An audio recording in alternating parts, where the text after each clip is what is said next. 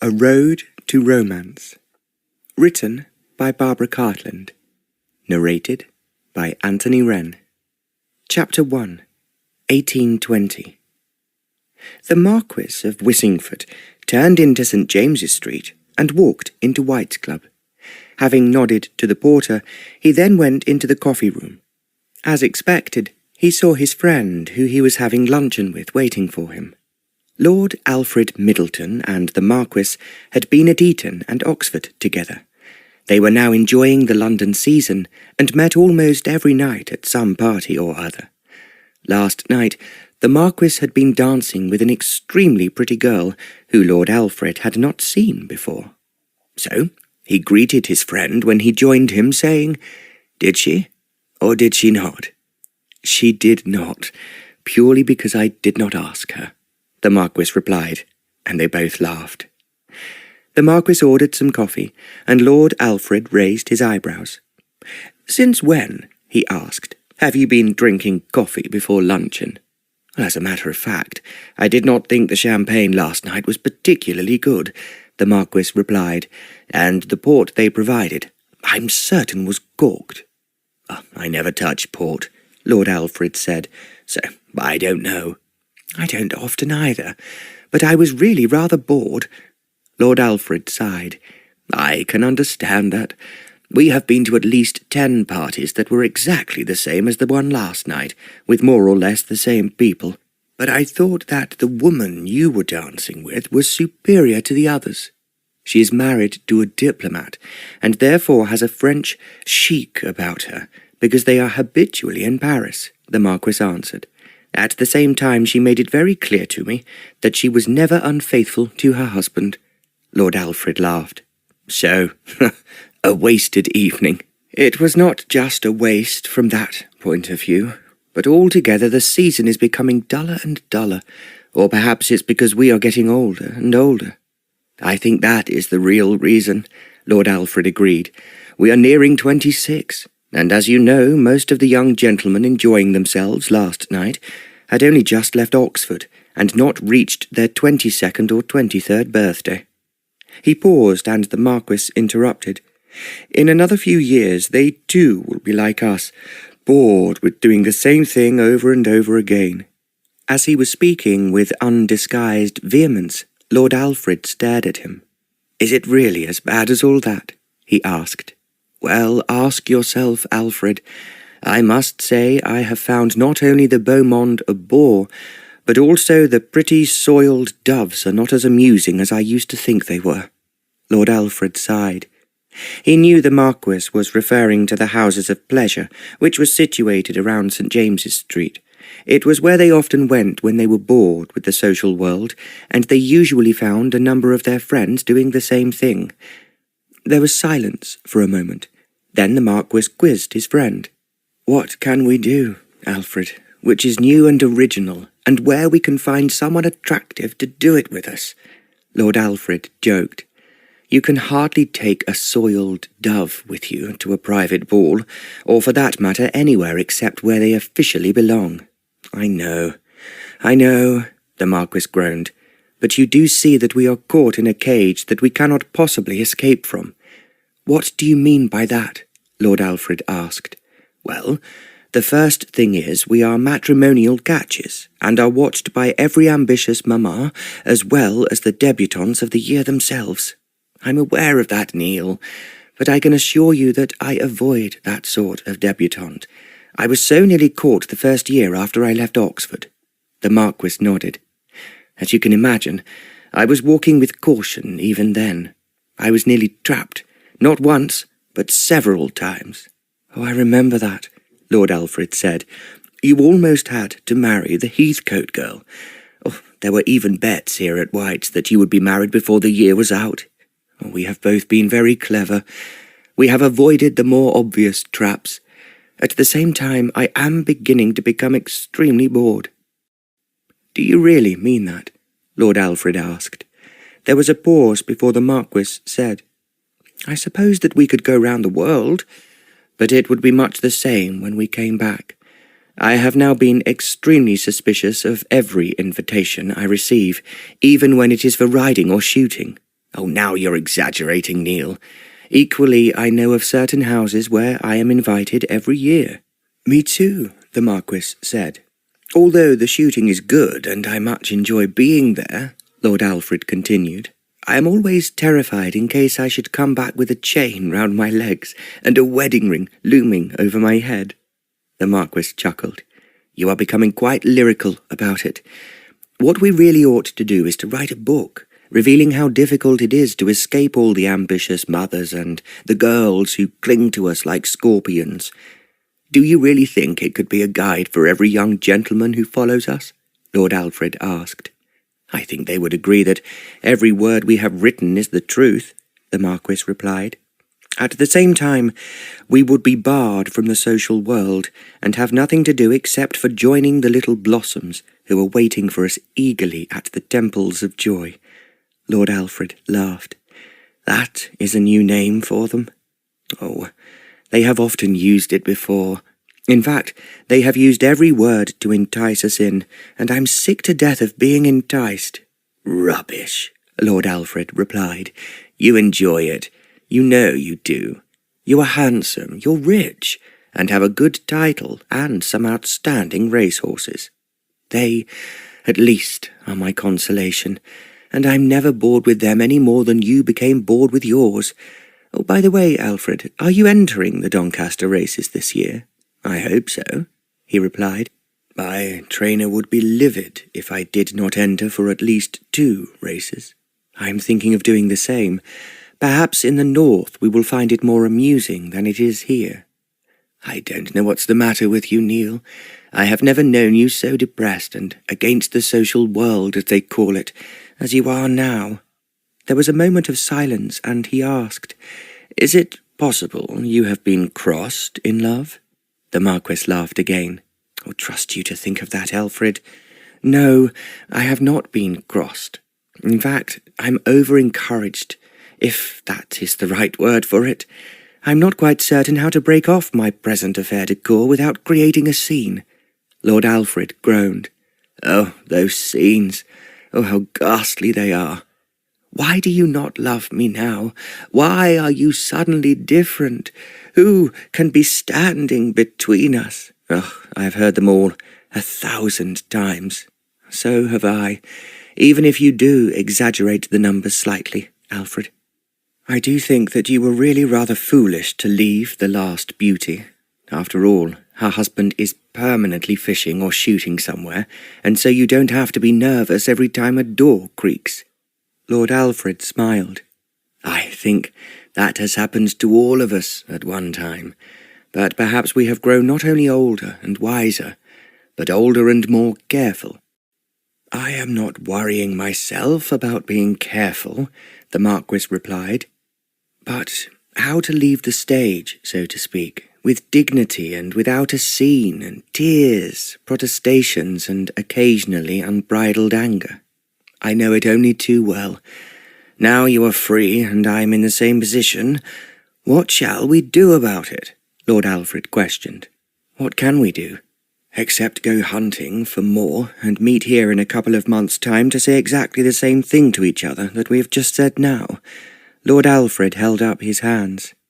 "What you want now is a good drink of champagne, which I will stand you. Let's decide to go somewhere new, where we have never been before, and see if the women are more attractive than those we find in London. If you are talking of leaving England, Alfred, you know as well as I do that we have to be here because of all the racing. Otherwise, it's not a bad idea, and, well, we certainly might do it in the autumn." There was silence as they sipped their coffee. Then Lord Alfred remarked, "Well, the autumn is very far away. Let's think of something exciting, something we have never done before, which we can do at once, when you are down in the dumps. As I have already told you, I am, at the moment, open to any offers made to me." "They will be made all right," the Marquis said in a gloomy voice, "just as I know that Beaufort is determined that I will marry his daughter." Lord Alfred gave a cry. "Oh, you cannot do that. She is a crashing bore." He tried to push her onto me for some time, and I was fool enough to enjoy his food, his drink, and the amusing people he entertained, and was then very nearly forced up the aisle because of it. I have been in exactly the same position too, the Marquis murmured. It's those people we must avoid at all costs. Lord Alfred then called the steward and ordered a bottle of champagne. Now, I am determined to cheer you up, Neil, he said, and you will find that champagne is always helpful on these occasions. I have a better idea, a voice rang out. Both of them turned to look at the speaker. It was the Duke of Dunstead, who had been sitting behind them, although they had not been aware of it. He was an old man, and one of the most respected members of White's. He walked round the Marquis's chair and sat down between them. I have been listening to what you were saying, he said. I found it amusing, because I went through exactly the same troubles myself when I was your age. But I'm sure you did, Lord Alfred agreed. After all, you became a duke, and I'm certain that all the young debutantes dream that a duke will fall down the chimney and ask her to marry him. Then, as a duchess, she will be one of the most important people in the whole of society. The Duke laughed.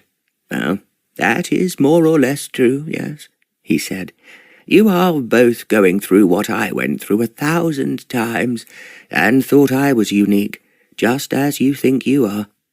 We don't think that we are unique, the Marquis argued, but you must admit that the social world, Your Grace, can be extremely boring, or perhaps it was better in your day. Only if it becomes, as you yourselves have found it, repetitive, the Duke replied, and that, I understand, is the reason why both of you are up in arms. I only wish we were, Lord Alfred said, and Neil is particularly fed up at the moment simply because they ran after him too readily. Instead of enjoying himself as he ought to, he's more intent on not being caught. The Duke smiled. A sad, sad story. Well, then, I have something to suggest to you boys that I really wish someone had suggested to me. What is that? The Marquis asked, now looking interested. What I wanted and what you need at the moment is adventure, he replied. I don't mean going out and exploring the world outside, but seeing if there is adventure, which of course there is, in our own country. Both young gentlemen stared at him. You said adventure, the Marquis queried. That is just what I mean, the Duke said. I have always believed it is to be found here at home, if one looks for it, or is fortunate enough to fall into it by the wayside. Lord Alfred was looking at him with surprise. Then, are you really suggesting, Your Grace, that in your long and exciting life you have found a venture here in England? Yes, that is what I am saying, my boy. As you know, I have fought abroad in the army. I have been involved in many skirmishes, and have travelled to strange places that I found very interesting, if uncomfortable. The Marquis laughed. I would have thought that the adventures you had, which, when they were happening, must have been most unpleasant for the body, besides being somewhat explosive to the brain. You're absolutely right, the Duke agreed. But I have thought, as I'm thinking now, that adventure is here for all of us, if we are fortunate enough to find it. You mean here in England? Lord Alfred asked, as if he must get it straight in his own mind. Exactly. I am therefore going to suggest, although you may refuse, thinking I am a stupid old man to propose it, or you may well think it is a new idea and something that you have never done before. Both the Marquis and Lord Alfred sat forward in their seats with their eyes on the Duke. He could see that they were listening.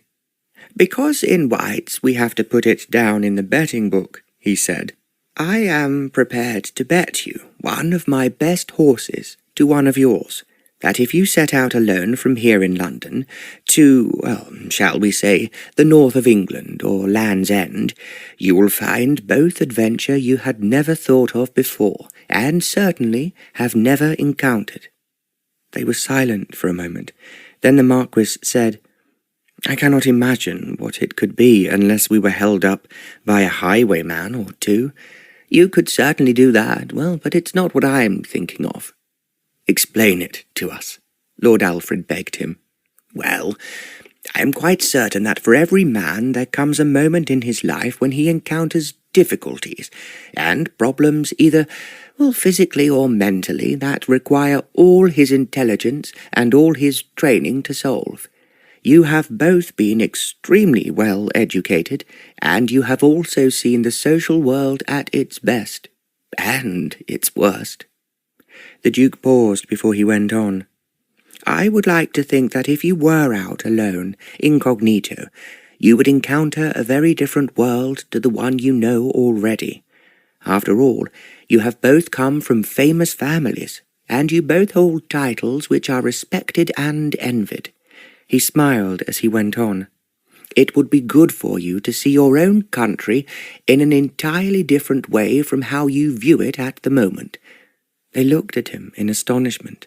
Then Lord Alfred inquired, "What exactly is your Grace suggesting we do?"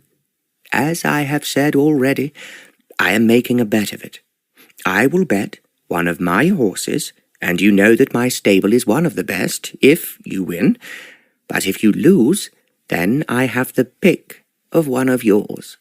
Lord Alfred laughed. "Well, that is certainly a magnificent bet, and a similar one I feel sure is not in the betting book." No, I don't think that it will be," the Duke agreed. "But it means, if you accept my bet, that you set off, one of you going north, and the other one going south, and return when you reach the end of your journey." The two of them gazed at each other in amazement. "If I lose my bet," the Duke carried on, "then my stable is at your disposal. Otherwise you give me a choice of all your racehorses, which several, I admit, I have envied for some time." The Marquis grinned. "Oh, well, it's a good way for your Grace to acquire them." "Exactly. Of course, you can easily turn down my suggestion. But I think if you are adventurous, as you sound, and as adventurous as I was in my youth, you will find it gives you a new outlook, a new knowledge of people, and above all a new interest, which is something you apparently find lacking in your lives at this moment." "That's true," Lord Alfred exclaimed. "As I expect your Grace heard us saying, we are bored. Both of us at present have no particular female interest that will prevent us from accepting your very unusual and original bet."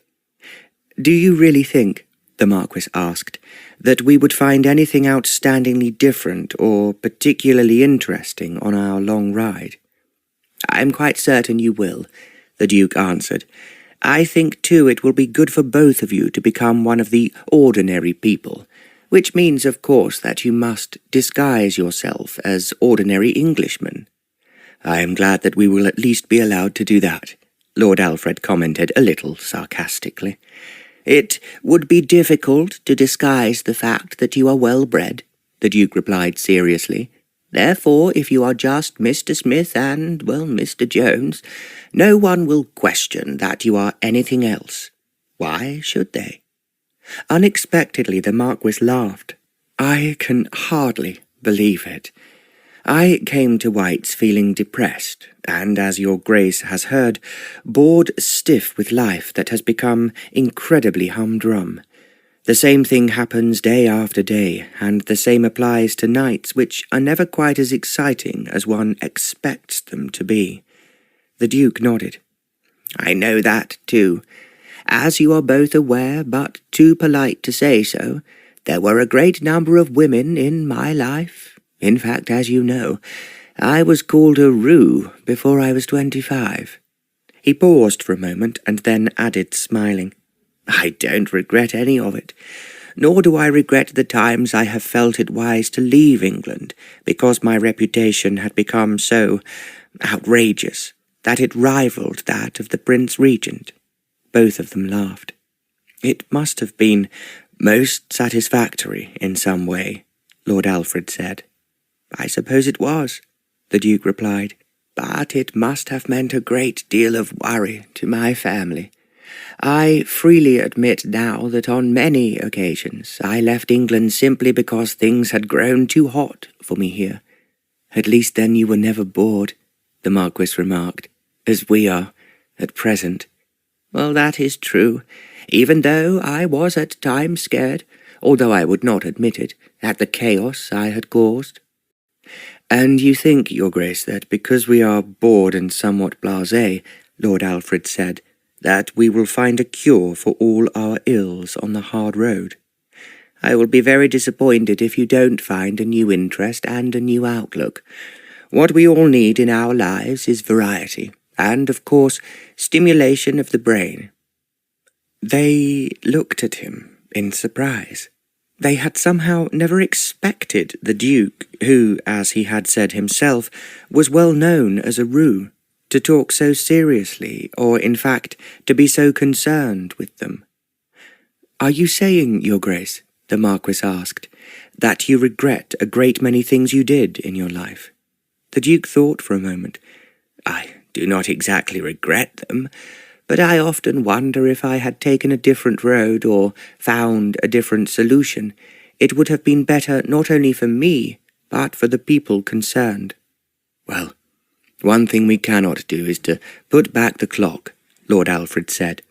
"I am sure, Your Grace, you do not regret the life you have led, which to us sounds a very exciting one. It would undoubtedly be better to have all the difficulties you have experienced, rather than remain here feeling poor and, well, getting nowhere."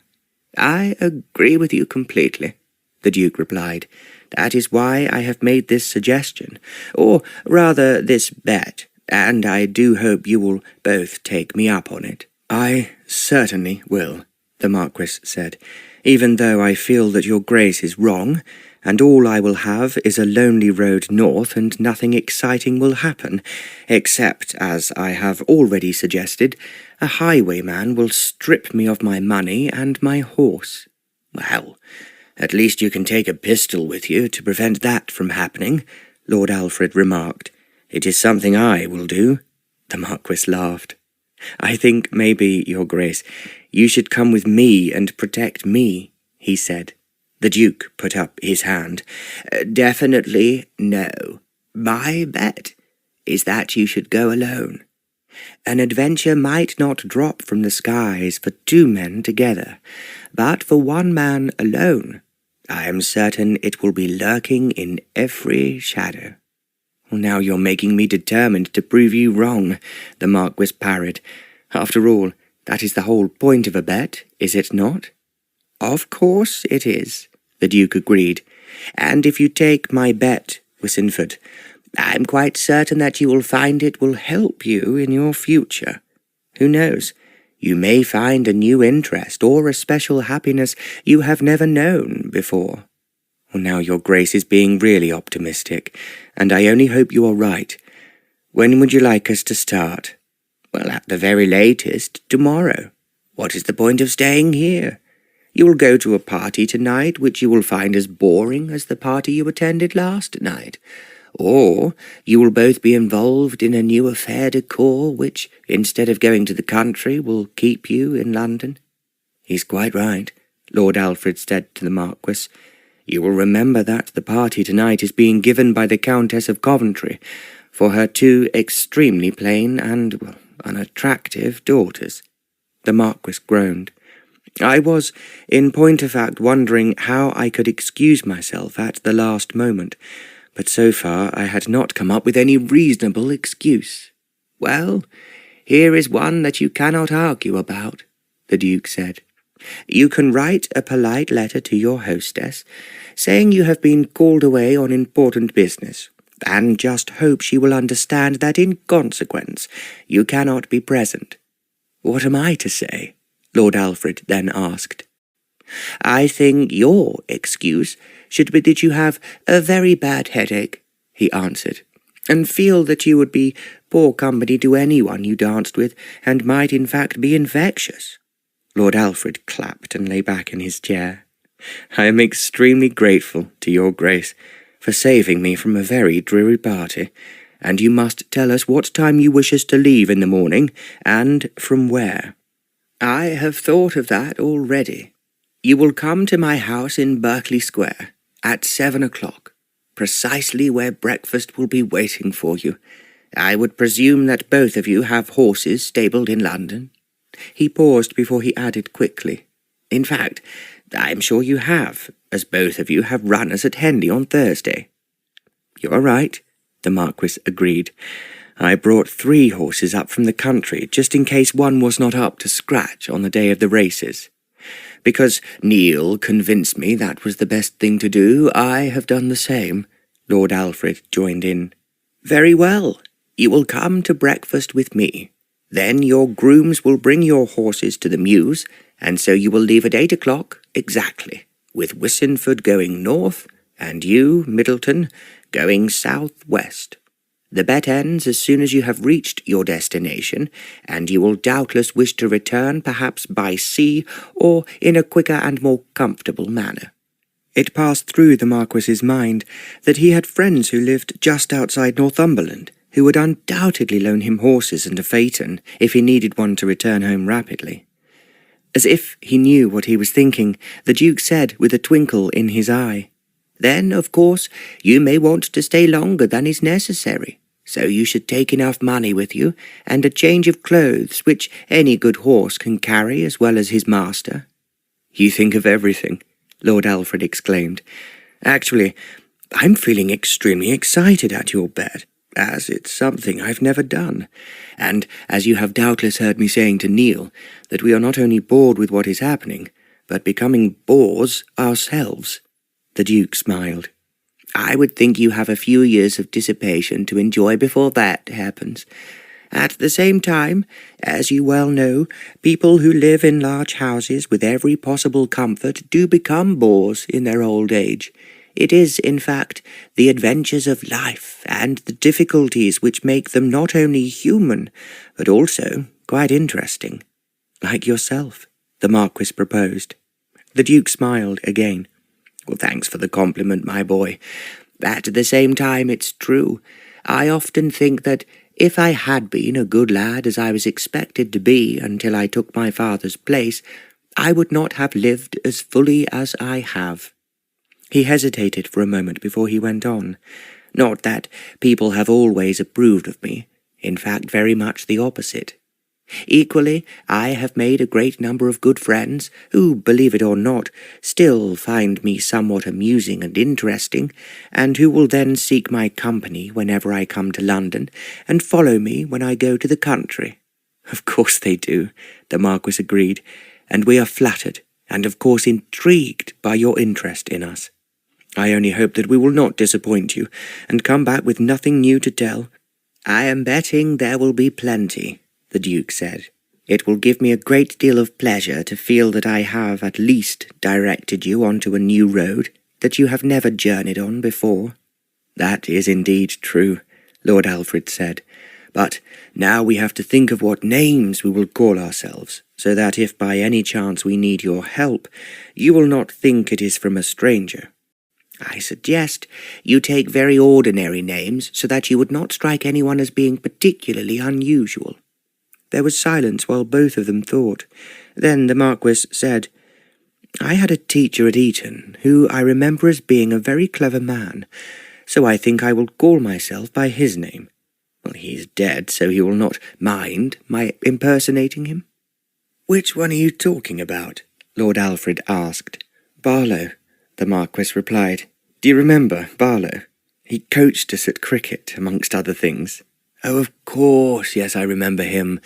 So, you will be Neil Barlow, then. I will be Alfred Middleton. Do you remember Middleton? Oh, yes, indeed I do. We are setting out on a new and extraordinary adventure. Only, I cannot help feeling that his Grace may be disappointed, and we will return even more despondent than we are at the moment. It's a challenge which I have never had before, and that alone makes it unique," Lord Alfred observed. He raised his glass. "To you, your Grace, and may you never regret lifting us out of our gloom." "I will drink to that," the Duke replied. They raised their glasses. When he had drunk his, the Duke rose to his feet. "I am now going to luncheon," he said, "and I will look forward to seeing both of you tomorrow morning at 7 o'clock in Berkeley Square." He moved away before any of them could rise. As they sank back in their chairs, Lord Alfred said, "Well, it's certainly something new, and there is one horse I would particularly like to own. I expect you know it, Neil, as it was a good winner at Cheltenham last week." "I was thinking of that one myself," the Marquis replied. "Actually, the Duke has a very fine collection, and I would be delighted to include any of them with mine." "As your stables and the Duke's are far larger than mine," Lord Alfred said, "I should be delighted for any contribution." "I just cannot imagine what sort of adventures we're likely to have," the Marquis ruminated. "If you ask me, we will come back with sad tales of losing our best horses, having our money pickpocketed or taken by highwaymen, and the only women we are likely to talk to on the journey are the somewhat slovenly maids in the local inns where we will be staying." Lord Alfred chuckled. "This is very typical of you, Neil. You're always looking on the black side. Perhaps this journey will cheer you up, and you will feel a different man after it. To be frank with you, I think that exceedingly unlikely. After all, we both know that England is rather a dull country, and the peasants are not particularly attractive, as you might find them in any foreign land." He sipped a little more champagne and went on. "If you ask me, we will be spending nights in most uncomfortable circumstances, and we will eat food that is inedible and come home without anything happening that does not happen almost every day in the villages we own round our ancestral estates." Lord Alfred threw up his hands. "Oh, that is just the sort of thing you would say. Well, I am quite certain I will find excitement every mile, and I will return home to choose the Duke's best horse." He laughed before he added, "I will also find, as no man has found before, the most beautiful girl in the world. Who will refuse you, because you are merely Mr. Milton, and she will be looking for a lord, at least?" Lord Alfred laughed and retorted, "Oh, poor Neil, if every man gets what he expects, that will be your lot, whilst I will surely be finding adventures everywhere I stay, and every day as I go to Land's End. Very well, Alfred, I will now bet you £1,000 that you will have to admit when you get back it has been a waste of time, and the country has provided you with nothing you have not had in abundance before." "I will accept that bet," Lord Alfred replied. "We will write it down in the betting book. No, I will take your word as a gentleman and a member of White's Club not to cheat on it. But I think it would be a mistake for anyone to know what we are doing, in case it enters their heads to make a good story out of it that would make us the laughing stock of the club." "I see your point," Lord Alfred agreed, "and I will naturally accept your word of honour. Only there must be no cheating, or in other words using your imagination." No, of course not," the Marquis replied.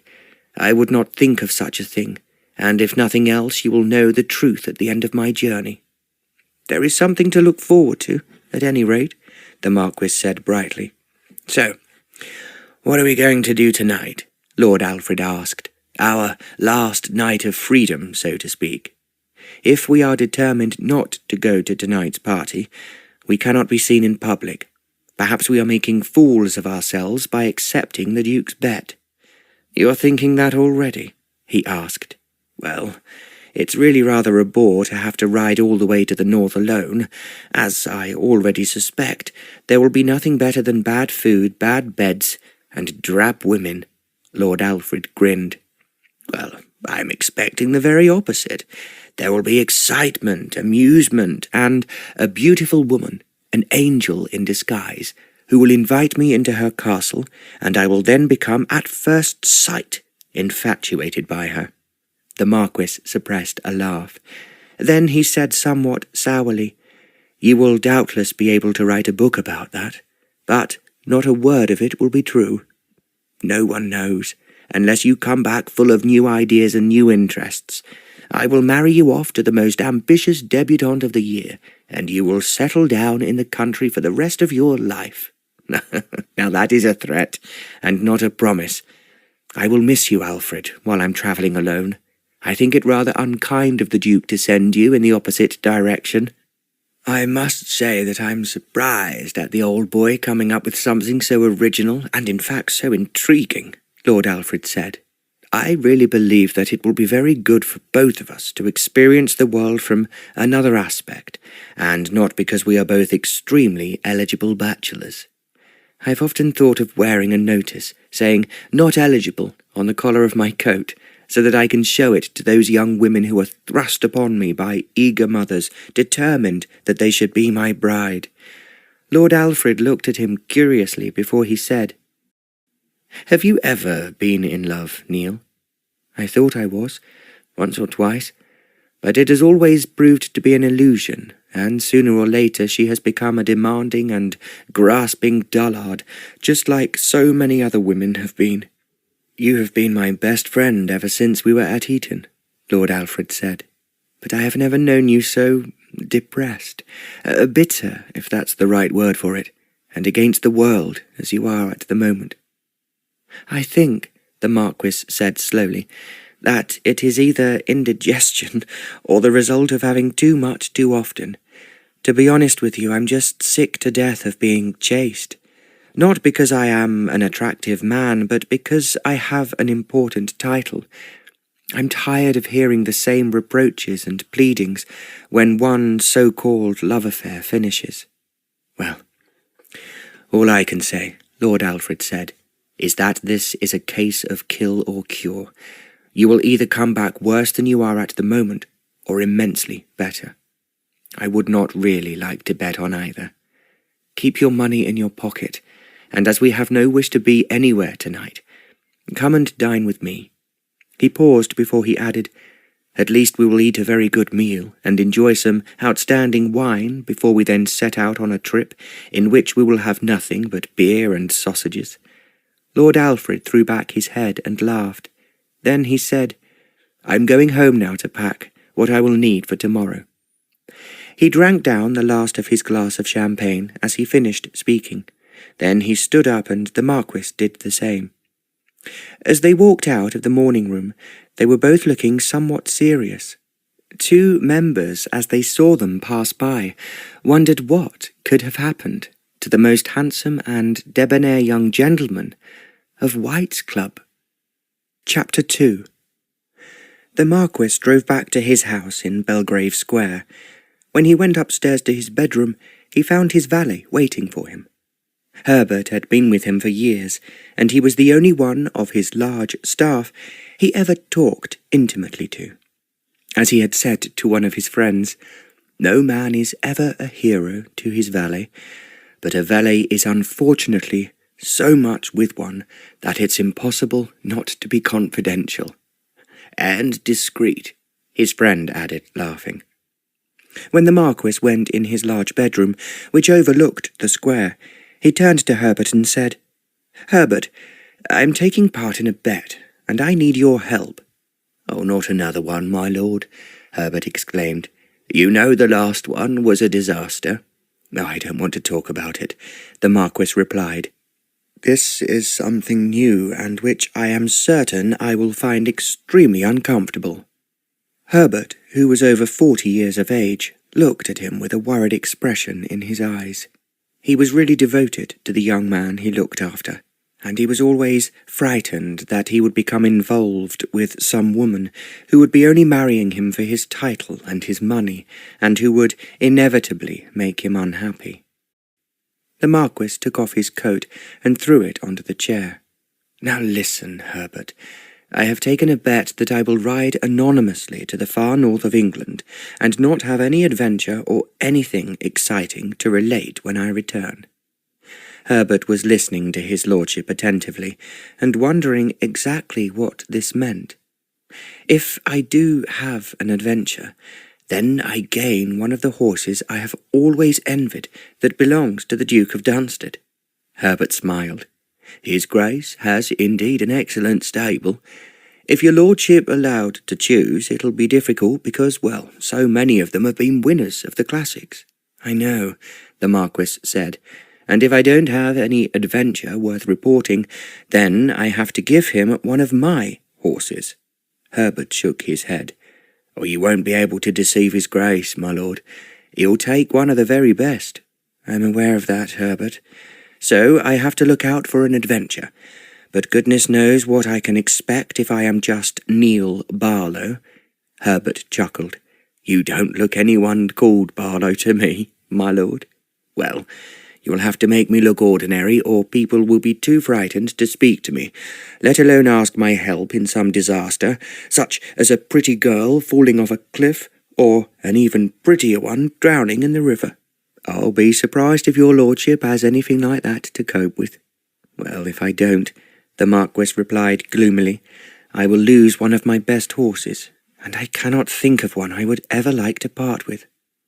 He thought for a moment before he continued. "Well, the dies are cast, and you have to make me look like Barlow. I can only take clothes with me which I can carry on Samson's back." "I guess that it'll be Samson you choose to take with you," Herbert said. "He be a very fine horse. You be careful you don't lose him if you're going unprotected. I will take a pistol, just a small one, which will go in my pocket in case I encounter a highwayman." "There's always a danger of that, my lord. If your lordship takes my advice, you'll keep to the main roads. It's going off on side tracks that one gets into trouble." "I can see the sense in that," the Marquis remarked. "Now, what I want you to do, Herbert, is to wait a week. Then journey, if you like by sea, up to my cousin's castle in Northumberland." "I remembers it, although your lordship's not been there in the last 3 years. Well, I have to go to Northumberland now. I might as well, when I arrive, be comfortable. I am sure that my cousin will be delighted to see me." "That he will, my lord, and if you asks me, you've, well, rather neglected him these last years, when you've been so wanted here in London." The Marquis realised that he was referring to the enormous number of invitations he had had from what he and Alfred thought were ambitious mothers, as well as the beautiful ladies he had enjoyed affairs de cour with. He had indeed stayed several times with his cousin, who had always been extremely kind to him when he was at Eton and Oxford, and it was quite true to say that he had not been in touch for some time. "So, I will make it up to him now," he thought to himself. Then he said aloud to Herbert, "You must take with you all the clothes I will need, and, of course, a present to apologise for my recent neglect, if that is what you call it, these last 3 years." "I knows what his lordship really enjoys," Herbert said, "and you can leave it to me." "I know I can, but as you well know, I must have a change of shirts, if nothing else, and I cannot have dinner every night, wherever I am, in my riding breeches. Now you leave it to me, my lord. I knows what Samson can carry and what he can't. What time will you be setting off tomorrow morning?" "I am meeting with Lord Alfred at the Duke of Dunstead's house at 7 o'clock for breakfast. He has accepted the same bet as I have, and he's going south to Cornwall." "I thinks, my lord," Herbert said after a moment's pause, "the earlier you go, then, the less commotion it'll make." "Commotion?" the Marquis exclaimed. "Well, you know, the staff. They'll think it's a bit odd, you riding off. It'd be a great mistake if it was talked about in the drawing-rooms, and if it appeared in the newspapers, then you'd no longer be disguised." "Oh, you're quite right, Herbert. I had not thought of that. In fact, it is very clever of you. I will leave from the Mews quite early, so that they will merely think I'm going into Hyde Park." He thought for a moment, and then he added, "If you go there earlier still, you can saddle Samson and put the saddlebags with my clothes on either side of him without the grooms being aware." "Oh, that's just what I be thinking of myself, my lord. The quicker you ride out of London, the better." The Marquis did not answer. He was ruminating that the ride to Northumberland would undoubtedly be a bore, and that he had rather been a fool in taking up the challenge offered to him by the Duke of Dunstead. However, it was much too late now to go back on his word, and he could only hope that he would be able to reach Northumberland in record time, and then be able to return, if necessary, by sea. "It should not be too difficult for you to find a ship which will take you up to Shermont Castle, Herbert. There are always ships en route for Edinburgh, although I don't expect you will find them very comfortable." "Your lordship needn't worry about me," Herbert answered. "All you have to worry about is yourself, my lord, and I only wish I was coming with you." The Marquis laughed. "I think they would be rather surprised if I did the bet disguised as Mr. Barlow, who could not go anywhere without his valet." Herbert, however, was not amused. "I'm talking seriously, my lord, so you must take care of yourself. I don't like to think of you alone on the roads at night, so stop at some safe inn before it gets dark." "I will certainly do so," the Marquis promised. "In fact, in the dark I am likely to lose my way. I have, as you well know, been north a number of times, but only as far as Doncaster to see my horses run. And very successful they turned out to be the last time, my lord." The Marquis smiled. "I was very proud of them, and very pleased with myself for owning them. It will seem very strange to only own one horse, which must not be a spectacular one." He had specially chosen Samson, who actually had won several classic races, simply because he did not look so stylish as some of the other horses he owned. The stallions he rode in the park were outstanding, but Samson, although he was very fast, did not attract the same attention of those that were far slower than he was. The Marquis greatly enjoyed his bath in front of the fireplace. Then, putting on his best evening clothes, he turned to Herbert.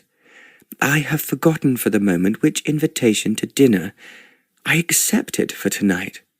"As it so happens, my lord, you refused the dinner parties, and are dining alone with her ladyship." Oh, yes, so I am. It slipped my mind. Actually, I thought it was the Devonshires I was expected at."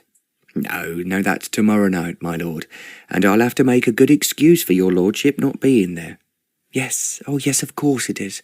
Oh, how stupid of me. But so much seems to be happening at once, and unless you remind me, Herbert, I will make 1,000 mistakes." "I can't remind you if I'm not with your lordship," Herbert parried, "but you did promise Lady Cowley that you would dine with her alone." The Marquis remembered now, and he recalled as well that Lord Cowley had an important engagement in the country.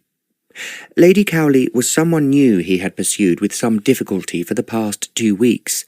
She had managed to be elusive, which made it all the more interesting.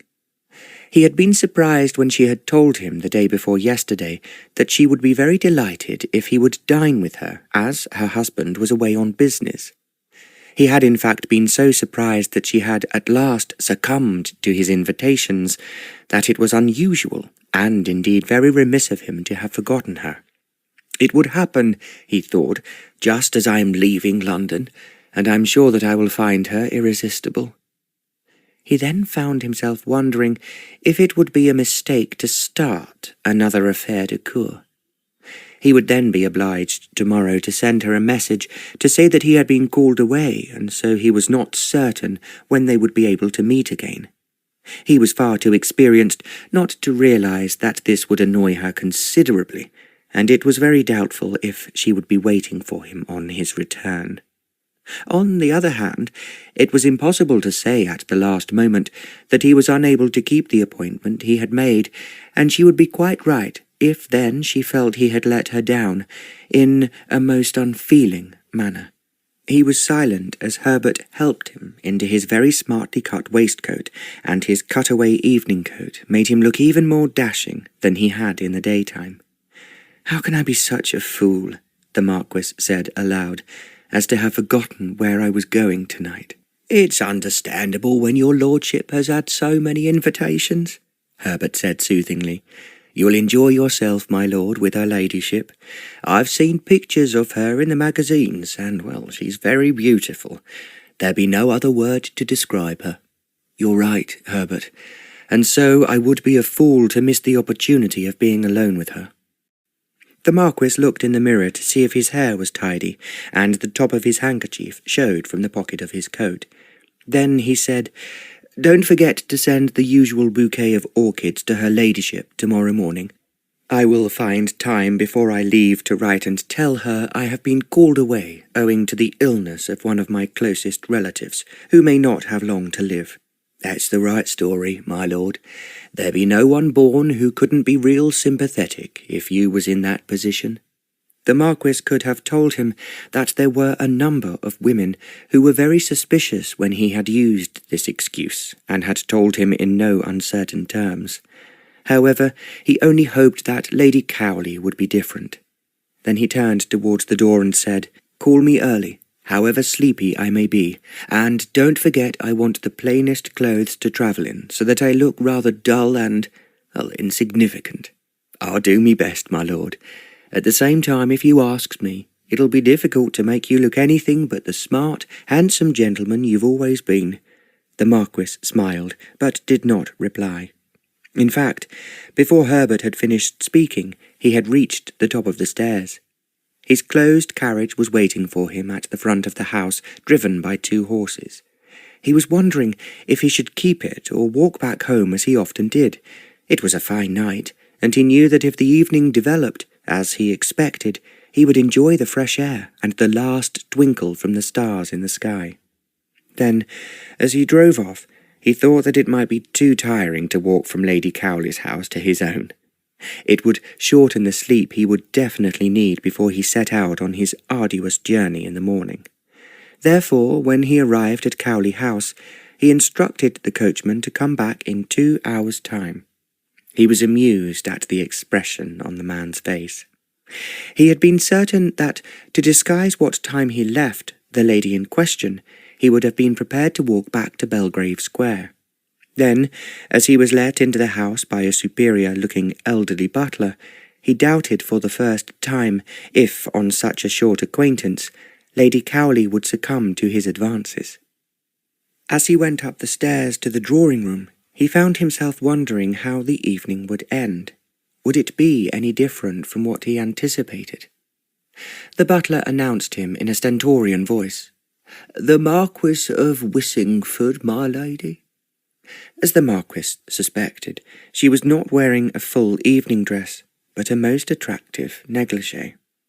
It was of a pale green chiffon ornamented with gold lace, and round her neck was a glittering necklace of diamonds, and in her ears there were some superlative emeralds. She did not rise from the sofa she was reclining on when he was announced, but held out her hand.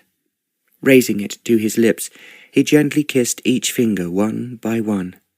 "You look even more beautiful than you did the other night," he greeted her. "I'm so glad that you could come tonight, my lord, so that we can talk without being interrupted." "And what in particular have we to talk about?" the Marquis inquired. As he was speaking, he helped himself to a glass of champagne from a bottle in an impressive ice bucket. She did not reply, and he raised his glass. "Let me drink," he said, "to the loveliest woman I have ever seen, who I wish to see a great deal more of." It was what he had said many times, and which had always been received gracefully. Lady Cowley's eyes fluttered most becomingly, and she smiled before she breathed seductively. "I am sure you always flatter everyone, my lord, and that is why you are so popular." "Am I popular?" the Marquis inquired. "I'm often told I have a great number of enemies, but I must admit that they are usually the husbands of very beautiful women who, until I appear, did not appreciate their beauty." Lady Cowley laughed. "I cannot say that of my husband, and I can tell you that he is very jealous and very quick at reaching for his dueling pistol." "Oh, now you're trying to frighten me," the Marquis said. "But I think your husband is very wise in guarding you, as I would do if you were my wife." There was a slight pause, and then Lady Cowley reflected. "I wonder if anyone would really be happy as your wife. I expect that you are well aware, my lord, that your reputation is a very questionable one, to say the least of it. Oh, you must not believe all the gossip you hear.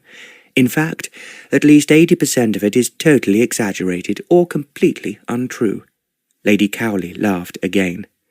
"Well, that is a very clever way of disregarding the fact that you are openly talked about as being a roux, which is unusual in someone so young." "As I have just said, you must not believe all you hear. Equally, you must believe me when I tell you that you are very beautiful." It was true, because she had a very unusual beauty. In most of his love affairs, the Marquis had been attracted by women with golden hair and blue eyes, and he also greatly admired the perfect pink and white complexion for which English women were noted. Lady Cowley, on the other hand, had dark hair and eyes which, when he looked closely at them, were a deep green. That she was proud of them was shown by the way she sported her emeralds, and was wearing a green dress that made her skin seem even whiter than it was naturally. It accentuated the darkness of her hair, and she was certainly, he reflected, different from any other woman he had been attracted to.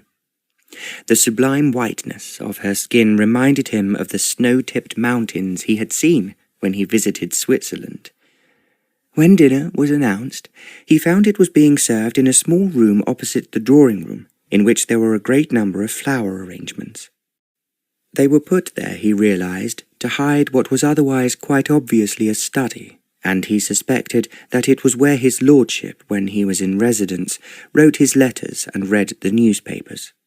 "I thought it was a mistake," Lady Cowley said, "to have to go upstairs to the big dining-room, as it always seems to me cold and too large when I am alone or have only one guest. I think that this room is delightful, and a perfect background for you," the Marquis said automatically. It was something he had said 100 times, and the words came to his lips without him even thinking.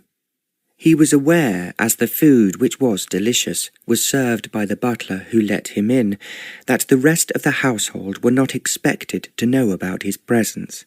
They might talk, and talk in Mayfair flowed very quickly from one house to another, and from one beauty to another. The Marquis knew that if one of his former beauties, with whom he had had an affaire de cour, was aware that he was now with Lady Cowley, they would undoubtedly spread the message all over London society. It would then only be a question of time before his lordship, one way or another, would hear it. He therefore thoroughly enjoyed dinner, and found that Lady Cowley was amusing and able to keep him laughing until the meal ended. Then, as they walked back into the drawing-room, he was aware, as he closed the door, that behind him the lights were dimmer than they had been when he arrived. There was a door at the far end of the room, which he was almost certain would lead into her bedroom. Just for a short moment he hesitated, remembering the long road north that lay in front of him tomorrow.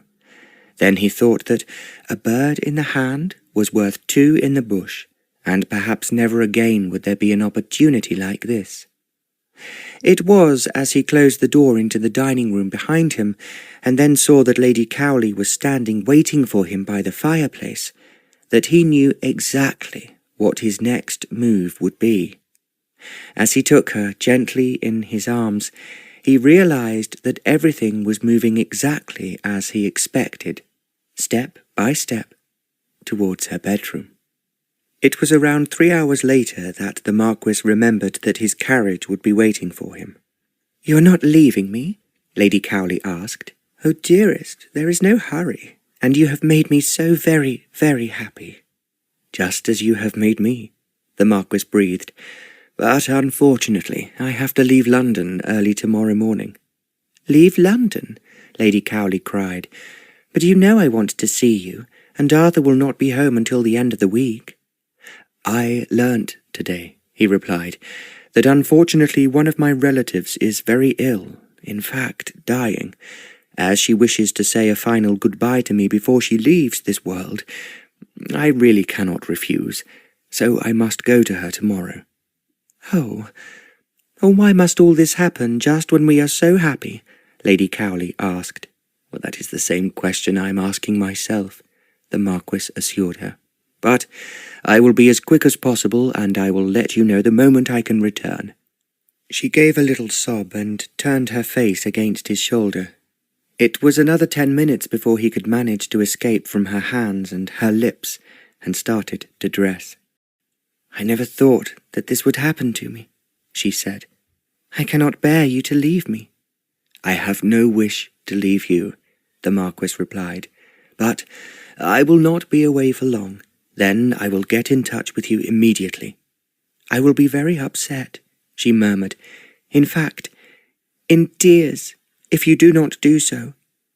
He finished dressing himself, and from long practice he was very skilful at it. Then he turned towards the large canopied four-poster bed. She looked very lovely in the light of 3 candles that were all that illuminated the room. He had been aware that the large amount of lilies and the scent of them could not have been arranged for any woman occupying the huge bed alone. It passed through his mind that he was certainly not the first nor the last who would be entertained so cleverly and so comfortably. The Marquis walked towards the bed, and she held out her hands. He took one of them and kissed her fingers, as he had done when he arrived. He then said, "Sleep well, my beautiful one, and then if you must dream, dream of me." "I have no wish to dream when you are near me," Lady Cowley sighed. "It is still too early for you to go, so send your carriage away and stay with me." "I wish I could do that, but as I have just told you, I have to leave early in the morning. It would be a disaster if I was too sleepy to do so." He kissed her again. When she rose in the bed, as if to hold him in both arms, he moved swiftly towards the door. "I cannot let you leave," she cried, but it was too late. He was gone before she had finished speaking. As she now heard him running down the stairs, she threw herself back petulantly against the pillows. She was furious that he had got away so easily, but at the same time she was certain he would come back. There had never been a lover who had not found her irresistible, and she was quite certain that the Marquis would be no exception. Driving back to his house in Belgrave Square, the Marquis thought that it was a good thing he was leaving London tomorrow. Or was it today? He could not explain to himself why, but he knew without putting it into words that he really had no wish to see her again. It did surprise him, as it would undoubtedly horrify and astonish her, but he could not understand why. He was not enraptured with her as he should be. In fact, there was, the Marquis thought, nothing new or unusual about their love-making, except that almost for the first time in an affaire de cour, he was content to leave it and not pursue the matter any further. It was indeed something that he had not had happened to him before, and he found it hard to express, even to himself, what he felt. Yet he knew instinctively that he had no desire to see Lady Cowley again, beautiful though she was. Perhaps it was because everything was too carefully planned, too perfect in its own way, and therefore there was nothing unusual or irresistible in their love-making. She was beautiful, as beautiful in her own way as any woman he had known before. But he had to be honest and admit that there was something lacking, something that made him glad that he was now going home. It was still not too late in the evening for him to have a good sleep before he left tomorrow morning. Why do I feel like this? He asked himself, but there was no answer to this question. As he arrived in Belgrave Square, he was glad to be back, and it seemed as though the house protected him. Herbert was not waiting up for him, because he had strict instructions not to do so, and it was arranged that only if the Marquis rang for him was he to get out of bed and go to assist him to undress. It was something that had never happened before, and the Marquis had no wish for it to happen now. At the same time, as he climbed into his own bed, He asked himself, as he had asked himself over and over again when driving home, why he had no wish to stay with the beautiful Lady Cowley, or why he had no desire to see her again. "I must be getting old and blasé," he thought, before he climbed into bed. He slept peacefully, and he was not in the least tired when he heard Herbert come into his room. "What time is it?" he asked. "6 o'clock, my lord," Herbert replied, "and you must remember you're having breakfast with his grace at 7 o'clock. "Oh, yes, so I am," the Marquis exclaimed, "and it would be a great mistake for me to be late. That's what I thought, my lord, and I've been to the stables, and Samson be ready for you." The Marquis knew that this meant Herbert had not arranged for one of the grooms to bring his horse round to the front door. When he had washed, he found that Herbert had put out clothes that he did not remember owning. He had not altered in size or height for the last few years, and he guessed that there were clothes he had worn when exploring with 2 of his friends in Nepal. They certainly looked worn. Yet, as they had been made by a good, if not over-expensive tailor, they were certainly just what Neil Barlow, whoever he might be, would wear. When he had dressed, he looked at himself in the mirror. He thought that he certainly looked very middle class, owning 1 horse and having very little money. Then he laughed because it was a way he had never thought of himself as appearing. He enjoyed the compliments he always received in being one of the smartest young men in Mayfair. "I think you'll find everything you could want, my lord," Herbert said. "You'll find a small pistol in the right-hand bag with your shoes." "I had not thought of my shoes," the Marquis said, "but I will certainly need them, as these old boots look as though I've worn them 1,000 times already." "That's what your lordship had when I bought you some new ones. You've rode a great many miles in those boots, and they show it as if it was written on them." That was true enough, and the Marquis laughed. "I'm most grateful to you, Herbert. Equally, I will be very glad when I see you again with something decent to wear. I don't suppose that Mr. Neil Barlow ever had a valet like you, as you are unique." Herbert smiled at the compliment he had received many times before. "I know one thing, my lord. Mr. Neil Barlow will need my services by the time he reaches Shermont Castle." "Well, mind you are there when I arrive. I cannot believe that my cousin would let me to borrow his clothes, being an unexpected and perhaps unwelcome visitor." "You'd never be that, my lord," Herbert protested. "If you asks me, they'll be waiting with open arms for you at Shermont Castle." "I hope you're right, Herbert. If I am late, don't worry, I will turn up sooner or later." "Now don't you go frightening me. You knows, my lord, how much you mean to me, and to all of us who serves you. If you was in trouble, there'd not be a dry eye in the kitchen." "Well, that is the nicest compliment I have ever had," the Marquis said. "Now come on. I must arrive at the Duke's on time, otherwise he might think I'm backing out."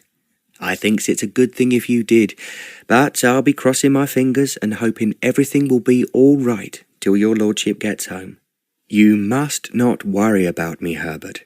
I will turn up like a bad penny and expect everything to be in order as it always is."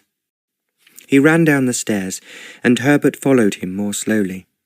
As the Marquis was expected to do, he slipped out of the back door and across the small garden which led to the mews. There was no one about at this early hour, and when he reached the mews, he found that there was only one sleepy groom in charge of Samson. The Marquis wasted no time in mounting his horse. As he did so, he saw Herbert coming through the garden door. He saluted him with his whip, and Herbert waved his arm. They did not speak, and the Marquis rode off into the street at the bottom of the mews.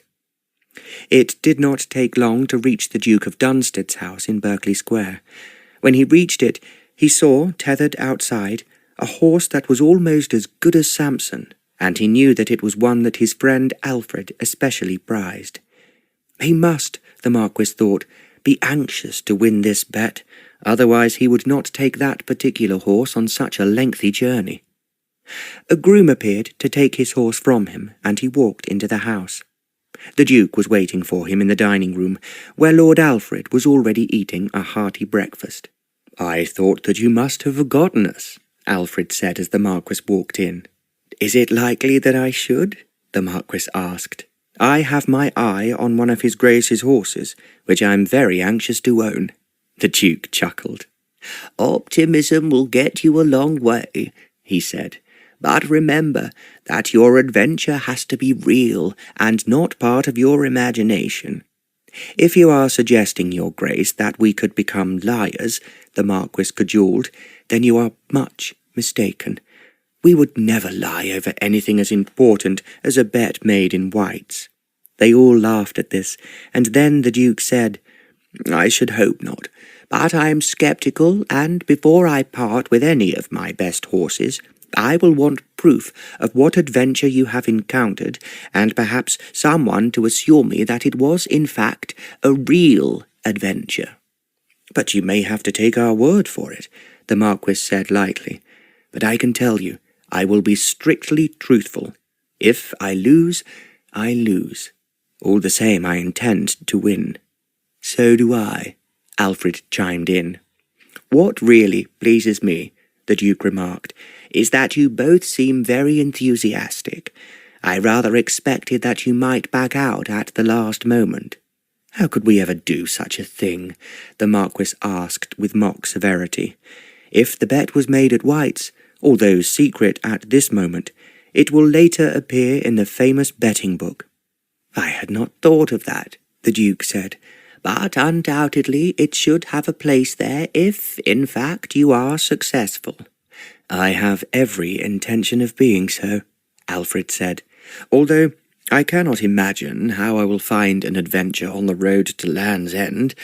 But then, well, no one really knows one's luck." "That is exactly what you two are trying to find," the Duke affirmed. They laughed and talked on during breakfast, which was certainly an impressive meal to start the day. As they were joking away, the Marquis saw the Duke look speculatively at the clock and realized that they should be off. "Come along, Alfred," he suggested. "Let's start our adventure, and the quicker it is over, the quicker we can come back to civilization." "Of course," Alfred agreed, "with our heads held high and the banners unfurled to show that we have won a victory." "That is just what I hope you will do," the Duke said. "But do remember, I don't want you to take any risks.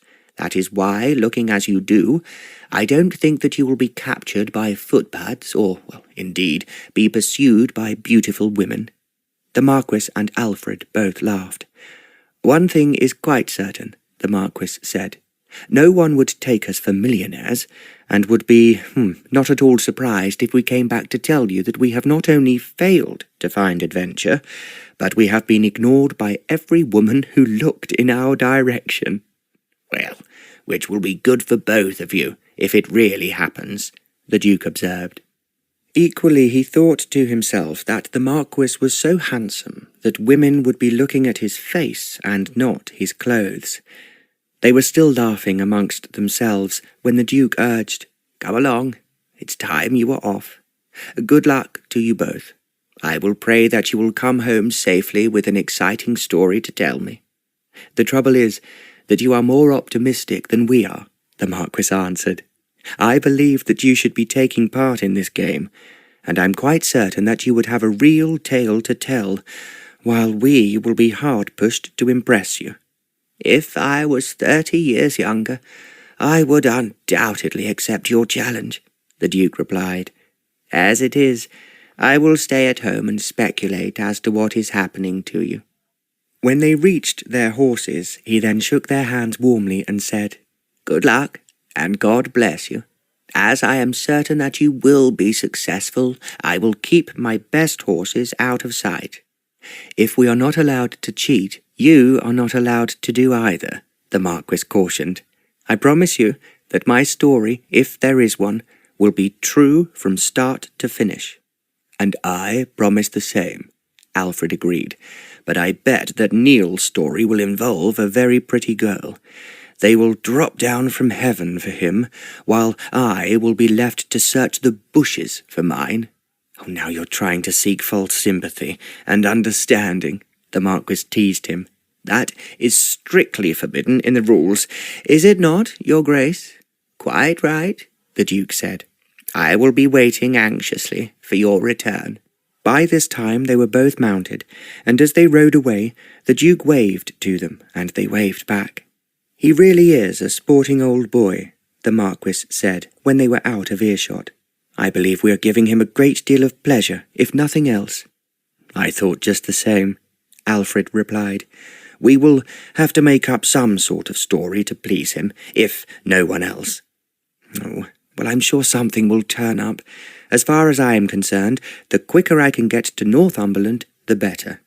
I feel the same about Land's End, Lord Alfred answered. I was remembering last night that it is well known as a refuge for smugglers, so perhaps you will find that I have been smuggled to some European country. The Marquis laughed. I think they are far more interested in goods that can be sold than in young men who usually want money without any attachment to it. Well, that is exactly what I want, Alfred agreed. Then goodbye and good luck, the Marquis said. This is where we part company, and I take the road to the north.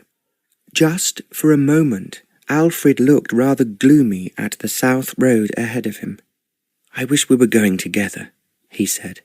That would be fun, and we would be able to joke. Why did you not think of it before? Because, well, I knew that the Duke had thought it all out in his own mind. He expects that we should be more likely to have some dramatic encounter if we were alone than if we were together. I suppose you're right, but I agree with you that it would be fun to go together. If this expedition fails, I will take you on a trip to the top of Mont Blanc, or we could be less arduous and enjoy ourselves with the soiled doves. I am not overwhelmed at either invitation, Alfred replied. He turned his horse and called out, Goodbye, old boy, and don't get into mischief. Goodbye, the Marquis replied. See you in 2 or 3 weeks' time. He thought as he spoke and pointed Samson in the other direction that he was being optimistic. There was no chance of them completing this rather ridiculous bet in under 3 weeks, to say the least of it. It might easily take over a month. Then, as he could see that the winding road ahead was empty and it was not yet as hot as it would be later in the day, he started Samson off at a good gallop. The stallion was only too eager to show his paces. They travelled for over a mile without the Marquis drawing him in. Then, as they slowed down and the sunshine made everything seem so inviting, the Marquis began to hum to himself a tune he had enjoyed at Drury Lane Theatre a week ago. Chapter 3. The Marquis was feeling hungry when he reached a small village. At the top of the village green he saw a rather nice-looking old inn. He rode up to it, and then found when he entered the yard at the back that there was a stable available for horses. He put Samson inside and saw that he had plenty to eat and fresh water. Then he walked into the inn, and as he expected, it was quite small and obviously built a century or so before. There was an elderly publican in the bar, and the Marquis asked if he could order some food for luncheon. The publican was delighted at having a customer, and he inquired whether he would rather sit inside or out. The Marquis decided that inside was likely to be quicker and more comfortable, and the publican showed him into a small room where there were 3 tables, each one able to seat 3 or 4 people. He asked the publican to bring him whatever they had available, and this turned out to be a good dish of meat, potatoes, and an array of green vegetables. When he had finished, there was then cheese, and he found one which he thought must be local, and which was as good as anything he had eaten in London. The Marquis had made a golden rule a long time ago, never to drink when he was riding, and so he asked for cider that the publican told him proudly was made nearby. When he had finished his luncheon, he asked the publican if he was busy. "We does fairly well on a Saturday night," he said, but as you can see it's quiet during the week. The old uns come in later on in the evening to have a glass of beer, but otherwise, sir, there ain't much excitement in this part of the world." The Marquis paid for his luncheon, and tipped the publican generously, who was astonished. Then he collected Samson, who was now obviously well rested, and so he set off at a good pace, and must have gone for nearly 2 miles, and seen little traffic on the road. Then, on a straight stretch, where he could see for nearly half a mile, he became aware that there was a horse behind him. The Marquis was not riding at a particularly fast pace at that stage, and a moment or so later the horse drew level with him. He turned his head to see a young girl riding what he recognized at once was a well-bred horse. She was close beside him, and he looked at her in some surprise, thinking that there was plenty of room on the empty road for both of them. Then she spoke in a hesitating and shy voice. "Would you mind very much, sir, if I rode beside you?" The Marquis looked at her again. "Is there any reason why you should ask that?" he inquired. She looked over her shoulder in an anxious way. "It seems as if you're running away," the Marquis then remarked. "That is exactly what I'm doing," she replied, "and it will help me considerably if I can ride with you up this long straight road." The Marquis was curious, and then he said, "I do not wish to seem impertinent, but I would like to know why." "I will tell you, if we can go a little faster," the girl answered him nervously. The Marquis's horse was only too willing, and so was hers. They rode on for half a mile without speaking. Then, as the road ahead twisted and turned a little, the Marquis pulled in Samson and suggested, "Now I think you're safe from prying eyes, if that is what you are afraid of. You did promise me to tell me why you wished to accompany me, for which, of course, I am very honoured." He spoke somewhat sarcastically, thinking it odd for a young woman who was quite obviously a lady to be out on the road alone, and certainly to be talking to a strange man she did not know. He realized, as he looked at her again, that she was, in point of fact, extremely pretty. She turned her head and looked back anxiously. "I feel I am safer now," she sighed, "but if I had been riding alone, it would have been obvious to anyone looking for me that it was me." She put it in an almost childlike way, and then the Marquis laughed. "Why are you running away?" he quizzed her. "I am running away as quickly as I possibly can," the girl replied. "I am afraid my stepfather will have sent his men to bring me back." "Your stepfather?" the Marquis echoed. "What is he doing to frighten you so much that you ran away?" The girl drew in her breath. "He is determined I will marry one of his friends, who is a horrible, beastly man, and I have no wish to marry him, or anyone else, for that matter."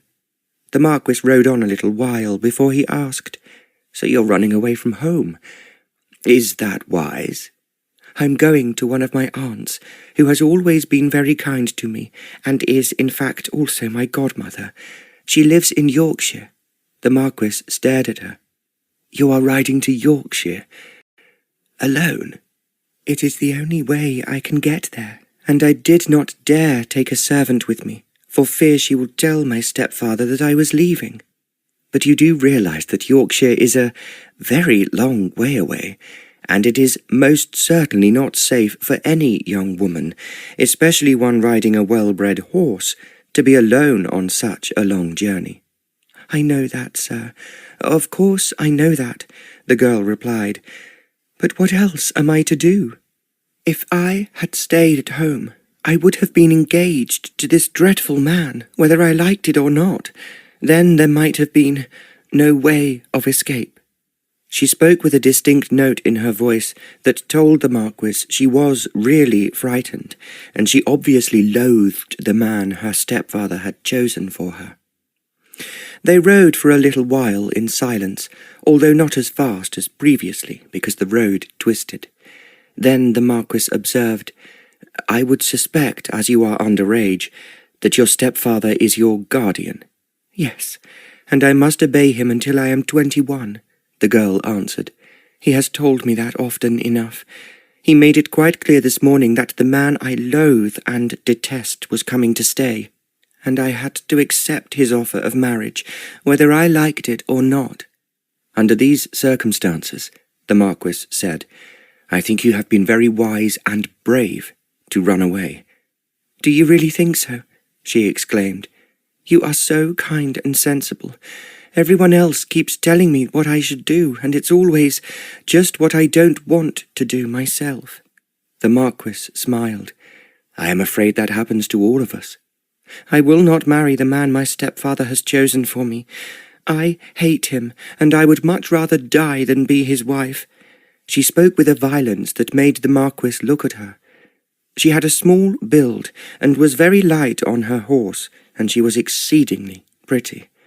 He could easily understand why any man being eager to make her his wife. Aloud he asked, Are you quite certain that your aunt in Yorkshire, who you're going to, will protect you? She has never got on well with my stepfather, and will, I am quite certain, when I tell her what is happening, be shocked at him behaving in such a hard and cruel way. She has asked me to stay several times, but he would not let me go to her, because they did not get on. She paused before she added positively, I know that she will fight him for my sake, and ask the rest of the family to support me. Then we must make certain that you travel safely to Yorkshire, the Marquis replied. You are very kind to let me ride with you, the girl said. I can only hope that, if, as I think very probable, my stepfather has sent his men to search for me, they will be looking for a woman alone. Well, I think it is very clever of you to think of that, the Marquis replied. As I too am alone, I am delighted to have your company. She smiled at him. I knew from the horse you were riding that you were the sort of gentleman I could ask such a favour from. The Marquis laughed. Well, it is the very first time that Samson has been a representative of my behaviour. Of course, I am sure he is very flattered. The girl laughed too, and then she asked, Please help me, if you can, to get to Yorkshire very quickly.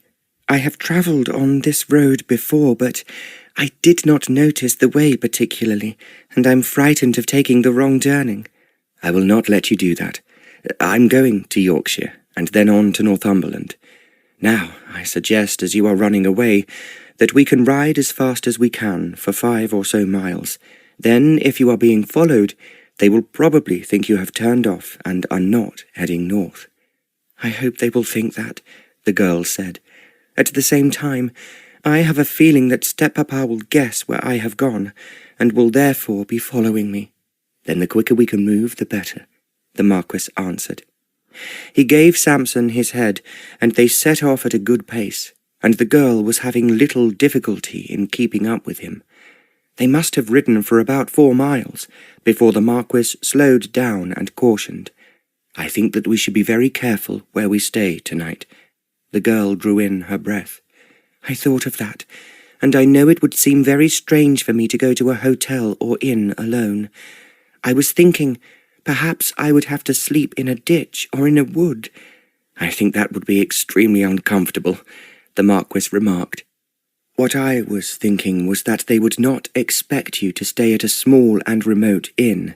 Therefore, as it is getting on in the afternoon, we should look for a little village which your followers would think was not smart enough for you. He was wondering, as he was speaking, if he should ask her name and who her parents had been. Then he thought she would expect to want to know his, and he somehow disliked lying to anyone who was as young and pretty as the girl riding beside him.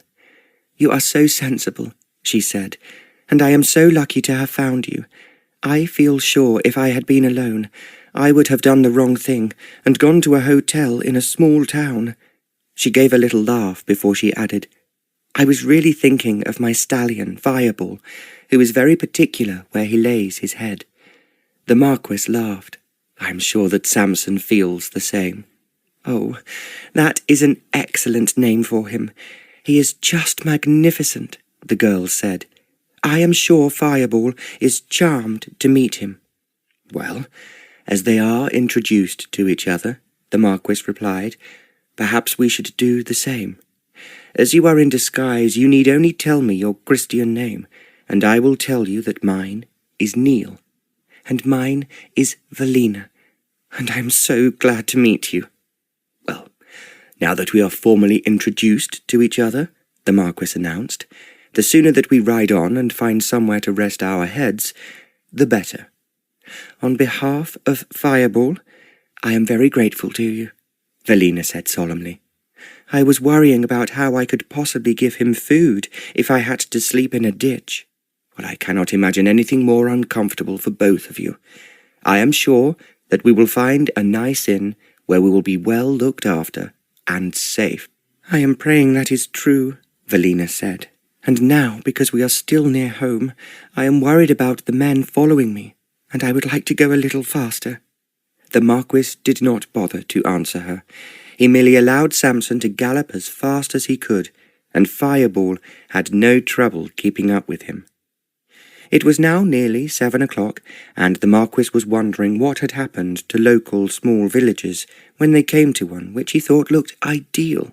There was a Norman church, a few houses, and a number of picturesque thatched cottages. He looked for an inn and found it on the other side of the village. It was, of course, on the traditional green, and there were several old men sitting outside smoking and drinking beer. They rode round to the back of the inn. As the Marquis expected, there was the usual yard and quite a large stable, which, with satisfaction, he realized was empty. They put their horses into separate horse-boxes, and then, while he was unsaddling Samson, Velina was doing the same to Fireball. In fact, she was so expert at it that the Marquis knew that she must, when she was at home, look after her own horses instead of leaving it to a servant. He brought in fresh water from the pump in the yard, and saw that there was plenty of food in the mangers. Carrying one of the bags that Herbert had attached to the saddle, he looked to see if Velina was ready. She was also carrying a saddle-bag, but it was much larger and fuller than his. She saw him glance at it and said, "I brought as little as possible with me, but I will not have to eat dinner in my riding clothes, which I am finding are rather heavy." "I think it will be difficult to have a bath if you are thinking of that," the Marquis commented. They were walking out of the stable-yard when he stopped. "I have just thought," he said, "that it will be very difficult for you to stay here with a different name to mine. It will also, apart from anything else, make the publican curious." "I did not think of that," Velina exclaimed. "What shall we do?" "I suggest that I say that you're my sister," the Marquis answered. He almost added that, if he said they were married, they would be expected to share a room. He felt it would be not only unnecessary, a remark, but would make Velina feel shy. "Oh, you are so clever," she replied, "and I am very delighted to be your sister. I often wanted one myself." "Well, I might say the same," the Marquis added. "I was the only child, and would have loved to have brothers and sisters to play with." They had reached the door into the inn, and pushing it open they found themselves in a passage that led past the kitchen to the front of the building. An elderly man came out of what was obviously the bar and offered, "Can I do anything for you, sir?" "Oh, my sister and I would be grateful if we could stay with you for the night," the Marquis replied. "We are on our way to the north, and it would soon be too dark to go any further." The publican scratched his head. Well, we've got 2 rooms," he said, "but we're not often asked for 'em, so you might not think 'em very comfortable like." The Marquis was rather surprised that he should be expected to want comfortable rooms. He had no idea that because he looked so handsome and dignified, his well-worn clothes were not really a very good disguise. "Well, I'm sure that they will give us a good night's sleep," he said. "Well, I hope so," the publican replied. He went a few steps down the passage and shouted, "Missus, here be 2 guests who want to stay the night with us. Come and look after 'em." I'm coming, a woman replied. She came out of the kitchen, wiping her hands on her apron, and said to the Marquis, "We don't often have visitors who stays the night, because there be an hotel just down the road." The Marquis had noted it when they passed it some minutes ago, and he thought then that it was just the type of hotel the usual traveller would stay in. "I think your inn looks delightful," he said aloud. "I am sure that you will be able to give my sister and I something nice for dinner." "We'll do our best, sir," the woman answered, going ahead of them. "But as me husband said, we don't have many visitors who wants to stay here, or they just drink and be off." The Marquis smiled at this, and then he realized that Velina was smiling too. At the same time, he thought that the inn was just what they wanted, somewhere no one would expect to find them, and at least they would be able to have a peaceful night. The rooms were small but clean, and the beds were not entirely comfortable, but at least, he reckoned, Velina would feel safe. "There be water in yon jug," the publican's wife was saying, "but if you wants it hot, you'll have to come and fetch it from the kitchen." "Well, I expect we can manage with cold for now," the Marquis replied, "and then ask you for some hot when we go to bed." "That you shall have," the woman promised. "Now, I must hurry back to make you something warming for your evening meal." She was gone before he could reply. The Marquis smiled at Velina before he took the room where the window overlooked the stable-yard, and he left her to have the one with the view of the green. "We are lucky," she said as she went into the room. "If there was anyone else staying here, we would have had to go on further." "Well, I think that I'm the lucky one in finding you," the Marquis replied with a smile. It was the sort of answer he would have made to any woman, because it was polite and pleasant. But Velina gave a little cry. "Oh, you must not say that yet. If we are lucky to be sure of anything, it is that you have been kind and helpful to me, but we still have a long way to go." "I know that," the Marquis affirmed, "but forget about that at the moment, and think about your dinner." He went into his own room as he spoke, but then he heard her laughing. "I wonder," he said to himself, "if the Duke would count this as an adventure. It is certainly something I did not expect." He washed and brushed his hair. Looking at himself in the small mirror on the chest of drawers, he decided that no one would suspect him of being anyone but just an ordinary countryman, or perhaps a salesman of cheap goods. But then he had no idea that Velina was already thinking of him as a gentleman. "He must have perhaps lost his money and is going north to find a job," she thought, "which is not available to him in the south." It was strange that he had such a magnificent horse, but he might have had it loaned to him, or he had perhaps sold everything he possessed to buy Samson. "Anyway," she told herself, "he is very kind, and I would never have managed if I had not met him." She felt herself shiver at the thought that she would have been too frightened to go to an inn all on her own, as she had always understood that a woman travelling alone would not be allowed to stay at a respectable hostelry. She took off her hat and her jacket, and then decided that she would be much more comfortable if she took off her boots and put on one of the dresses she had packed in her saddle-bag. She was quite certain that her aunt would buy her new clothes when she eventually reached Yorkshire, and it would be too hot to sit down to dinner in her riding clothes. The Marquis, waiting for her in the small dining-room, was wondering why she took so long. He had not expected her to change, and when she walked in, he was astounded at how pretty she was. In fact, it was right to say beautiful. Her hair, which was naturally curly, was very fair, and she had brushed it into place and arranged it neatly at the back of her head. Nevertheless, small curls fell neatly in place near her forehead and on the side of her cheeks. It had been difficult to look at her when they were riding so fast. He saw now that her eyes were not the pale blue of the forget-me-nots, but the deep blue of the Mediterranean, and her skin was exactly as it should be, pink and white.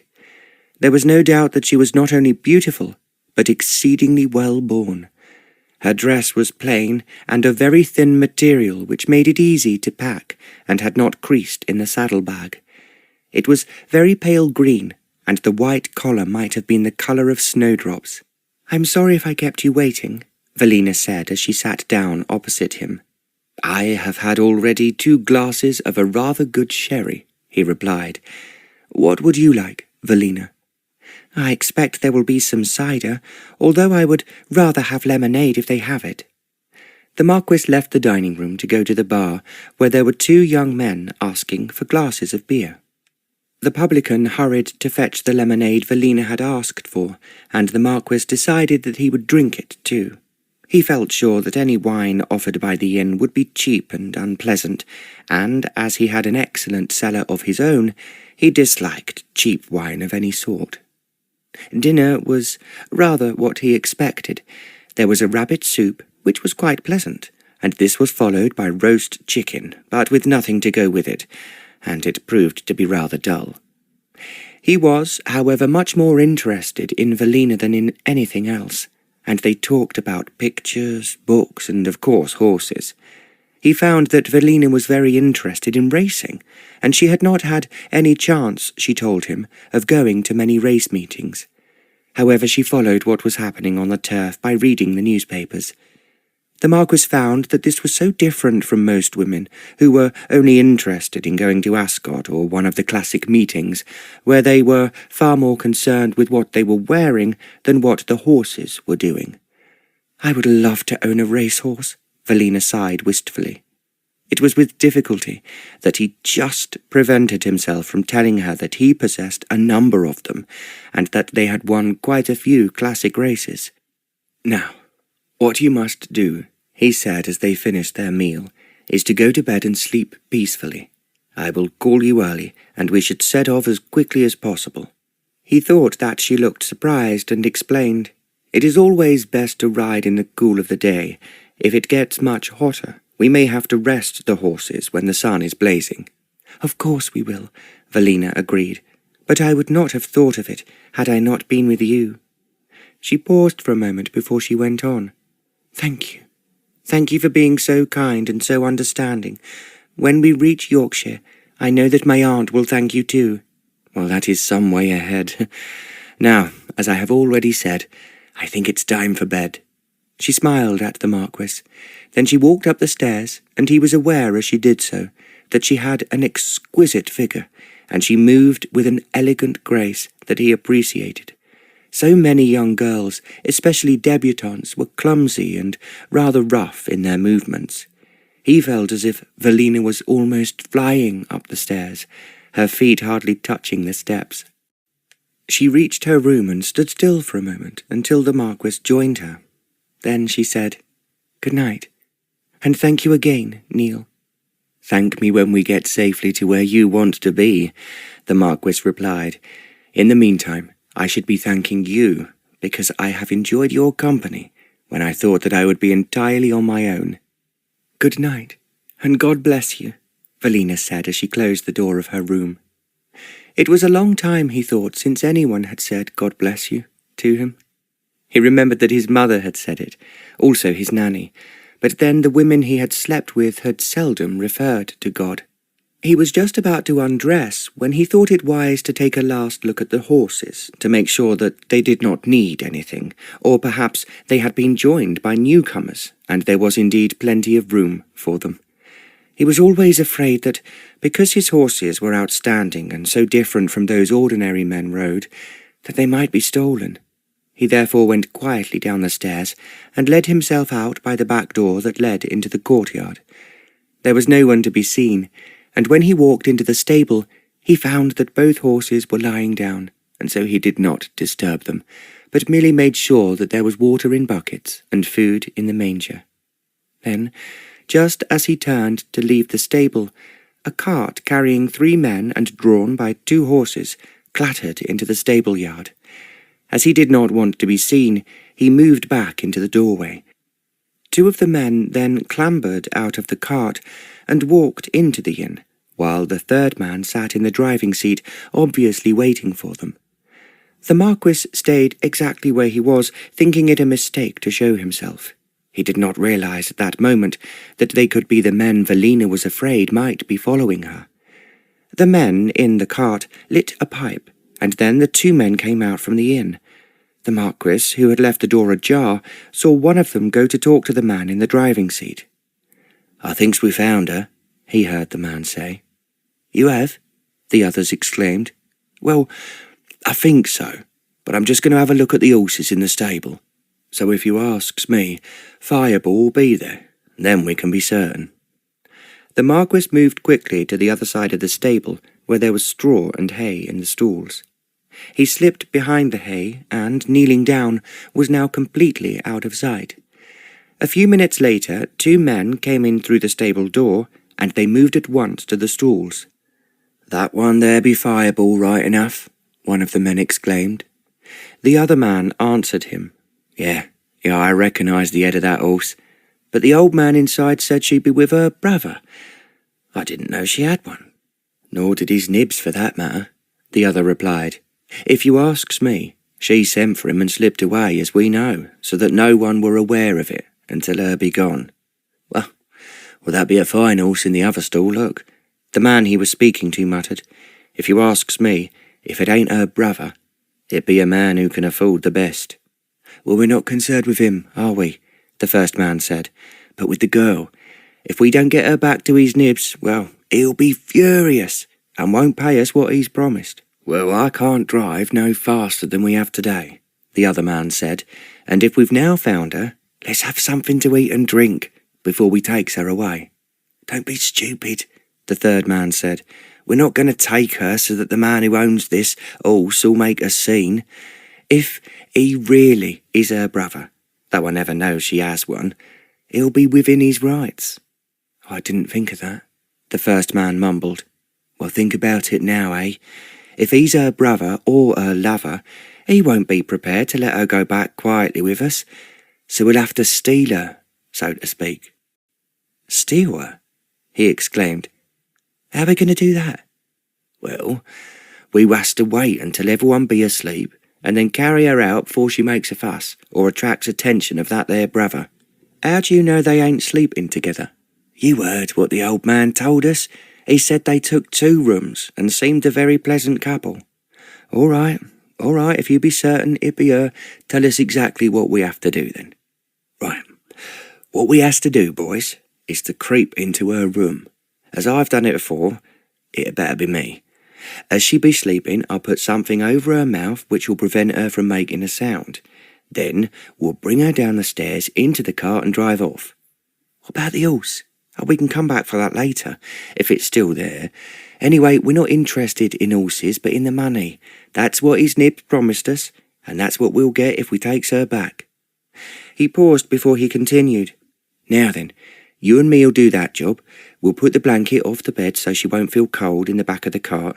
Well, as I don't suppose she'll have anything on but a nightgown." "How do you know all this?" one of them asked. "Because I've done this sort of thing before," was the answer. "I got one woman out of prison when I were a soldier, and no one knew she'd gone until she was safely tucked up in her own bed." "That were clever of you." "It was something that paid well," the man replied. "But this one'll pay even better when we gets her back to his nibs." "Well, then we'll do exactly what you tells us," the other 2 said in unison. "You'll be wanting something hard in your hand, just in case her brother wakes up and gets nasty," was the reply. "He won't be armed, but if you knock him down with the first blow, he'll be unconscious until we're well on the way to home." "I'll see to that. I'm going to go and get something to eat, but I think it'll be a mistake to put the horses away just in case he was to move quickly. Not that I thinks that Holden and his wife will be strong enough to stop the flea." He walked out of the stable as he spoke, and across to the man who was sitting with the horses. The Marquis did not move an inch until he thought that they would have gone inside. In fact, when he did move quietly towards the door, he saw that their horses had been attached to the pump in the centre of the yard, and that food bags had been put over their noses. He let himself out of the stable door, and then very quietly opened the door into the inn. Now he could hear all 3 men talking together in the dining room. Slipping off his black riding boots that he had dined in, he walked silently up the stairs. He was very careful as he did so not to attract the attention of the publican who was in the bar, or his wife who was in the kitchen. He had said they would leave early, and he knew that early to them would mean perhaps 6 or past at best. He therefore thought it would be wise to give both Velina and the horses a rest before they escape from the clutches of her enemies. He undressed and climbed into his Spartan bed.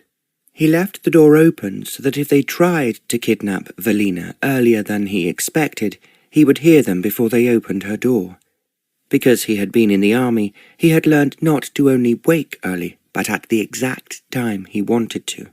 But to make sure he would not oversleep, he drew back the curtains and pulled up the blind so that the first rays of sun would undoubtedly wake him. Then, although it would seem somewhat strange to anyone, he fell asleep, just as Velina and their horses were sleeping too. He must have slept for 4 hours before he woke. He was aware that the stars were just beginning to fade in the sky, and he looked at his watch and saw that it was 4 o'clock. He was quite certain that the men who were there to kidnap Velina would not consider the roads very safe while it was still dark. He dressed himself rapidly. Going downstairs very quietly, he passed the dining-room door. As there were no more rooms in the inn, the men were lying on the floor with blankets and cushions, and one of them, at any rate, was snoring loudly. The Marquis saw that their horses were still tied to the pump, but their bags had been taken from their noses. He crossed the yard and woke up both Firebell and Samson. He gave them a good rub-down and saddled and bridled them.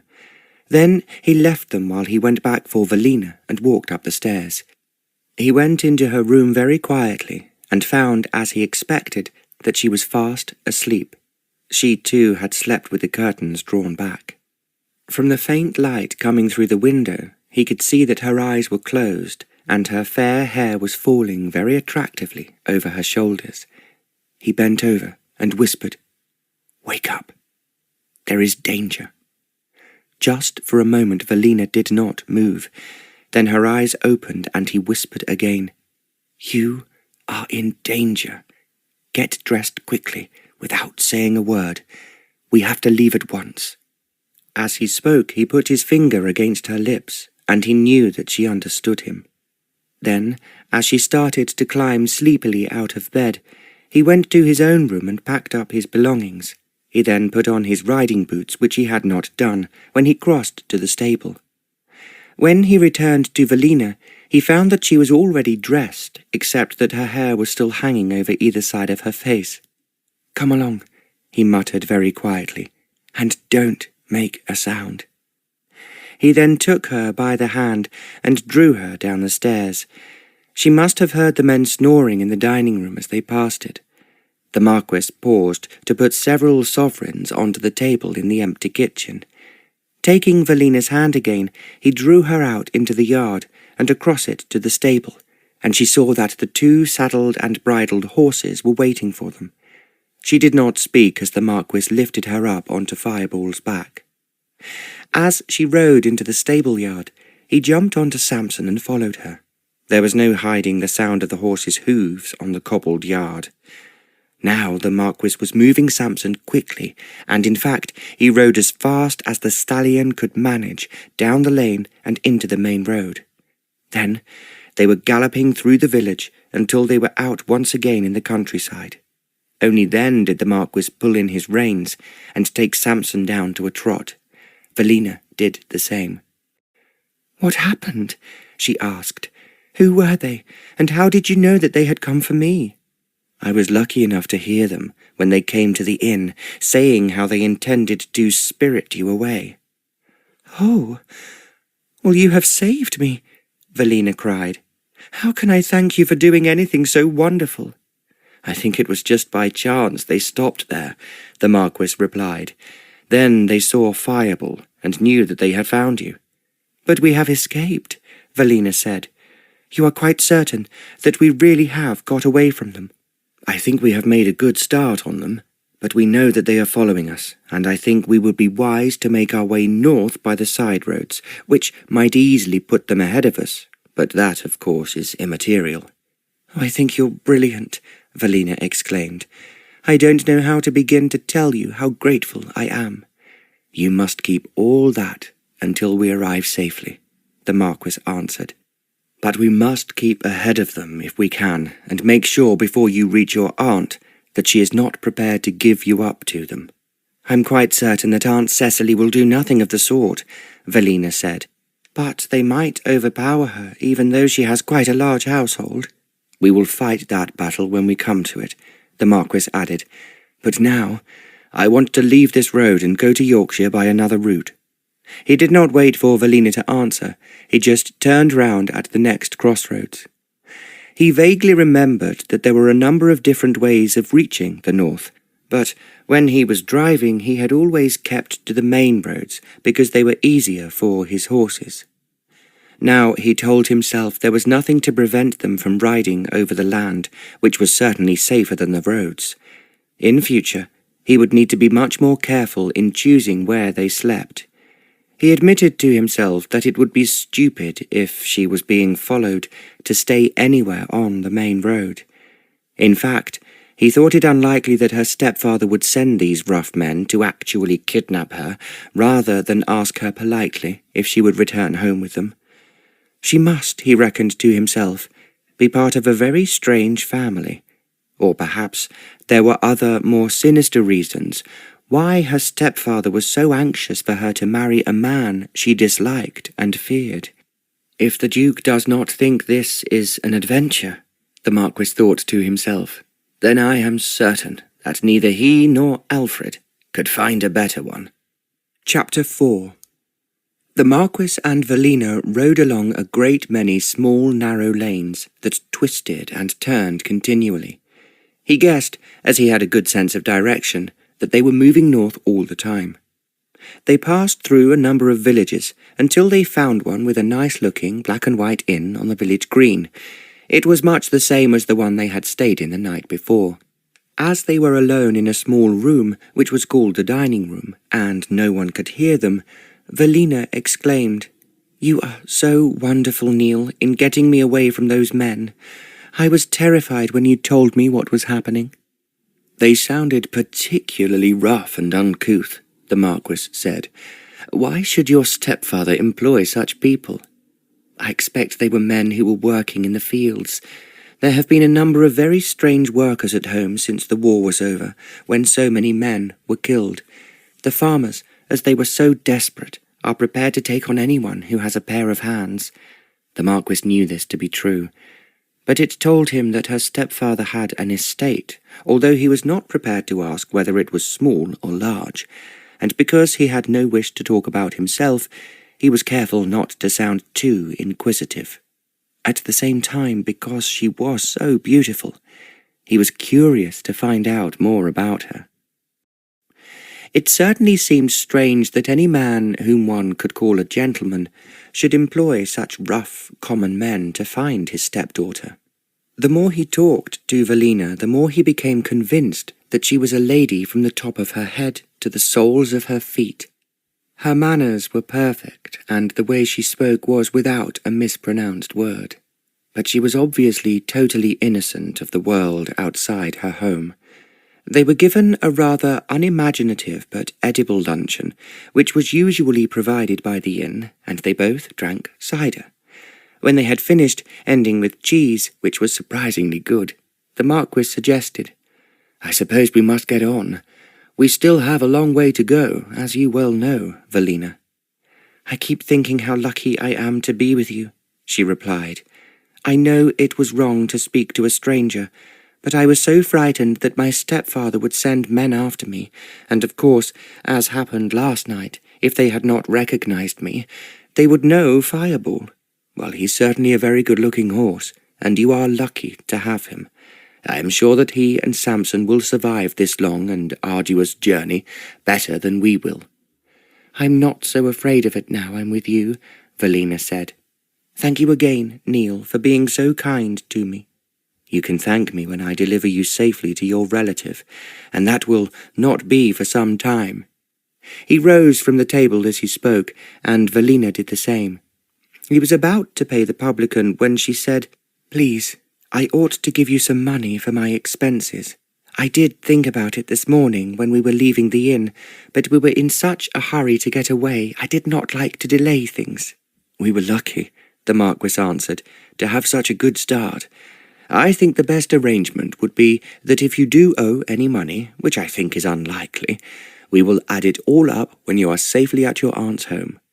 Velina smiled at him. "I am so very, very lucky to have found you, and I think it was because I prayed frantically as I left home. Apart from anything else, I really did not know the way."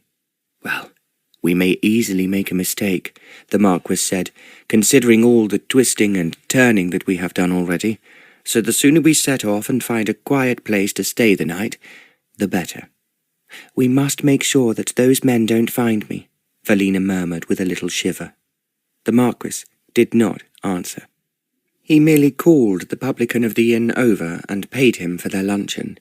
He also asked him which was the quickest route to the main road north, and he learnt that it was only a mile to their left, and the road connecting to it was after they had passed the next village.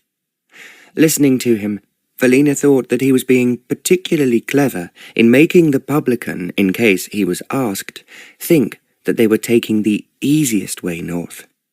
When they were outside and collected their horses, Velina said as they rode off, "Now we know we are going in the right direction, but I think the men will be hurrying as fast as they can on the road we are avoiding.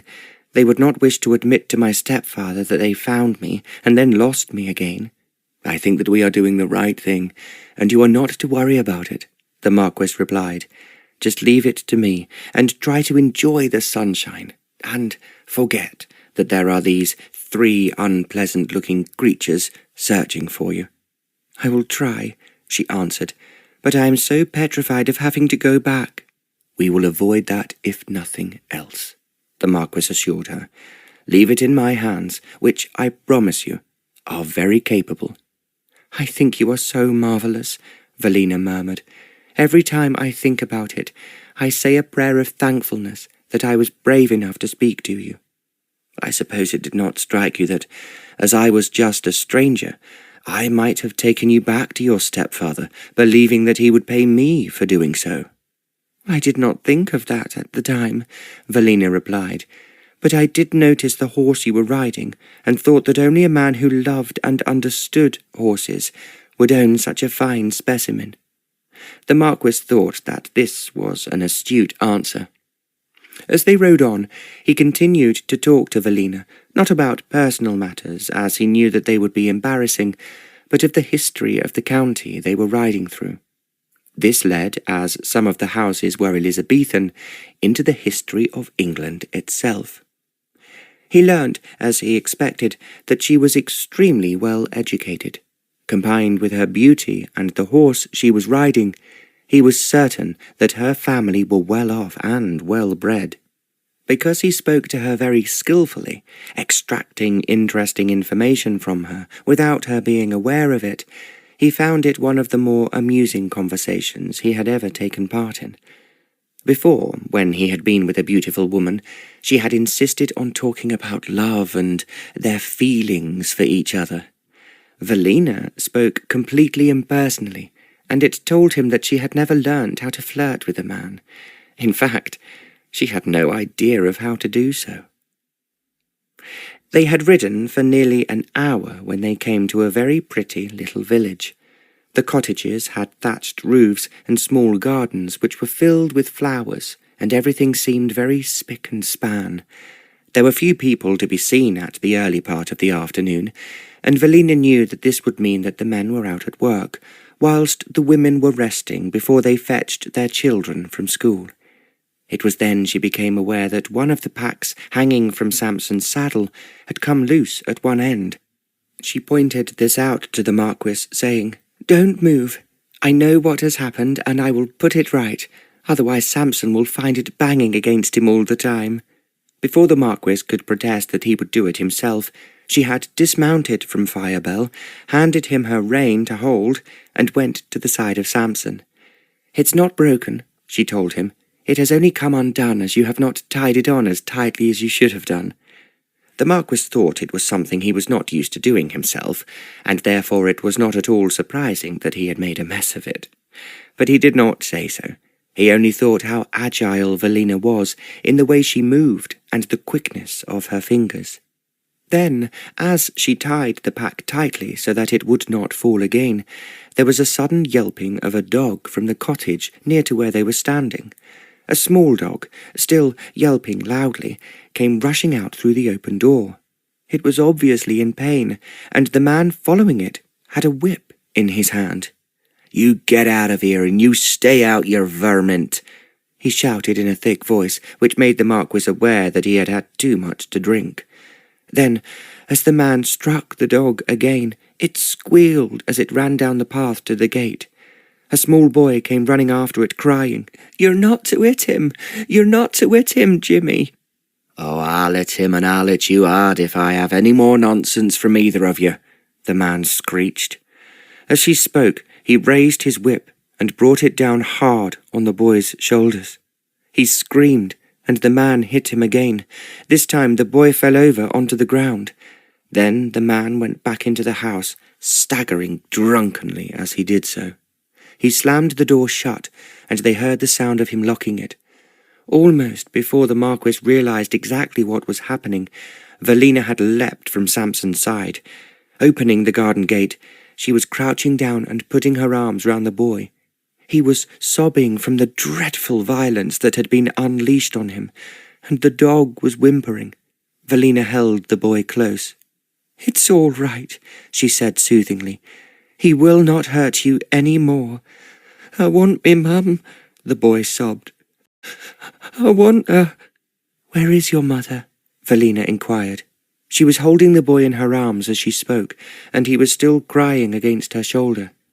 The Marquis was aware that a woman had come out of the cottage next door, having heard the noise, and was now looking over her hedge. "Who is that man?" the Marquis asked. "Who is so cruel to this small boy?" "That be his uncle," the woman answered, "and a nasty piece of work he is too. He drinks himself silly, and then he takes it out on that small child." "Well, it's a disgrace." The Marquis was now frowning. "Something should be done about it." The woman did not answer, and after a moment he asked, "Where are his mother and father?" "His father be killed in war, and his mother be attending the death of her father who lived at Fairfield." "Well, then the best we can do," the Marquis said, "is take the boy to her. He can hardly stay with a man who is as cruel as that." "Oh, he be real wicked to that poor child, and his dog," the woman said, "but there ain't nothing we could do." "Well, surely you have a vicar in this village?" The woman shook her head.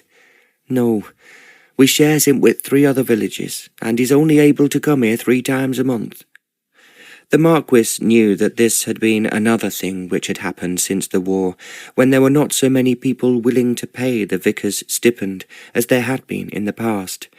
He therefore said to the woman, "Would you be kind enough to hold these horses for a moment, while I see what I can do about this little boy and his dog?" The woman looked surprised. "There be nothing you can do," she said. "If he's locked them out, there'll be no one to get in the house till it's dark." The Marquis felt that he would like to give that man some of his own medicine, but he thought it would be a mistake, as Velina was with him, to make a scene. "Now tell me exactly where the child's mother is staying," he said to the woman. "It be at Fairfield, which be 2 mile up the road," she replied. "And her name?" "Mrs. Slater." The Marquis did not wait for more, and he passed through the gate into the garden towards Velina. The boy was crying a little less now, but still there was a sob on his breath. Velina was still holding the boy close to her, and the dog was rubbing his nose against her knee. She had pulled off her hat so that she could look after the boy more easily.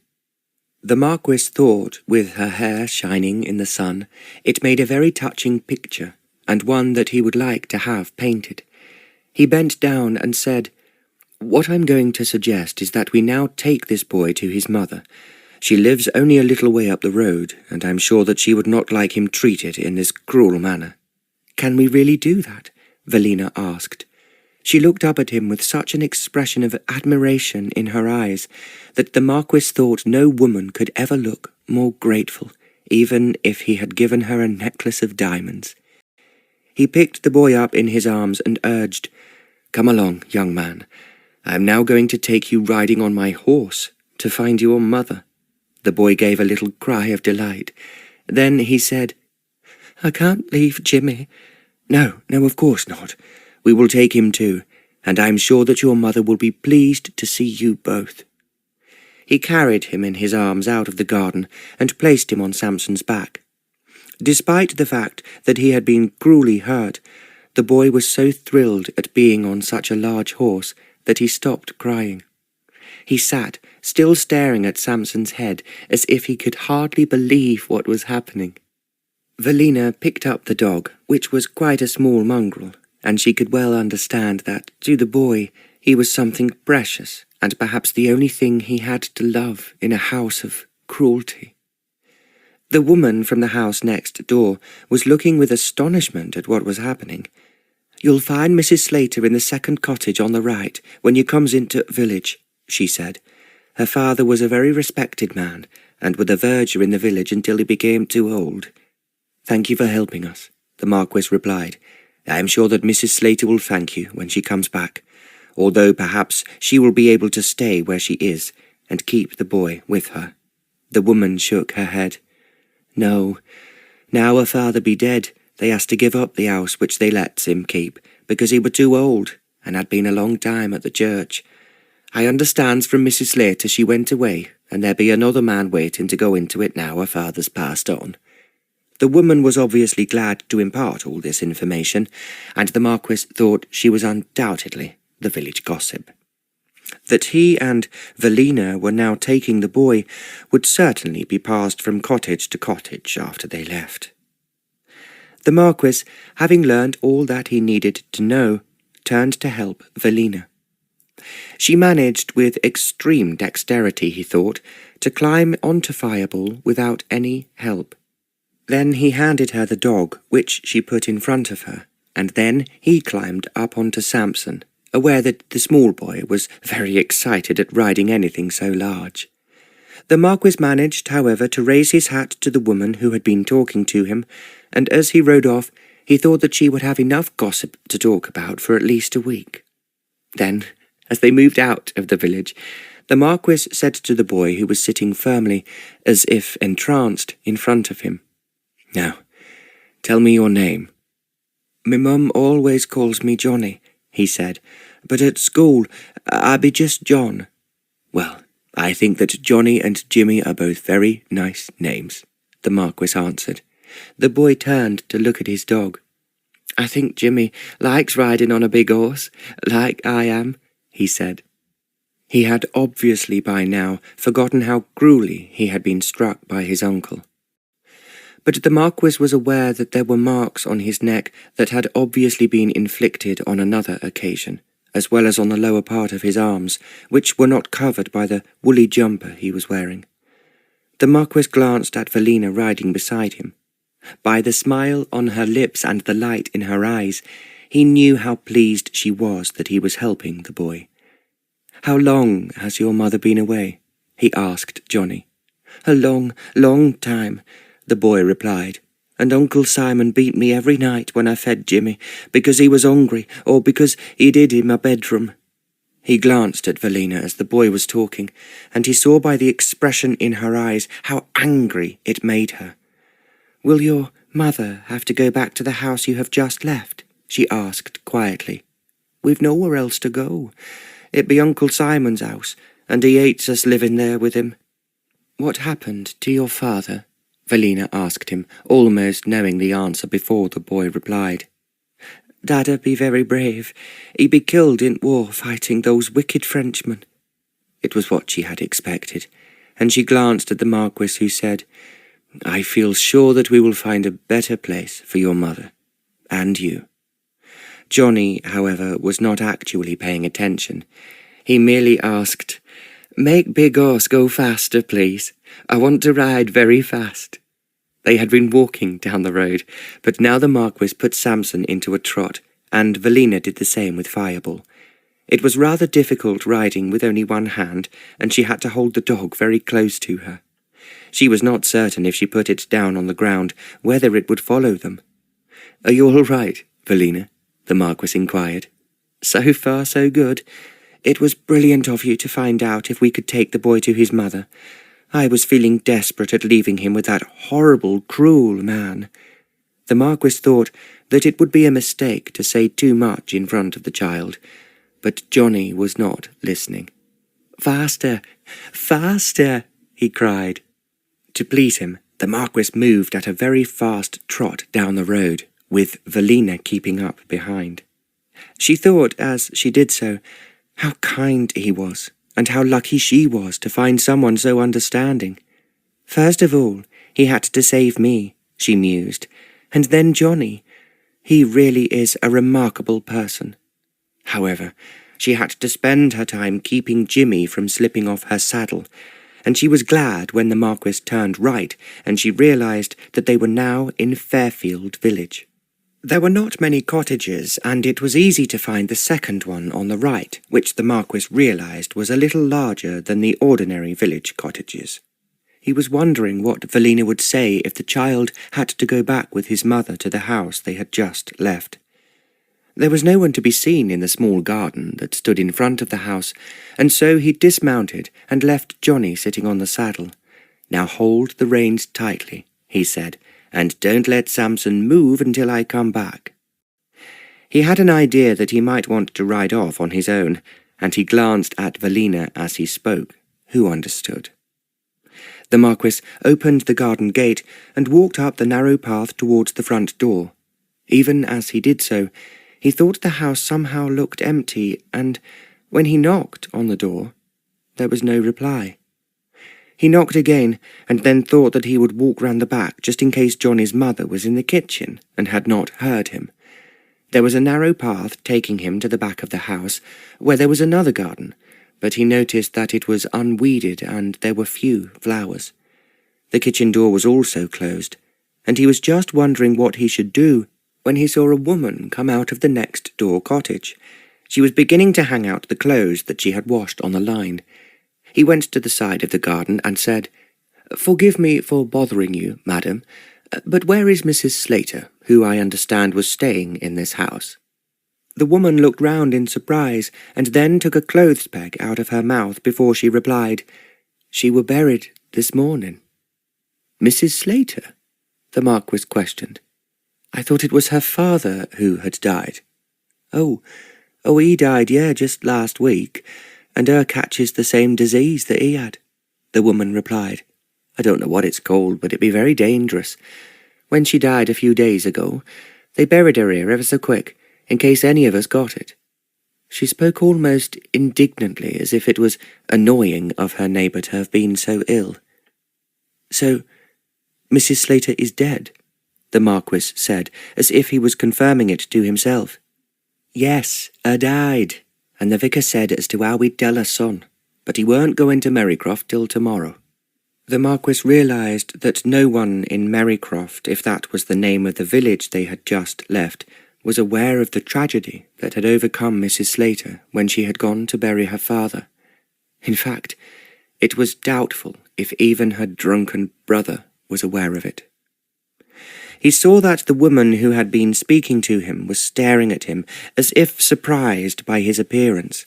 Then she said, "If you wantin' to go into their house, I thinks, well, being as how they both died of some nasty disease, it'd be a stupid thing to do. That's what I and the other people in village thinks." The Marquis thought that it would be a mistake for him to do so, even if it was possible. So he thanked the woman with the washing for her information, and, raising his hat politely, he walked away. When he went back to where Velina was waiting for him, he heard Johnny talking excitedly about Samson. "I think he could go faster than any other horse I've ever seen," Johnny was saying, "and I'd like to ride him in a race. Oh, I knows he'd come first." "I'm sure he would," Velina answered, "and when you are older, you shall ride a horse as big as Samson, and perhaps win a very big race." As she then saw the Marquis coming through the gate, she asked him in a very different voice, "What has happened?" "I will tell you, but I think we should move away from here," he said. He was not only thinking that the house might be infectious with the disease, but thought it a mistake to let the woman next door see Johnny, as it would be a story that would go round the village before nightfall. He therefore mounted Samson, and they rode on. Although Velina looked at him in a puzzled way, he said nothing. In fact, the Marquis did not speak until they were well out of the village. Then he said in French, wondering if Velina would understand, "The child's mother is dead. I would suppose that the only thing we can do is to take him back to his uncle." He was not surprised when Velina answered him in the same language. "In that case, then, he will be alone with that terrible man. Please, we cannot do that." "Then what do you suggest we do?" he asked, still in French. Velina was silent for a moment. Then she said, "I am sure my Aunt Cecily would know someone on her estate who would take him in. There are always people who long for a child who are unable to have them." The Marquis knew this to be true, and he was certain that there was someone on his own estate who would be only too willing to take such a nice little boy and his dog into their care, especially if he paid them to do so. At the same time, he could not at the moment talk of his own affairs until he had won the Duke's bet. So they were now saddled with Johnny and his dog, unless they handed him over to a man who would beat him, perhaps even more cruelly than he had done already. He was then aware that, riding beside him, Velina was thinking and perhaps praying for some solution.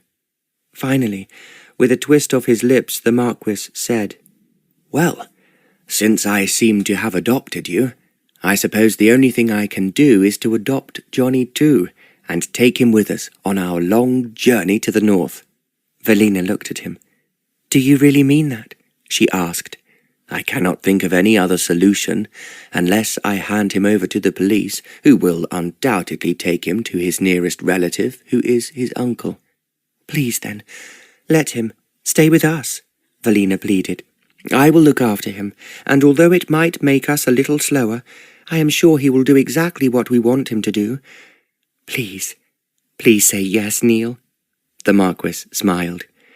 "I really don't have much choice, do I?" he said.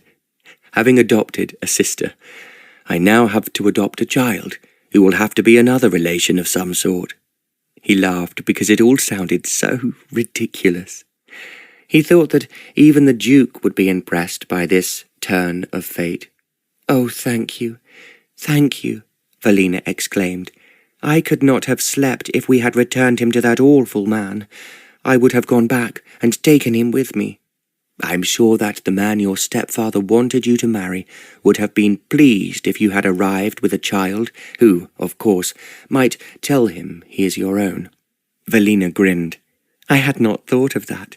It would certainly be a surprise, but actually I think that Johnny is too old for me to say he is mine." "We will soon find out," the Marquis said. "Tell me, Johnny, how old are you?" Johnny, who was concentrating on Samson, did not answer for a moment, and then he replied, "Me mum said that I was 7 on my last birthday, and she gave me 7 bars of chocolate." "Oh, well, that was a very nice present," the Marquis said. "I am sure you are a very sensible boy for your age." "Me mum says that I'm very good," Johnny answered, "and I help her when she's doing the washing, and I clean the kitchen." Suddenly he turned his head and said, "We're out of this village now. I thought me mum was staying here 'cause grandpapa was dead." The Marquis drew in his breath. "I am afraid that your mother has gone away, and therefore, Johnny, we have to ride on to find her." Johnny smiled. "I like riding the big horse, sir." "So, have you ridden a horse before?" Johnny nodded. "A boy at school had a pony, and he was kind to let me ride it lots of times." The Marquis knew this was the answer he wanted. When they had gone on a little further, they entered another village, and at once he saw a shop at the side of the road and drew in his horse. "You stay here in the saddle," he ordered Johnny. "Hold on to the reins, and make Samson wait for me." Johnny was delighted. "I'll do that, sir." "If you are wise, you will pat him gently with one hand and talk to him," the Marquis said. "Horses like to be talked to, and it keeps them quiet." Velina wondered why he was going into the shop, which looked to her a very typical village shop that sold everything. The Marquis was not away for long. When he came back, he handed Johnny a large bag of sweets, which made him give a whoop of joy. Before he mounted Samson, he went to the other side of Fireball and said to Velina, "If he joins us, I must find him something to ride. I'm told that there is a farmer who farms about 1/2 mile from here, with a pony for sale." "You would buy it for Johnny?" she asked. "He will be more comfortable, and, well, so will I," the Marquis replied, "although it will undoubtedly make us slower than we want it to be." Velina smiled. "I am not in a hurry, and if you want to go away you must, of course, do so, and leave me with him." "I think as things are," the Marquis said, "you need someone to look after you just as you want to look after Johnny. Therefore we had better stay as we are. At the same time, I am wondering just how large my family will be before I reach Northumberland." "You are too kind," Velina whispered. "I will pay for you, Johnny." "I've already told you, we will argue about money when we reach our destination. So come along, and let's hope the pony is properly trained. Otherwise we might have Johnny with us on a stretcher." Velina gave a cry of horror. "Oh, you're frightening me. I'm sure that he is a very sensible boy, and will do exactly what you tell him." "I only hope that you are right, but he is certainly an attractive little chap, and I am sure when we do reach your aunt's that either you or I will find someone who will care for him, as he is so bereft of people at the moment." Velina bent down to whisper in his ear, "And I should not tell him about his mother at the moment, as it will only make him very unhappy." "I agree that it would be a mistake," the Marquis answered. He thought, as Velina bent towards him to whisper in his ear, that there was a faint scent of violets that came from her hair. As they rode on, he thought that if she could afford an expensive scent and was continually offering to share expenses with him, she was not penniless. It was another piece of information he could add to what he knew about Velina, which was still very little. Equally, it was all a puzzle that he found extremely interesting and unusual, and it was definitely something he would add to the story he was planning to tell the Duke. They rode on and came to the farm. It was then that Velina turned to the Marquis and said to him in French, "I think that you should go ahead and find out first if the pony is available and if it is well trained. If Johnny sees it and thinks that you are going to give it to him, he will be so excited it will only upset him if you decide after seeing it is not good enough." "I know exactly what you are saying," the Marquis agreed, "and I will do just as you suggest. You and Johnny stay here and let the horses eat the grass. I am sure it will do Jimmy good to have a run with his young master." Velina smiled at him. "You are very sensible," she said. "I feel that you must already have a family of your own, although I am curious I have not yet asked you if you are married." "I'm not married," he replied, "and therefore at the moment have no children. But I am hoping that one day I will have a sporting little boy who enjoys riding as much as Johnny does." "I am sure you will, and it is what I want myself," Velina said. There was a note in her voice that told the Marquis without words that she was thinking again of the man her stepfather was forcing her into marrying, and how terrible it would be if she had a child by him. Then he told himself how ridiculous he was being. Putting Johnny down onto the ground, he then rode off to leave them in a corner of a field where the horses found plenty to eat. Velina sat under a tree, which was a protection from the sun, and Johnny sat down beside her. "When I'm big," he said, "I'm going to have lots of horses just like these, and they'll run ever so fast, and we'll win lots of races. If you make up your mind and put that into your prayers, then I am sure it will happen," Velina told him. "My mum said I had to pray to be a good boy, and do as I was told," Johnny said. "Well, quite right," Velina agreed, "and that is what you must do. At the same time, God will always hear when you ask for something special, and if you have horses of your own, you will have to learn about them." She smiled at him before she went on. "You will have to take good care of them, and talk to them, like the kind man told you to just now." Johnny thought this over for a while, and then, with his head on one side, he said, If I talk to the horses, would they talk back to me? They will, in a way. I talk to Fireball and tell him he is a good boy, and then he must jump the next fence with plenty of room to spare. Then he does what I tell him."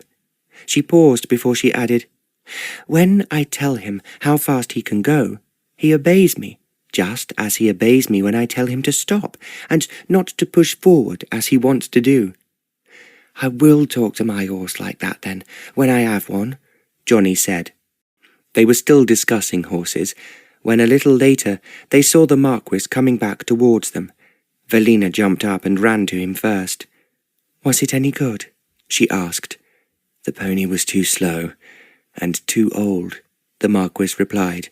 "But he has a yearling there that I think Johnny will be able to manage." "A yearling?" Velina questioned. "He is young, but he has already had quite a lot of training," the Marquis said. "The farmer has a son of his own who is 15, and who has been riding him for 6 months, but the horse is now too small for him." Velina looked at Johnny talking to Fireball. "Oh, I only hope we don't have an accident," she said. "It would certainly make us very slow if we had to keep the speed of an old, tired pony." "Well, that is what I was thinking," the Marquis replied. "It would also be very uncomfortable both for Johnny and me to share the same saddle." Velina laughed. "That is the real reason why you are buying the yearling." "You can hardly blame me for thinking of my own comfort," the Marquis replied.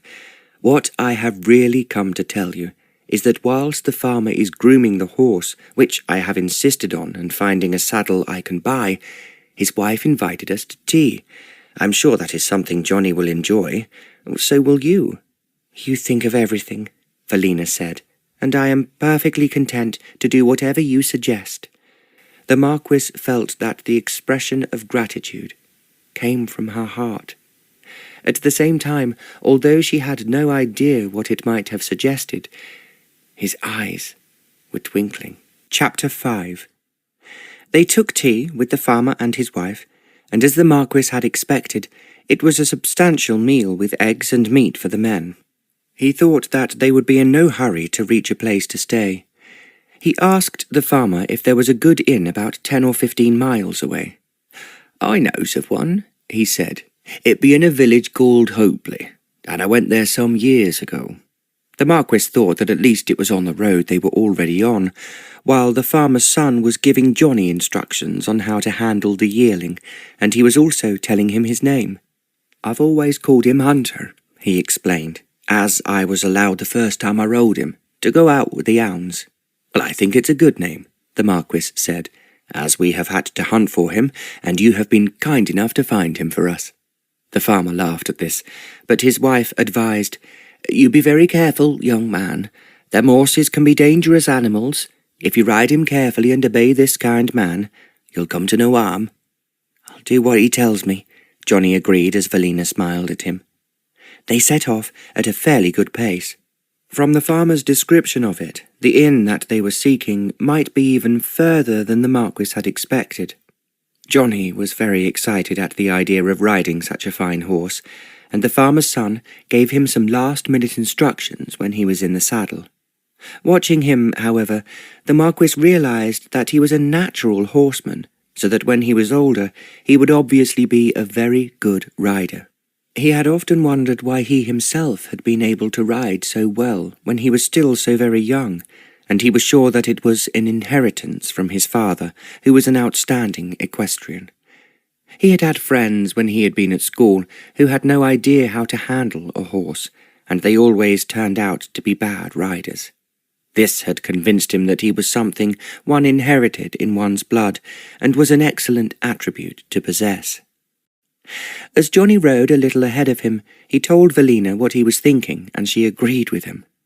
"I always thought I inherited my love of horses, and the way I can handle even the most difficult of them, from my father," she said.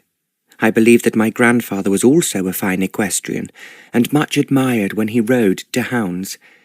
The Marquis longed to ask who her father and grandfather were, but he knew that if he did so, he would have to say who he was, and that would be a mistake.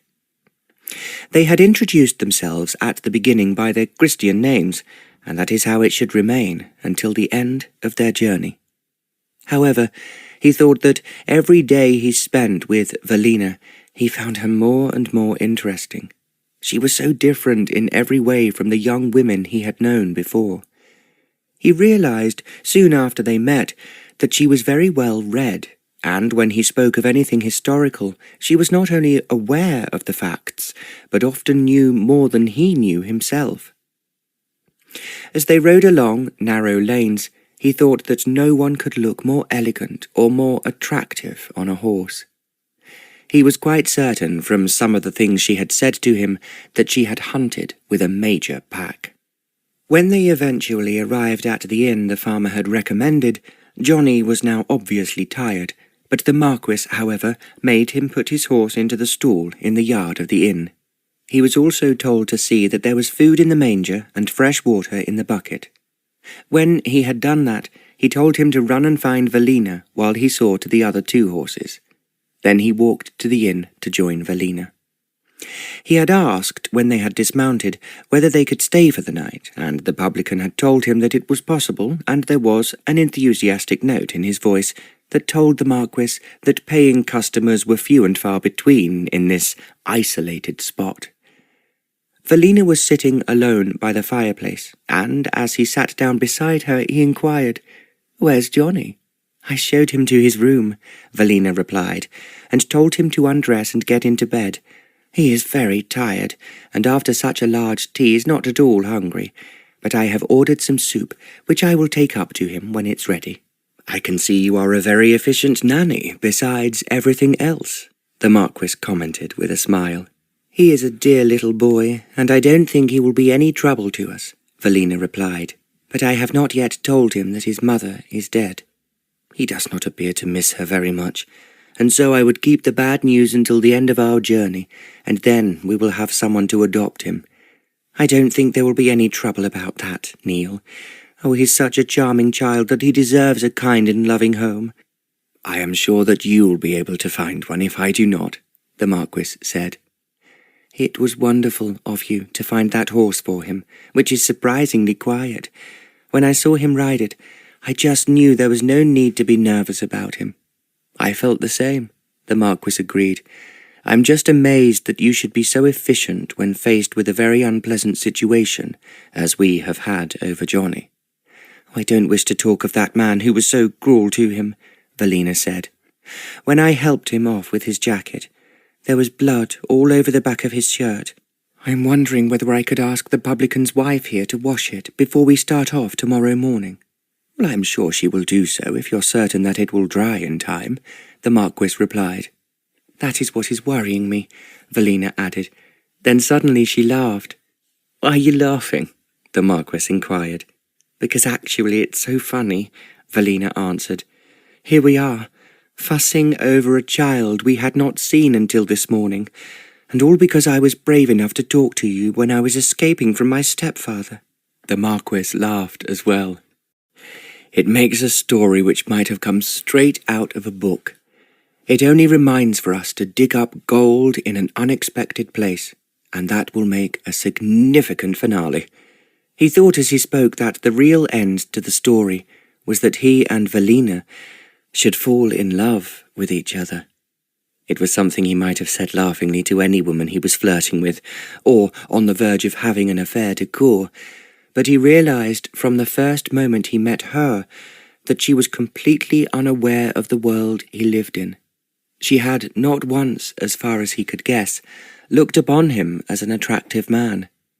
He had been friendly, and he had helped her, but she talked to him as she might have talked to someone of twice his age, or even to a trusted servant she had known since she was a child. If this is an experience for her, he thought, it is also quite an experience for me, and maybe a lesson I much needed. At that moment, the publican's wife came in with a bowl of soup and said, "Here's what you asked for, and I hopes the little un enjoys it." "I am sure he will," Velina replied, "and thank you very much for taking so much trouble." She took the soup from the woman and walked to the stairs. The Marquis took the liberty of asking what they were having for dinner, and then suggested something extra that he thought Velina would enjoy. "You must have travelled a long way today," the publican's wife said curiously.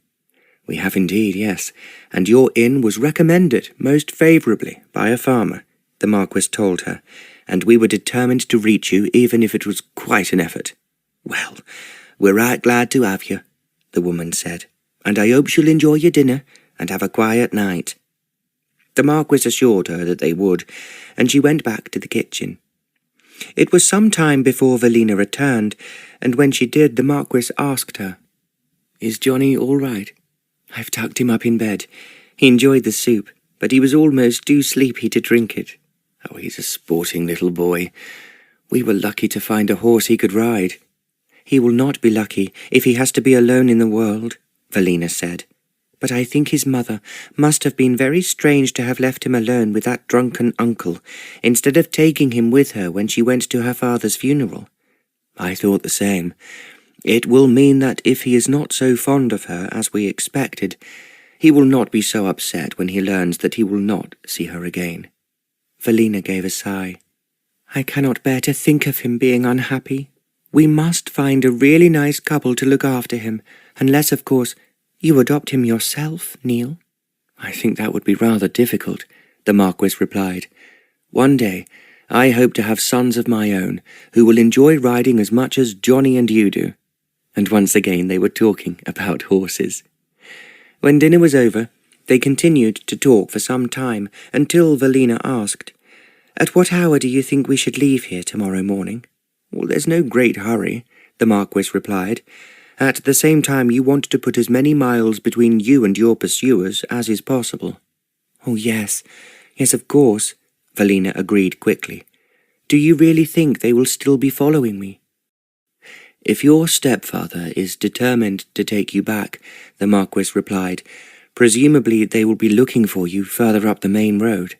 He saw Velina tremble, and he added, "Forget them for a moment. I'm quite certain that they will not find us where we are now. I want you to look happy, and not be frightened." "But I am frightened. My stepfather, when he does make up his mind, can be so terrifying. He is absolutely determined I will marry this horrible man he has chosen for me." "Do you think your aunt will be willing to protect you?" the Marquis asked. "I know that she has never liked my stepfather, and was devoted to my father. I can only hope for his sake that she will help me." The Marquis was trying to remember exactly how powerful a guardian could be, and if there was any legal way that he could be removed from his position. However, he could not think of any solution to the problem. After a moment's silence, Velina rose to her feet. "Well, I'm going to bed, and I'll be ready for breakfast at 8 o'clock, unless you would like it any earlier, Neil." No, 8 o'clock is fine," the Marquis replied. "Good night, and sleep well." Velina hesitated for a moment before saying, "If by chance I am feeling frightened in the night, I will call for you, and then please come and rescue me." The Marquis knew she was thinking that the 3 men pursuing her could by chance find this inn. "I am a light sleeper," he said reassuringly. "You only have to call out, and I promise you that I will come to you immediately." "I thought it was what you would say, Neil. Thank you. Thank you. There is so much I am grateful to you for. I really don't know how to put it into words." "Just take it for granted," the Marquis replied, "and think happy thoughts before you go to sleep." "I will pray for you and Johnny," she said. Then, before the Marquis could reply, she had left the room, and he heard her running up the stairs. He thought that there had been quite enough drama for one day, and he hoped that there would be no more tonight. However, he went to the stable to see if the horses were still there, and he found all 3 of them lying down, which he thought he should be doing himself. He locked the stable door and took the key to the publican. "I hope you will understand," he said as he handed it to him, "that there are so many horse thieves about at the moment, and my horses are very valuable. I will feel happier if it is possible for anyone to get into your stable without making a noise." The publican looked surprised. "I never thinks of that," he said. "But of course you might be right, sir. There be stories in the newspapers every day of something being pilfered, and it'd be a great tragedy for you to lose your fine horses." He paused for a moment before he added, "We don't often have them as grand as that in this here village." "Well, I'm taking special care of them, as you can well understand," the Marquis said. "Thank you for the excellent dinner, and I hope to have a good night's sleep before we start off tomorrow morning." He ordered breakfast for 8 o'clock and then went upstairs.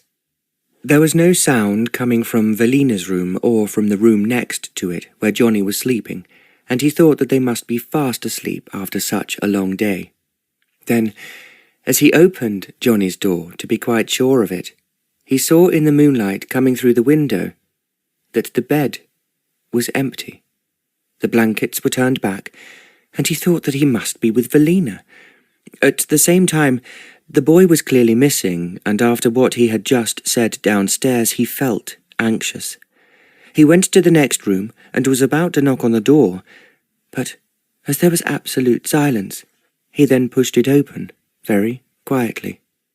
There was just enough light coming into the room for him to be aware that Johnny was in bed with Velina.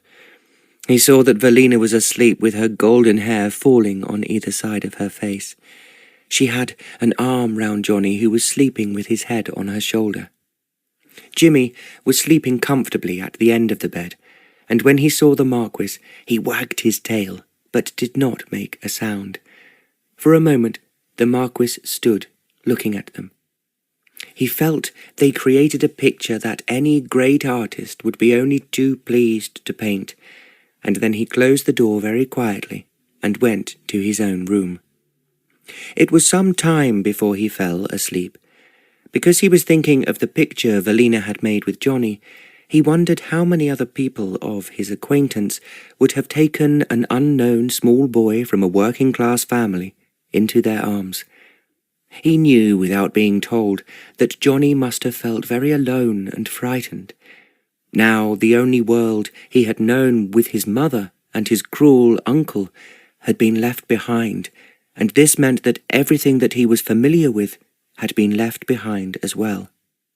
It was a situation that he could understand himself, but he most certainly did not think that the average woman, especially one who was obviously a lady by birth, would have understood the suffering of one small boy of no social standing and taken him into her arms. Velina is unique, he thought to himself, before he fell asleep.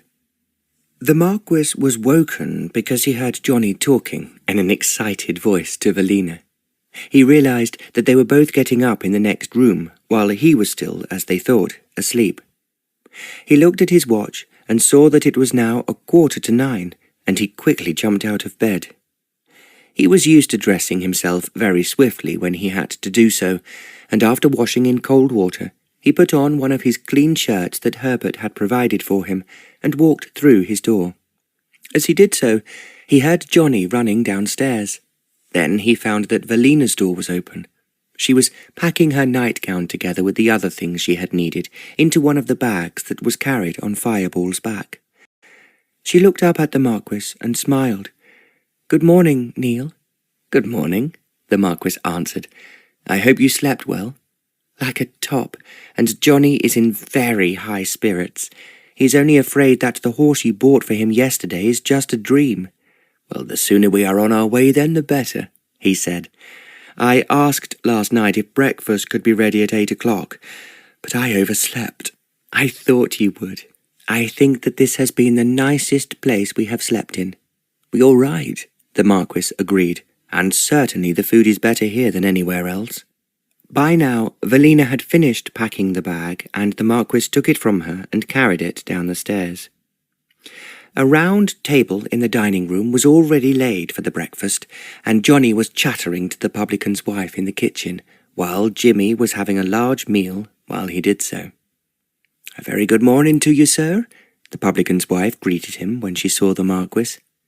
"Good morning," the Marquis replied, "and thank you very much for your excellent dinner last night, and I am certainly looking forward to my breakfast." "Well, it's ready for you now, sir, and I'll bring it straight in." She smiled. Johnny slipped his hand into the Marquis's. "She gave Jimmy an extra big dinner last night," he enthused, "and an even bigger breakfast this morning. He thinks this be a smashing place, and so do I." "Well, you had better come and eat your breakfast," the Marquis told him, "because Hunter will be waiting for you outside." They ate a large breakfast, the sausages being very delectable, and the Marquis reflected that sitting round the table they looked a very homely family, as anyone passing by would confirm. He was thinking, however, that it was amusing that neither he nor Velina knew each other's full names. Johnny, who any stranger would easily think that he was their son, was a boy they had just picked up while passing a cottage by the roadside. "I was thinking that too," Velina said unexpectedly. "Are you then reading my thoughts?" the Marquis asked. "I can sometimes," she admitted. "In fact, I always knew what my father was thinking, just as he felt the same about me." "I found it happening abroad once in the East," the Marquis said, "but I never met anyone who could do it in England." "I will try not to be a nosy Parker where you are concerned," Velina replied, "but sometimes I cannot help it." "Well, I think it is a very dangerous activity. Suppose you were watching a man and reading his thoughts, and realized that he was ready to rob a bank or even murder someone. Would you go to the police?" Velina put up her hands. "Oh, now you're trying to frighten me, and I hope that will never happen. Although I can read your thoughts, it's not something I do to everyone." "Well, that is a relief at any rate, Velina. If my thoughts are very private, I will be annoyed if you not only read them, but tell the world what I am thinking." "Oh, of course I would not do that," Velina answered. "Everything of yours is very special and secret, because you have been so kind to me." "Well, I'm pleased to hear that," the Marquis said. "The last person to read my thoughts was a very old Indian. As he had never been out of Bombay, my thoughts of England, at any rate, were quite safe." Velina laughed. "I am sure they were, and anything I read I promise to keep to myself." Johnny, who was giving little bits of his breakfast to Jimmy, was not listening to them. Now, having finished eating, he jumped up from his chair, saying, "Can I go and look at Hunter, and ask him if he had a good night's sleep?" "Of course you can," Velina replied. "You can put on his bridle, as I am going to dress Fireball as soon as I have finished my coffee." Johnny hardly listened to her before he was out of the room, and they heard him running across the yard with Jimmy at his heels. The Marquis looked at Velina. He felt that she looked even lovelier now than she had last night. At the same time, he thought that the picture of her and Johnny asleep in the bed at the inn would always be something he would remember. Velina pushed her chair back. "I'm now going to get Fireball ready," she said, "as I am slower than you. But please don't forget that I will pay you back half the bill, so you must add it to whatever else I owe you." The Marquis did not answer, and she walked into the passage towards the door that led into the yard. The Marquis went to the bar, and, as he expected, he found the publican and paid his bill. It was very reasonable, considering all that they had had, and the Marquis added a large tip. The publican looked at him in surprise. "You're giving me too much," he queried. "That is a present for your wife, for being so kind and helpful," the Marquis told him. "You two must work very hard, as I have not seen anyone else here assisting you." "I has a man who comes by 3 times a week to clean out the stables," the publican answered. "But the rest, well, we do it ourselves.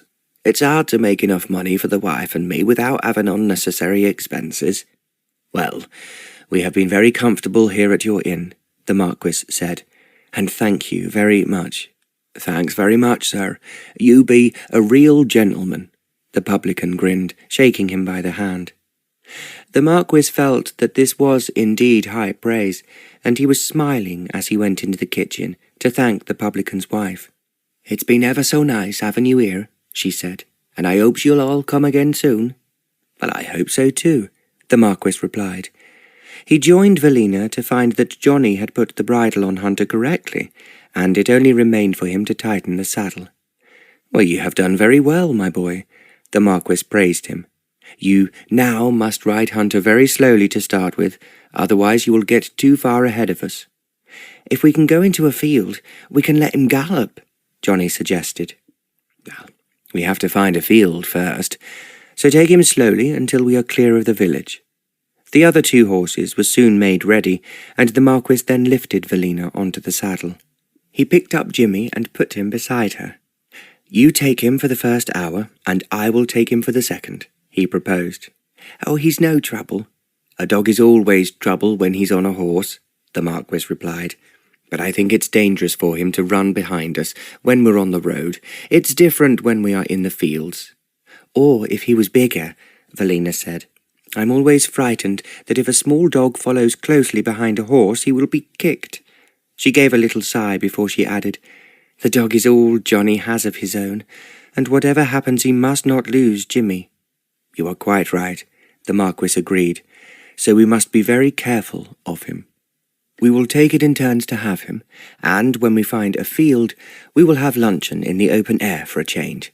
But I suppose I should have thought of that last night." He did not say anything more, but hurried back into the kitchen. It only took the publican's wife a short time to put together some cold chicken, slices of meat, and a large piece of cheese.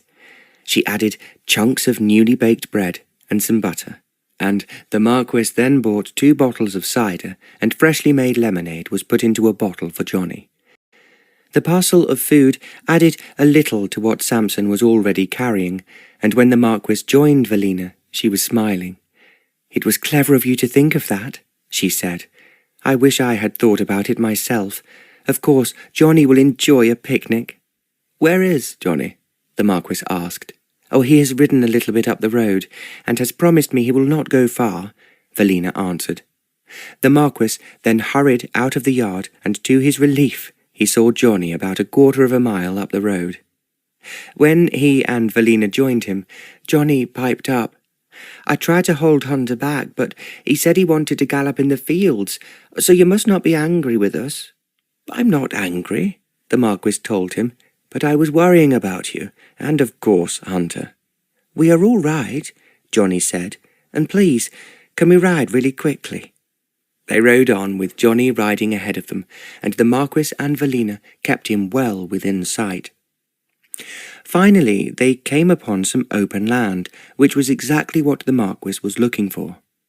"Now," he said to Johnny, "you can ride Hunter as fast as you like, and we will follow you, but be careful of potholes." Johnny had been waiting for this, and he rode off at once with Velina watching him anxiously, and the Marquis then said, "He's all right.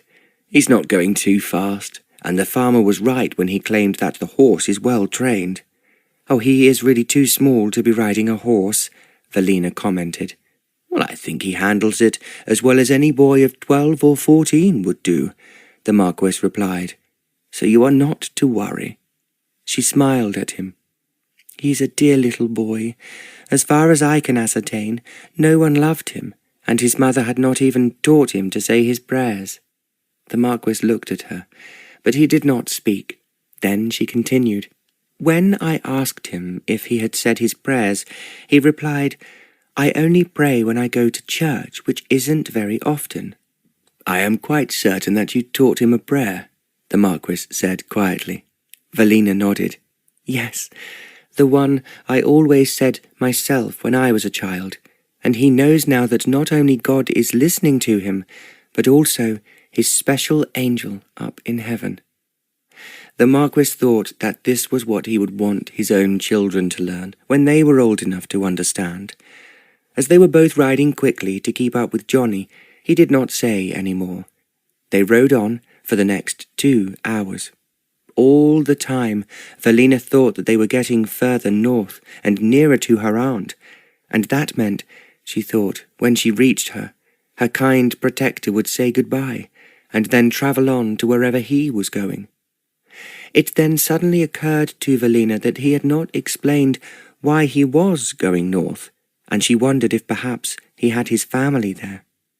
He was so tall and such a good-looking man that she was sure he must have been pursued by quite a number of women. She remembered her father being sarcastic about someone who lived near them. He had been a very attractive man when he was young, and her father had said that women in the county had run after him. Velina wondered if Neil would think of her when they parted, and if there would ever be a chance of them meeting again. Then she told herself that she was asking too much. She had been very, very lucky in finding someone to escort her north, and of course protect her from the men her stepfather had sent after her. Even to think of them made her shudder, and she wondered if she should ask Neil if there was anywhere she could go where she would not be found. Then she thought it would be a mistake to be an encumbrance, and she would just hope that her aunt would rally the rest of the family round her. Then they could forcibly tell her stepfather that she could not be forced into marrying someone who she had no wish to marry. It all seemed very simple.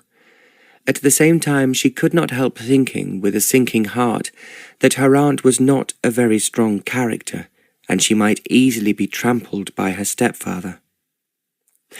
It was getting on for 1 o'clock when the Marquis saw ahead of them a great number of trees by the roadside, and beyond them an open field. The sun by this time was hot, and he thought that they should have their meal with some protection on it. He therefore called out to Johnny, who was still well ahead of them, and then they turned towards the trees.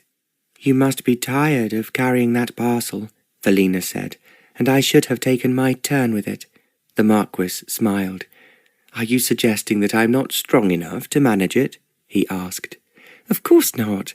I only thought how uncomfortable it must be. It was so kind of you to think that it would be nice to sit in the shade and enjoy our luncheon." "We have certainly not passed an inn that attracted me," the Marquis commented.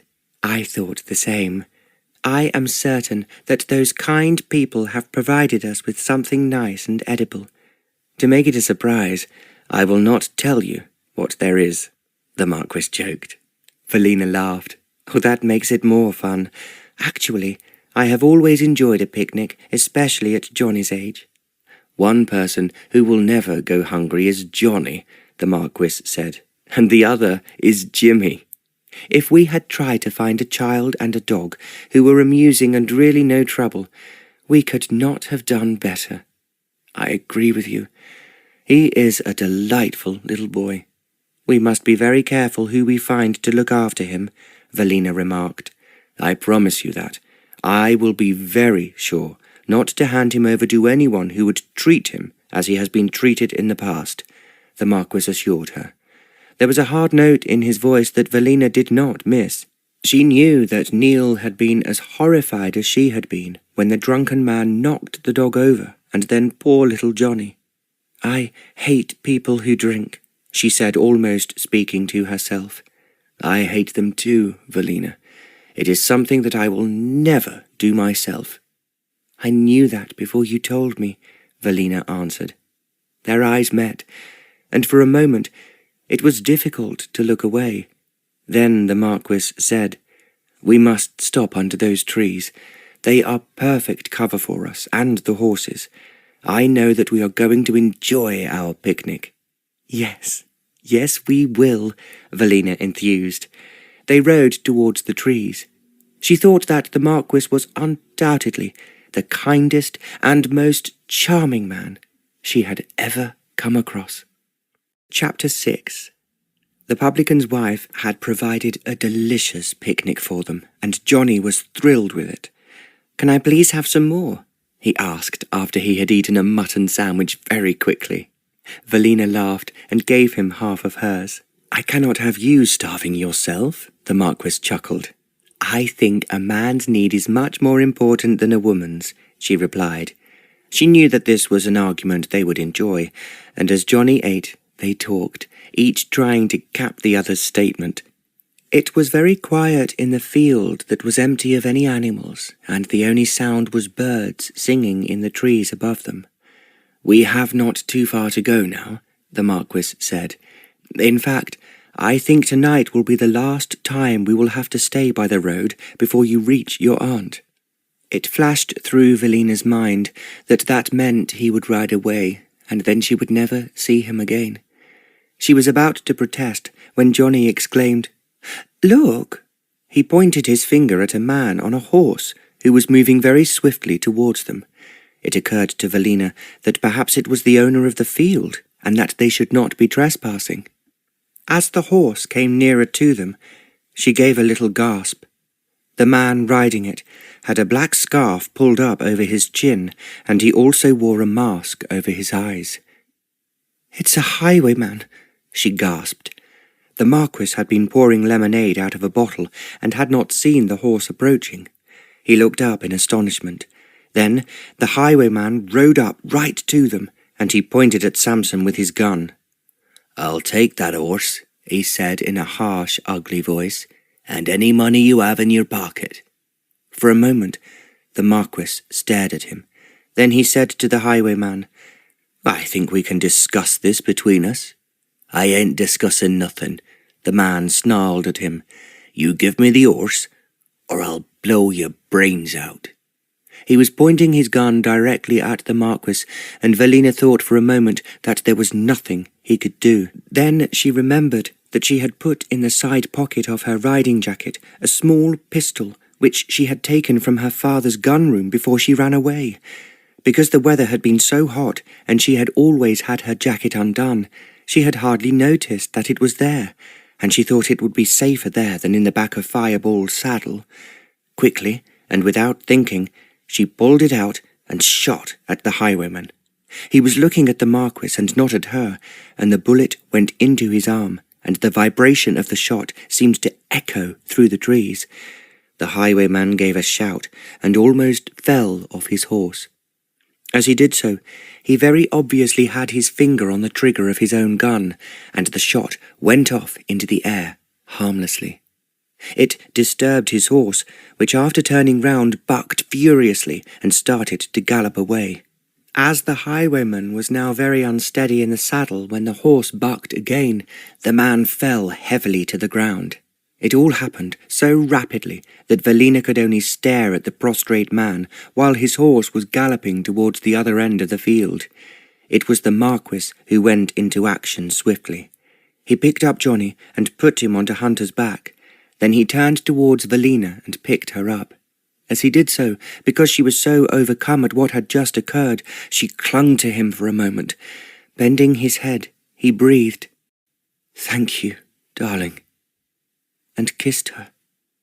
Velina could hardly believe it was happening. Then the Marquis lifted her gently onto the back of Fireball. As she took the reins, he turned and then picked up Jimmy, who almost jumped onto Samson's back. Then, as he called out, "Follow me," he started to ride out of the field and back onto the road. Velina and Johnny followed him obediently. When they reached the road, they had to put their horses into a gallop to catch up with the Marquis. They rode for at least 1.5 miles at great speed and without speaking.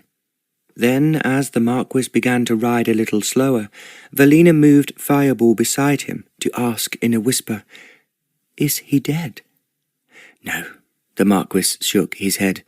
"Your bullet hit him in the arm, and he's now doubtless unconscious from the fall.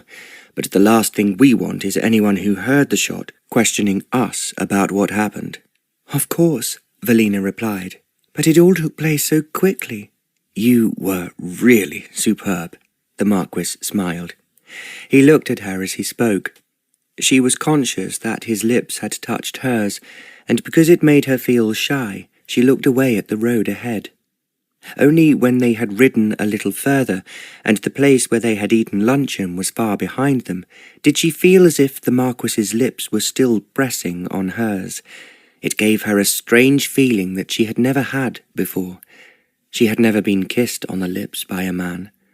It was something she had sometimes thought about and wondered what it would feel like.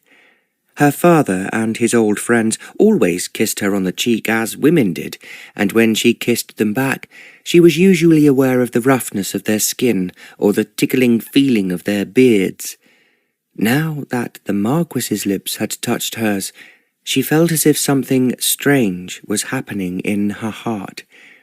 He was just being grateful to me for saving him from losing Samson, she told herself. Yet she knew it was more than that.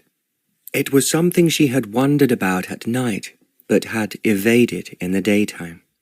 Now she definitely knew, and there was no doubt about it, that she did not want to lose him.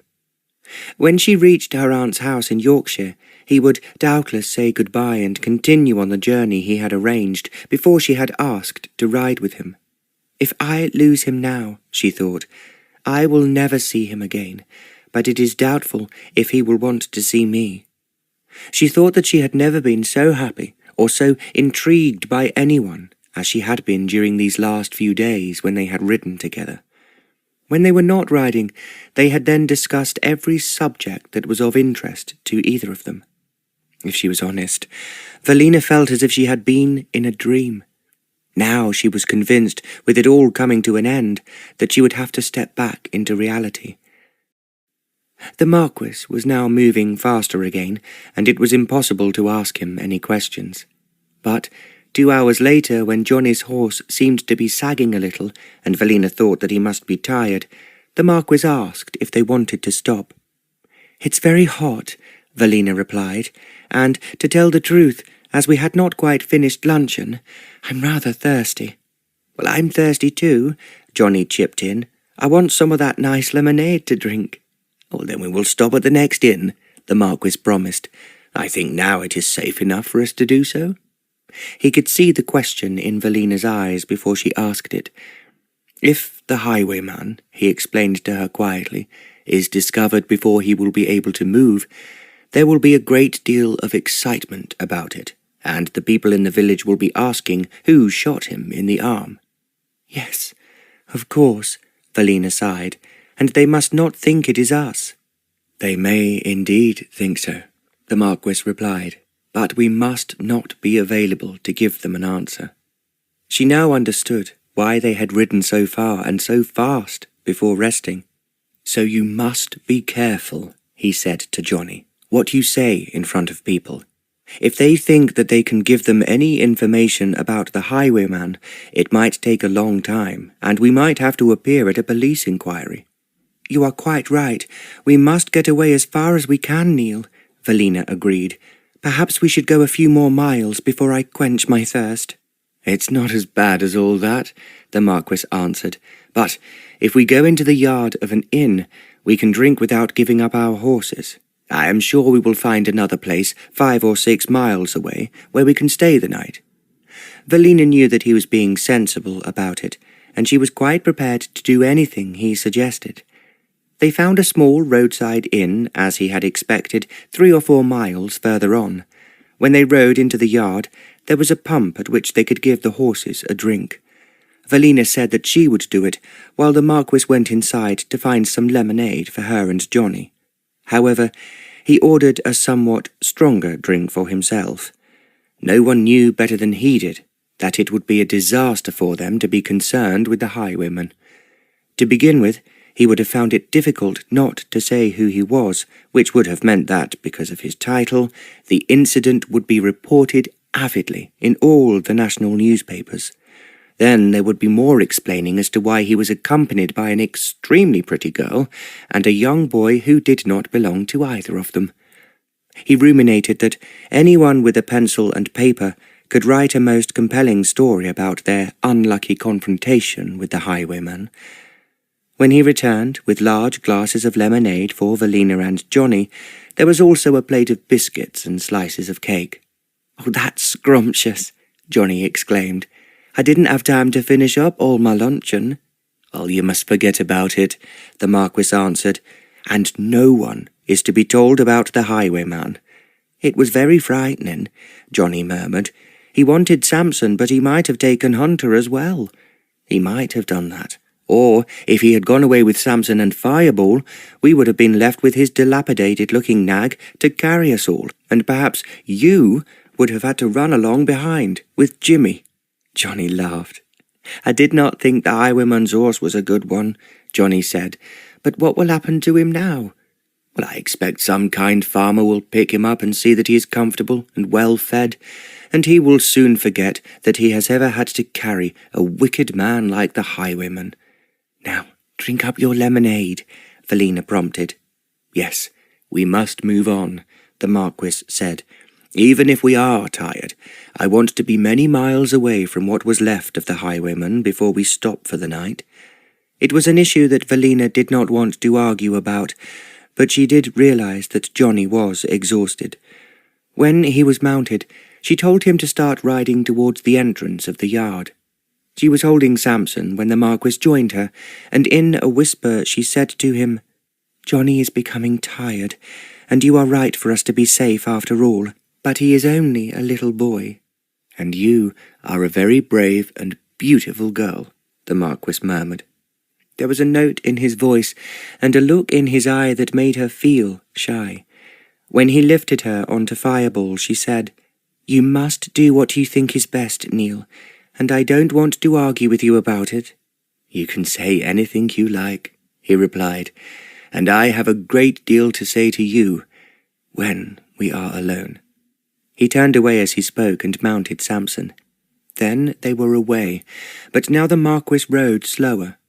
About 6:30 they came to quite a pleasant little village, and it had a better built and larger inn than they had encountered before. They trotted into the yard, as they always did, and found for the first time that there was an ostler to help them with their horses. "I had better see if there is a room here for us to stay the night," the Marquis said to the man.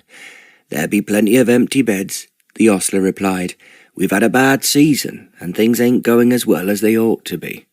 The Marquis left Samson with him, and walked into the inn. There was no doubt that the publican was delighted to accommodate them. When he ordered dinner and said that he wanted to be a specially appetizing one, the cook, who he gathered was not the publican's wife, was then full of suggestions as to what they might enjoy. In fact, it was after such an excellent meal that the publican blurted out apologetically, "I'm sure you'll understand, sir, if I asks you to pay something in advance. Things have been bad up here this past year, and a number of visitors, having spent the night, found their pockets were empty in the morning." "Well, I can understand your difficulties," the Marquis agreed, "and of course you are being sensible."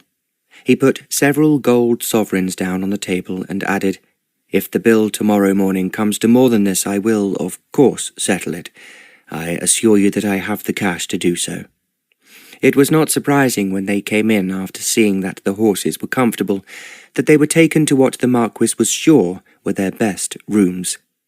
There were 2 large rooms for Velina and himself facing the front of the inn, with a smaller one on the other side of the passage for Johnny, and the publican made no fuss about him having Jimmy with him.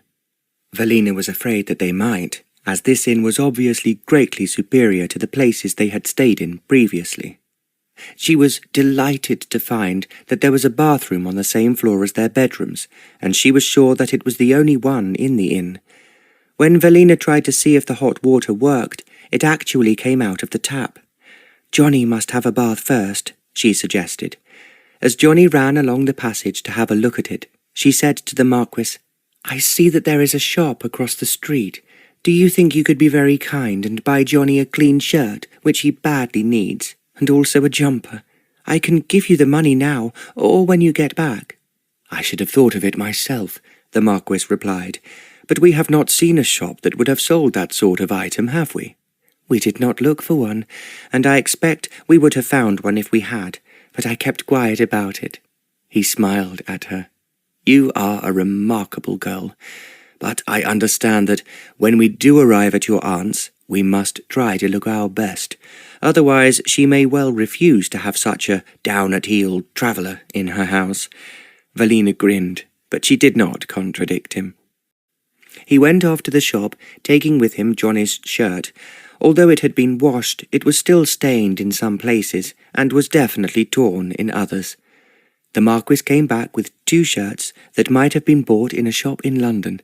There was also a very nice red woolen jumper that was very different from the ragged one he was wearing, that had grown worse every time he took it off or put it on. "You are very clever to have found these," Velina said. "I know that Johnny will be thrilled with them." "If you're going to worry now about my clothes," the Marquis replied, I assure you that I have a clean shirt in my bag, and so I hope you will not be ashamed of me." "I am not likely to be," Velina answered, "when you have been so kind." She had carried up from the yard the bags that hung from Fireball's saddle, and they were standing just inside the bedroom that Velina was to use. The Marquis looked at her intently, and then said, "I have a feeling that if we have a chance, we should all go shopping before we see your aunt." "What you are saying politely," Velina replied, "is that we look almost like tramps. It's not surprising, since we have ridden so far, and there have been such terrible things happen to us." The Marquis did not answer, and walked away to his own room. Velina made her hair as tidy as she could, hoping that when she went downstairs to dinner, he would not be ashamed of her. Actually, there was no one in the dining room to see them. Johnny, after his bath, was so pleased with his clean shirt and new jumper that he did not appear to be as tired as Velina expected him to be. However, he had his meal first before theirs was ready, and Velina then took him upstairs to put him to bed. "I want to stay up and see what you're eating," Johnny grumbled. "You must be strong and fit enough to ride Hunter tomorrow," Velina told him. "If you don't have your sleep tonight, you might go to sleep when you are riding him and fall to the ground. Then he could go on without you." "Hunter would wait for me," Johnny told her. "He loves me, as I love him." "Of course he does, but you must not make Jimmy jealous." "I love Jimmy, and I love you," Johnny said. "And I love you," Velina answered. "Now you go to sleep, and tomorrow you may be staying in a very big house, much bigger than this." "I'd like that, and Jimmy'd like it too.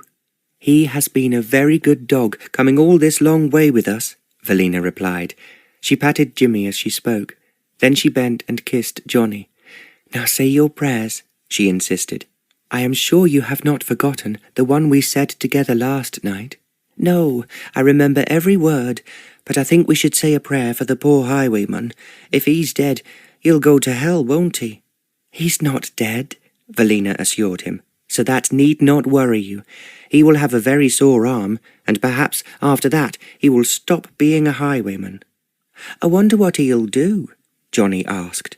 "It must be difficult for a highwayman to get a job, 'cause people will be scared of him." "I don't suppose he will say he is a highwayman," Velina told him. "As you know, you have been told not to talk about him, so you must not mention him again. Just forget he ever existed." "I can't do that, miss. I keep thinking about him, and now he fell off his horse." "Well, you heard what Mr. Neil said about him. He said we were not to mention him in case people made us talk about what happened," Velina reminded him. "I'll only talk about him to you," Johnny replied. She kissed him again, saying, "Now, I'm going downstairs for dinner. If you are frightened in the night or want anything, you know I am in the room just opposite you." Johnny nodded, and she kissed him again. "You have been wonderful on this long journey," she told him, "but I don't want you to be too tired before we arrive at the big house." She pulled the curtains across so that the room was in darkness. Then she went out of the door, and she was aware as she did so that Johnny was almost asleep, and that Jimmy had jumped up onto the bed to lie at the end of it. She thought wistfully to herself that she would miss them both when their odyssey was over. Then she went down the stairs to find the Marquis waiting impatiently for her, because the first course of their dinner had already arrived. "As it is our last night on the road," he said, "I have ordered champagne." Velina's eyes widened. "Are you quite sure that you can afford it, Neil?" she asked. "I think it is important for us to have something with which to drink our health. Also to congratulate ourselves on having achieved what I think anyone would describe as an unusual and intriguing journey." "It is certainly something I did not expect," Velina replied. "I am sure that if we told people about it, no one would believe that we could find such a delightful little boy as Johnny in such a strange way." There was silence between them for a moment. Then the Marquis said, "You're not to worry about him, although I know you are. I am sure that I will find a couple who can look after him and treat him as if he was their own. I was thinking the same, she added. Of course, we will have to decide who can make the best offer. The Marquis laughed. That is true. I suppose being a woman you are sure to think that your choice is better than mine. I think everyone you have arranged so far has been absolutely splendid, Velina said. When I say my prayers, I thank God every night that I was brave enough to ask if I could ride beside you. Well, we have most certainly had an adventure, the Marquis smiled. He thought, as he spoke, that was what he had set out to find from the very beginning, and it had certainly come true. In fact, there would be no argument about whether or not he had won his bet with the Duke. You are looking so serious, Neil, Velina observed. What is worrying you? Actually, it is what has been worrying me for some time, the Marquis replied. It is, what am I to do about you? About me? Velina asked. Well, it appears to me, although I might be wrong, that your stepfather, if he really does want you to marry this man he has chosen, will undoubtedly not give up his search for you, even though the first effort failed. Velina shivered. I have thought of that too, she said, but I am sure that my aunt will stand up for me and tell him that he has no right to force me into matrimony with anyone. Is your aunt married? The Marquis asked. Velina shook her head. No, she is a widow. She is my father's sister, not my mother's. Do you really think that she will be able to control or, better still, refute your stepfather's wishes? The Marquis quizzed. Velina was quiet for a moment. Then she said, Please, will you come with me to meet my aunt? I think that you are intending to leave me at the door, but you are so clever and so wise. I feel that you will save me if she insists that I go back to my stepfather. Why should she do that? The Marquis asked. Velina shrugged her shoulders. She is rather impressed by him, and then she might think that he knows better than she does what is good for me. It could not be good for any woman to marry a man she does not love, the Marquis replied. He was thinking that so many women did so, either because the man in question, like himself, boasted a title, or because he was rich.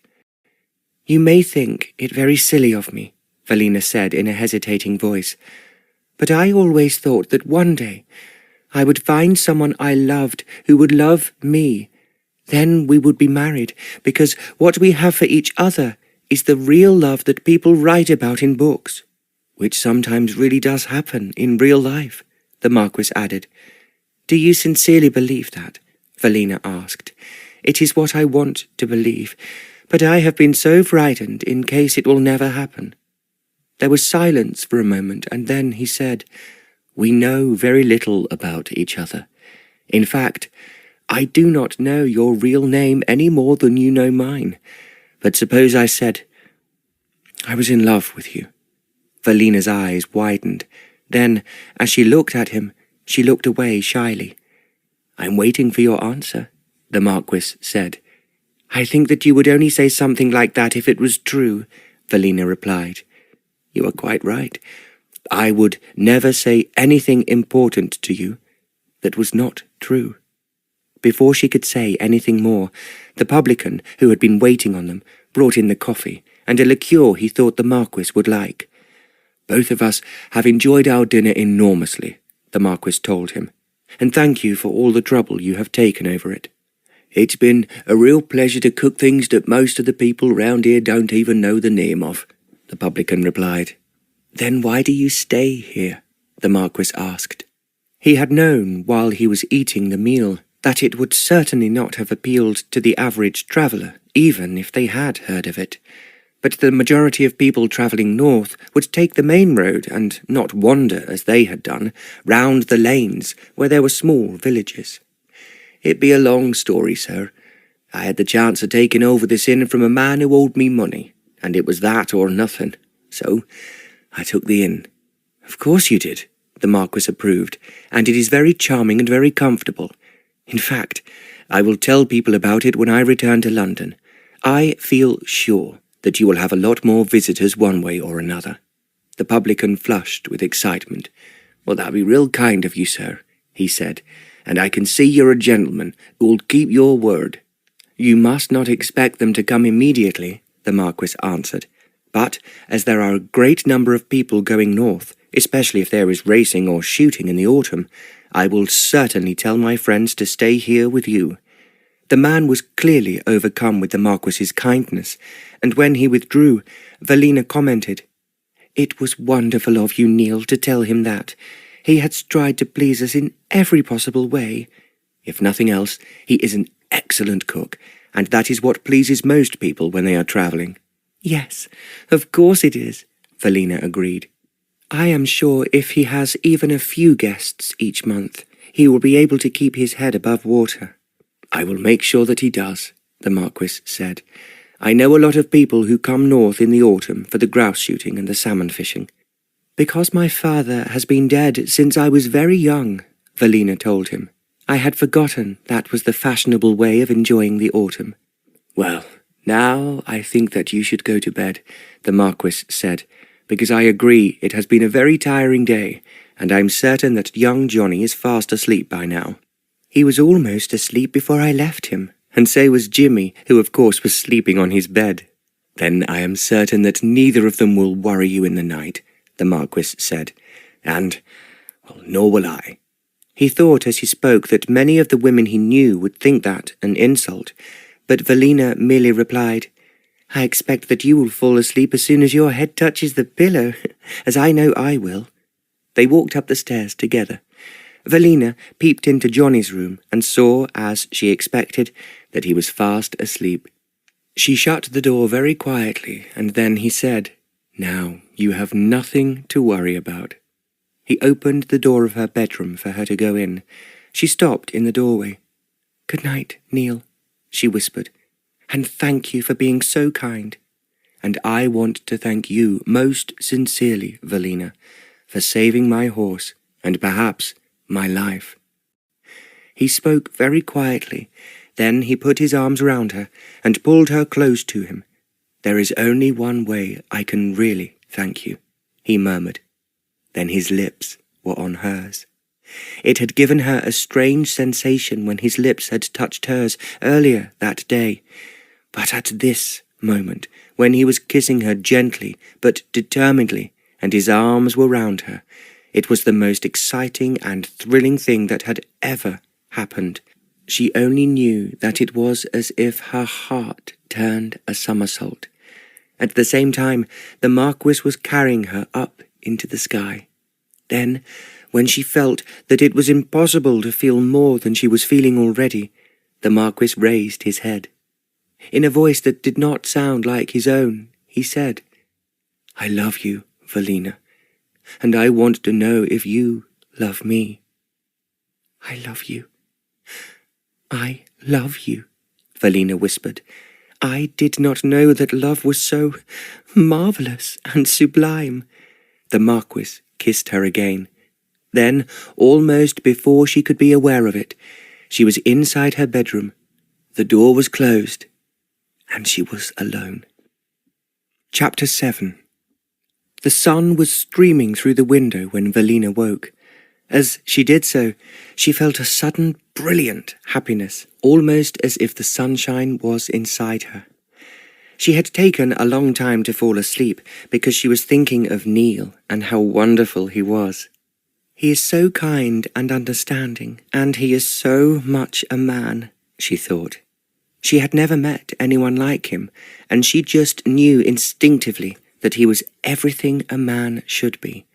No one else would have behaved so kindly to her and prevented her from being frightened on such a long and arduous ride. The door opened a little, and then Johnny peeped into the room. "Can I get up, please, miss?" he asked. "Yes, of course," she answered. "Don't forget to wash yourself, and you have to look very smart today." "Why?" he questioned. "Because we are coming to the end of our journey, and there will be people who will want to meet you." Johnny stood hesitatingly for a moment. Then he asked, "Suppose they don't like me and send me back to my uncle?" "No one will do that," Velina insisted firmly. "You know that Mr. Neil has said that he will find you a home if I cannot find you one myself." Johnny stood looking at her for a moment.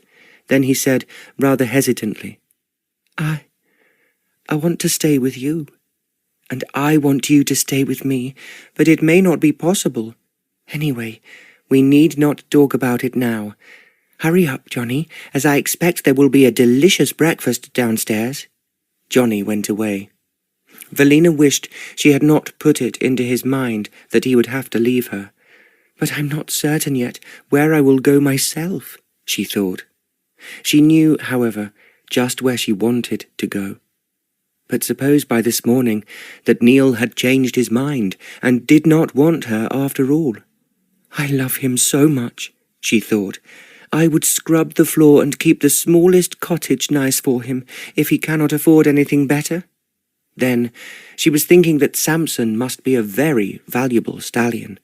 Yet, if that was all he possessed, he would have to find some way of making money for both of them, if they were to be married. Then she told herself that nothing mattered, except that he loved her, and she loved him. "That is exactly what I have always wanted," she told herself, "and why I ran away." She said a prayer of thankfulness to God that she had found anyone as wonderful as Neil. Then she began to dress herself quickly, because she was going to him again. He was downstairs in the dining room, and Johnny was with him when she joined them. The Marquis rose from the table and greeted her. "Good morning, Velina. You look like spring itself, and no woman could be more entrancing." Velina gave a little laugh. "Oh, now you are spoiling me with flattery, and I am enjoying every word." Colour had come to her cheeks, and she was smiling as she sat down beside the Marquis. "Did you sleep well?" he asked. "Of course I did," she replied. "I hope you dreamt of me." She did not answer him, because her breakfast was brought in at that moment and placed in front of her. It was a far better breakfast than anything they had had on this journey so far. As she finished up with toast and marmalade, she hoped that the bill was not too much for Neil to pay. Johnny, who had finished, ran from the room to see if the horses were all right. Velina turned to Neil and said, "Please, let me pay for what was spent last night and now. I am afraid it will be much larger than anything you have had to pay before. I think that we have been rather extravagant." The Marquis smiled. "Most women would expect a man to pay for them, whether he could afford it or not."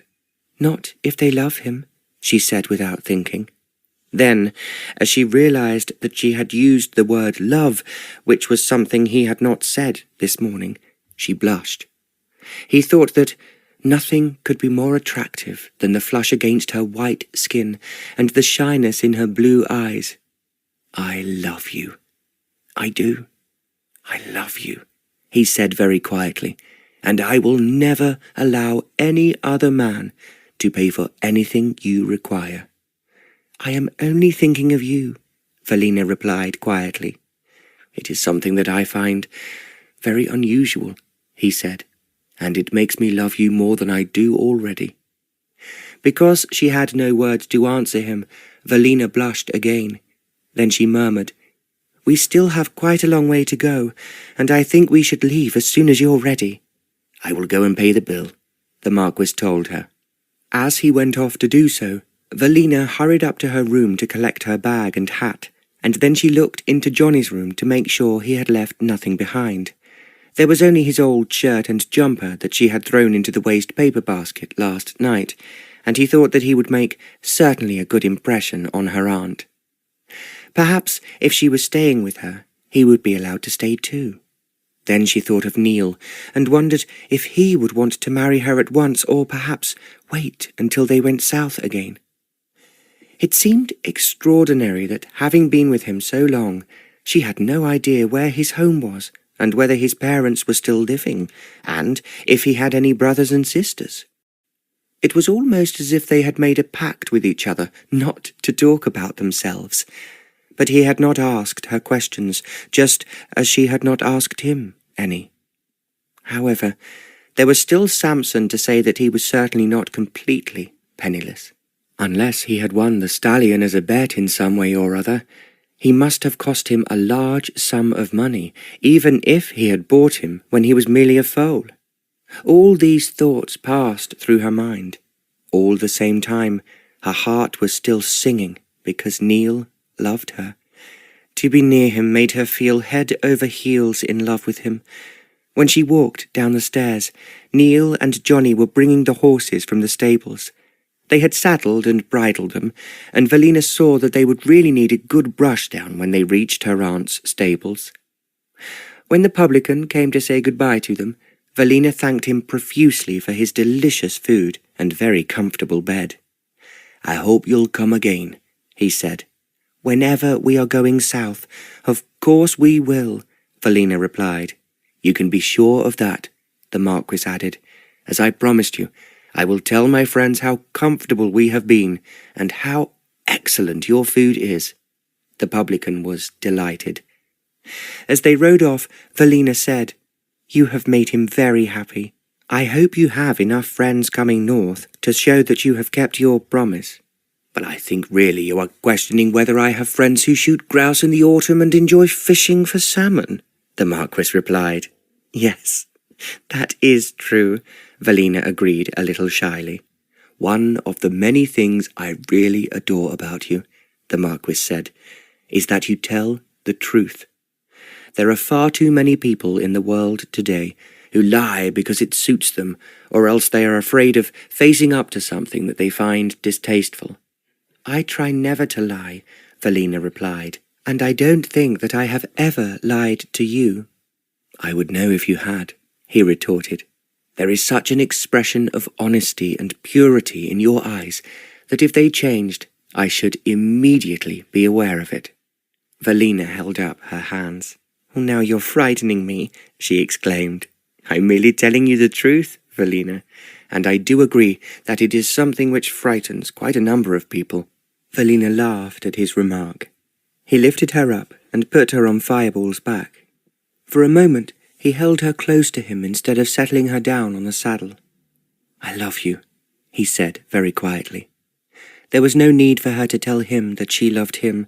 The expression on her face said it without words. Just for a moment, he gazed at her before he set her down on the saddle and she picked up the reins.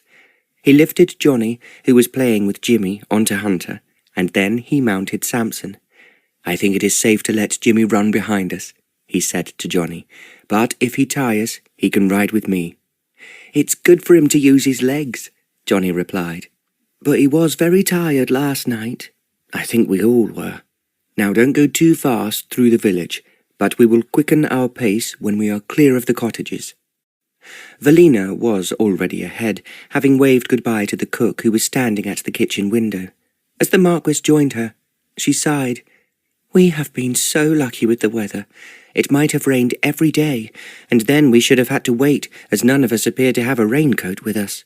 "Well, you and Johnny left in a hurry," the Marquis said, "but actually, it is something I did not think of myself, although yes, I should have." Velina longed to ask him where he had come from and where his home was, but they had both been so very careful not to ask uncomfortable questions ever since they met that she felt it would be a mistake to appear curious until he was ready to tell her about himself. They found a road that was not fenced in on either side and galloped the horses freely on the grass. When it was getting near to luncheon time, Velina knew that the Marquis was looking out for an inn where they could eat and the horses could rest.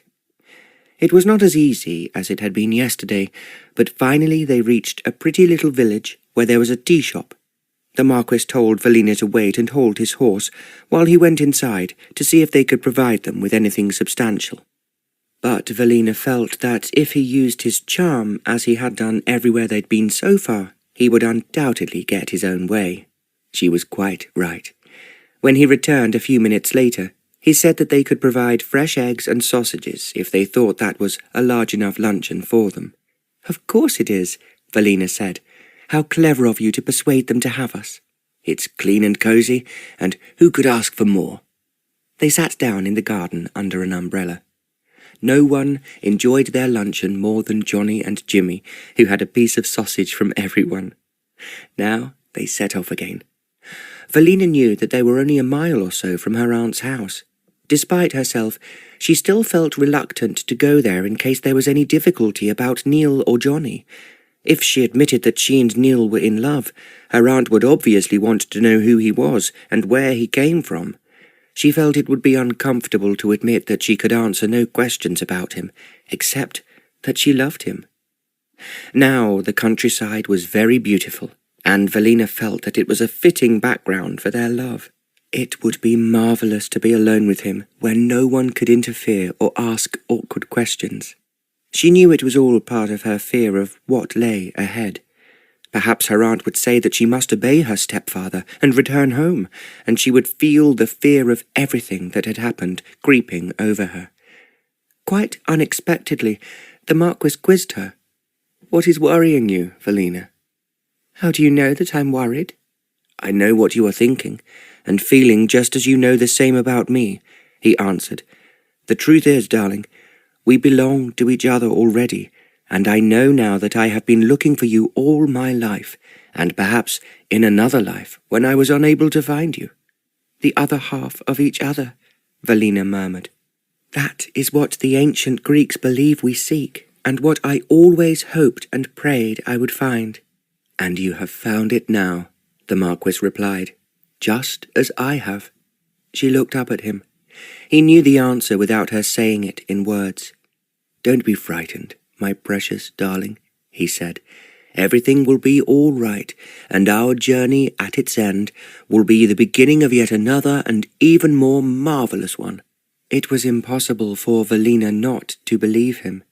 She was smiling as a little while later they turned in through some very imposing-looking gates and started to ride up a long drive. The Marquis was carrying Jimmy on the front of his saddle, and Johnny was trotting ahead on Hunter.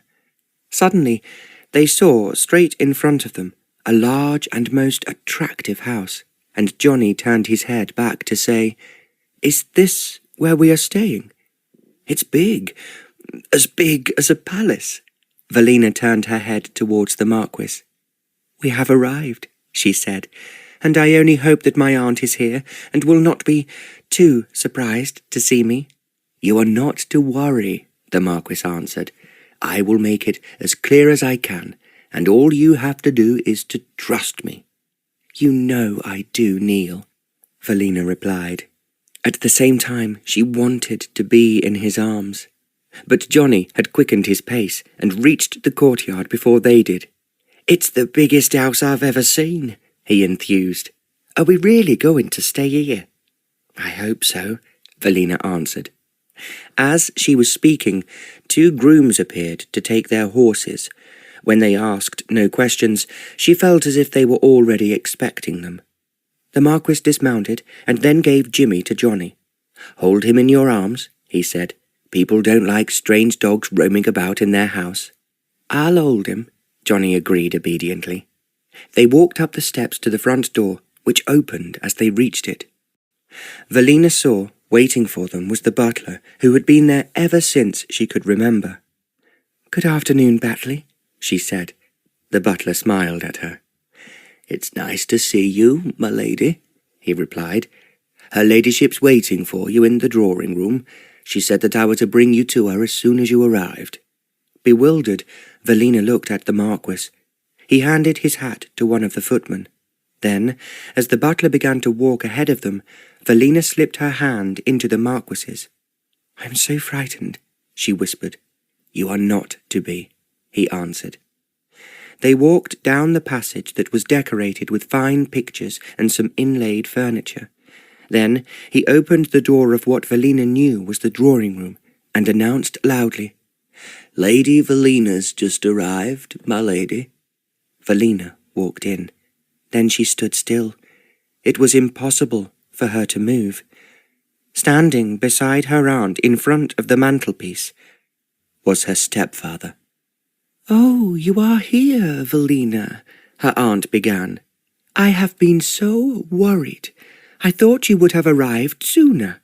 I see that you have brought some friends with you." "I, too, was wondering what had happened to you, Velina," her stepfather blurted out in a harsh voice. He was a most unpleasant-looking man, and Velina thought that he looked even more frightening than he had when she had run away. Velina's aunt moved forward, kissed her, and said, "Now, introduce me to your friends." "There is no need to do that," her stepfather said sharply. "If she has met friends on the road, that is where they belong, and where they can return. Velina is coming back immediately with me to London, where she will marry Sir Stephen Harbert, as I have arranged." Velina gave a cry of horror and reached out towards the Marquis. His hands closed over hers, and he realized that she was trembling. "I am afraid," he said, "that what you have arranged must now be cancelled." "And who the devil are you to give me orders?" Velina's stepfather asked angrily. "If you picked her up on the road, as you have no right to do, you can take yourself and that child, who I suppose is yours, back on the road again. As this young lady's stepfather, I am her guardian, by law, until she is 21. Velina's fingers quivered in the Marquis's hands. He could tell how frightened she was. "As you are being so offensive," the Marquis said coolly, "it would be correct for me to tell you that Velina has promised to be my wife, and so we are engaged to be married." "Engaged?" Velina's aunt exclaimed. "Oh, my dear, are you wise to marry in such a hurry?" "She is going to be married in a hurry, yes, but not to this stranger," her stepfather shouted out angrily. "He is obviously after her money, and I am not fool enough to let him have it." "That happens to be entirely untrue," the Marquis said quietly. "In fact, although I can hardly expect you to believe it, Velina has promised to become my wife without knowing who I am, and I do not even know her name." "You can hardly expect me to be taken in by that lie," her stepfather sneered. "You know perfectly well that, as her father and mother are dead, she inherits her father's estate and is therefore a rich heiress. It was a good effort on your part to make her agree to marry you, but I assure you that it will be over my dead body. So, well, the sooner you get out of here, the better it will be for you." The Marquis turned quite calmly towards Velina's aunt.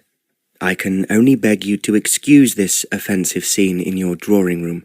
I think I must introduce myself, and I am, as it happens, the Marquis of Whisinford." For a moment there was complete silence. Not only did Velina's aunt and stepfather stare at him, but also at Velina. It was Johnny who broke the silence by running to the Marquis's side. "If they send you away," he said, "please, can I come with you?" "They're not going to send me away," the Marquis replied.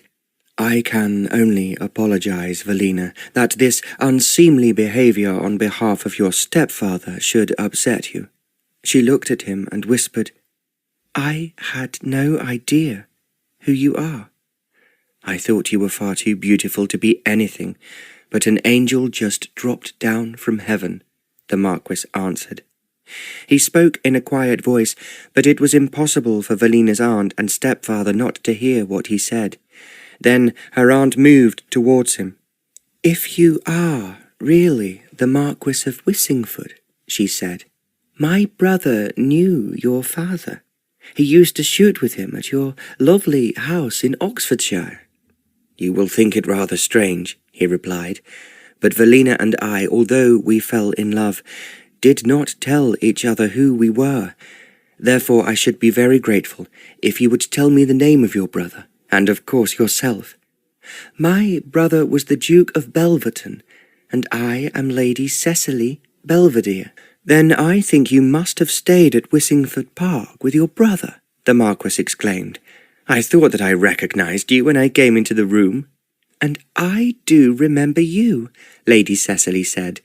"You were a dear little boy, and not much older than this boy, who must be one of your relatives." "On the contrary, Velina and I met him on the road, and, as he is an orphan, we are hoping very much to find a home for him."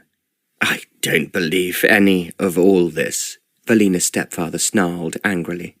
Well, it happens to be true, the Marquis replied. I therefore suggest that, as this is a family meeting, you have the decency to withdraw. Let us discuss our personal affairs without any interruption or aggression. Before there could be a reply, Lady Cecily put her hand on Velina's stepfather's arm and suggested, The Marquis is right. I think it would be wise if you moved into another room. It is now obvious that your journey is quite unnecessary, and you should return home. She spoke so sensibly and quietly that it was with difficulty that the Marquis did not applaud her. She made it impossible for the disagreeable man to reply or do anything at all, but leave them alone. Without saying a word, he marched out of the room, slamming the door noisily behind him. Velina gave a little cry. "Oh, that was so splendid of you, Aunt Cecily.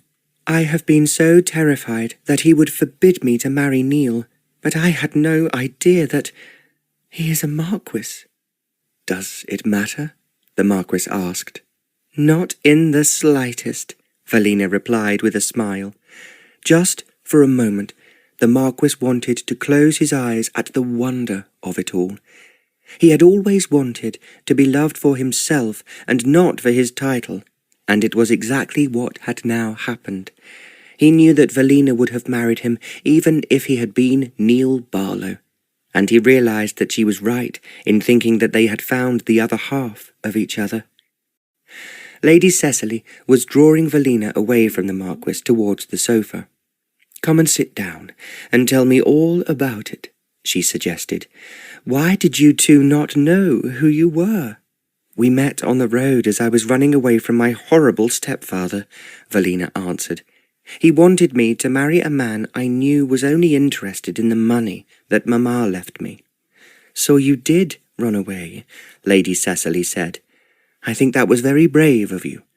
I might have been very frightened if Neil had not been riding alone, and I asked if I could ride beside him." "What about the little boy?" Lady Cecily asked. As he was bored with the conversation, Johnny had sat down on the floor and was playing a game with Jimmy. Velina told her how they had found Johnny being beaten by his cruel uncle, and how they had tried to find his mother. "She was dead," Velina whispered, "but we have not told Johnny yet. Because he has been so happy with us, I don't think that he really misses her." "You say they live in a cottage?" "Well, his mother's father was the verger in the local church," Velina said, "but I think that his father was just a labourer." "So he is an orphan?" Velina nodded. "I am certain I can find him a family at the Hall who will be only too pleased to take him in," the Marquis broke in to say. "I know of a family too," Lady Cecily added. "Not Batley," Velina exclaimed. "You might remember that Batley's wife is younger than him, and her only son, who was born 6 years ago, died from appendicitis 3 months ago. She is broken-hearted, and I doubt if she is young enough to have another child." "I have known Batley ever since I was a little girl," Velina said. "He is a very nice man, and I love Mrs. Batley too." "Then we will talk about it later," Lady Cecily said. "But now, I hope that awful stepfather of yours is leaving. I thought when he told me you had run away from the man he wanted you to marry, that it was a very sensible thing for you to do. But, of course, I did not expect you to find anyone so charming as Neil, who I knew when he was a little boy." Then she smiled at the Marquis, who sighed. "I had not the faintest idea that Velina was your brother's daughter." "I am sure that she will be very happy at the Hall," Lady Cecily replied. "It is the most gorgeous house I have ever visited, and Velina will make you a beautiful wife." "That is exactly what I thought myself. I think you will understand, Lady Cecily, when I tell you that I wanted to be loved for myself and not for my possessions." "And you met on the road to romance," Lady Cecily cried. "It's the most beautiful, heavenly story I have ever heard, and should be put into a book." "It is unbelievably romantic for me," Velina said, gazing at the Marquis. "Now, what you need to do is to have a bath and change for dinner," Lady Cecily said. "I shall be so glad if that ghastly stepfather of yours has departed. Then we will be alone, and we can plan your wedding." "That is exactly what I intend to do," the Marquis replied, "but I would welcome the evening more if I could be properly dressed." Lady Cecily smiled. "I think you will find a surprise for you upstairs." The Marquis looked at her questioningly. "A surprise?" he inquired. "You had better come and take a look for yourself," Lady Cecily answered. "As I am sure you are tired after riding such a long way, we will have dinner early, so that you can make up for the sleep you have missed on your very long journey." "It has been a long, but very exciting one," Velina said, "and we will tell you all about it later." "Well, now, I'm going to take you up to your rooms," Lady Cecily replied. "Batley will take this little boy to his wife, and I am sure that she would like to look after him." Mrs. Batley was the cook, and Velina remembered her as a very friendly woman. When she was small and had stayed with her aunt, Mrs. Batley had always cooked special dishes for her and sent her favourite cakes up to the nursery. They walked from the room and along the passage. As they did so, they saw a carriage moving away from the front door. It contained Velina's stepfather. She was so thrilled to see him departing that she slipped her arm into the Marquis's.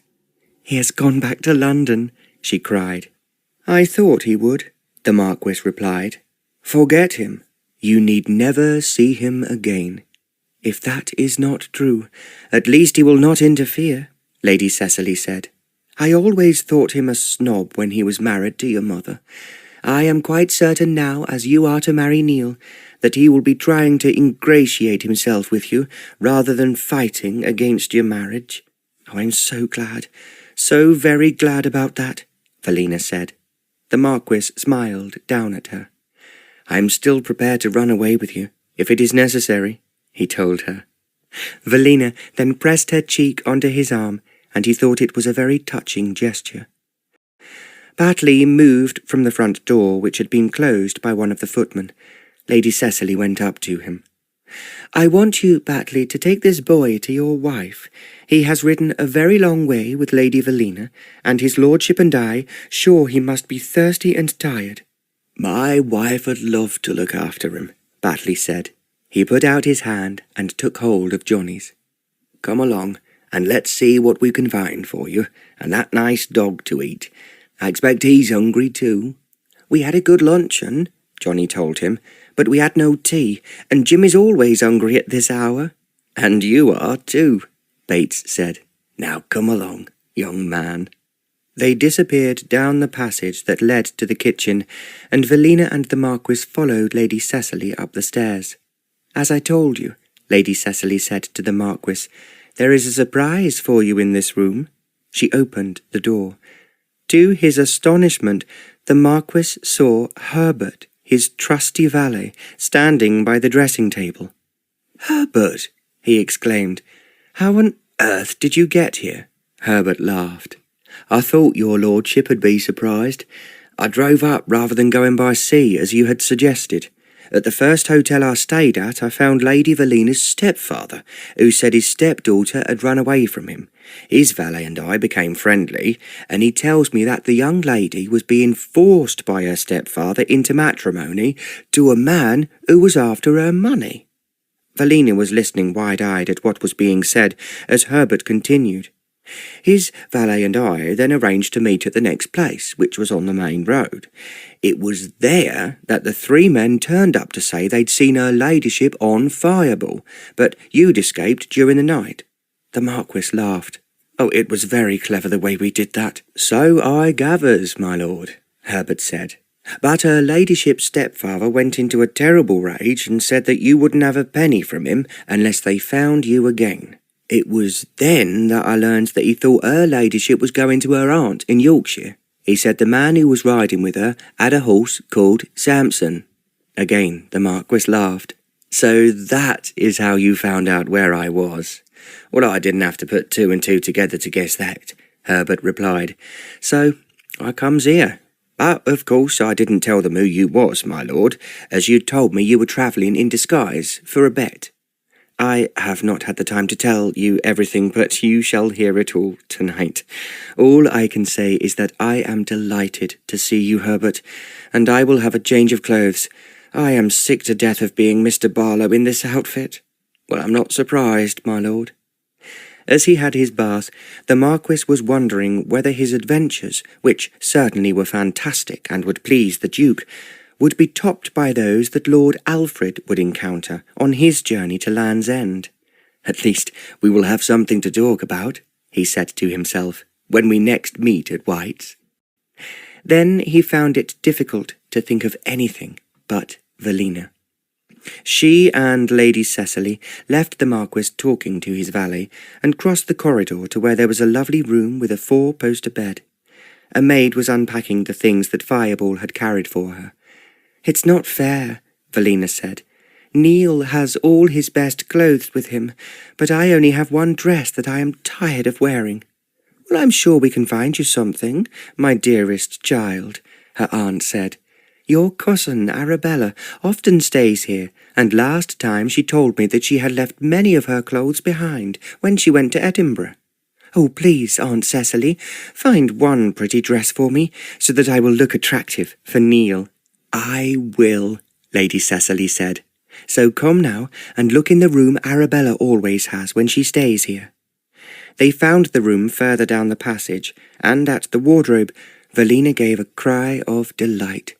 Her cousin Arabella was just the same size as she was, and she had left a large selection of evening gowns. "I'm sure they will fit you, and anything that is too big can be pinned to make it smaller," her aunt advised. Velina kissed her and went on. "Thank you. Thank you for being so kind to me. I was so frightened that you would be shocked by Neil and send him away. Oh, my dearest, I am simply thrilled that you are to marry anyone so delightful. His father and yours were the greatest of friends. Although, unfortunately, your father died early in the war, you must be aware of how popular he was with all the people who really mattered, and that, of course, included the Marquis of Whisinford."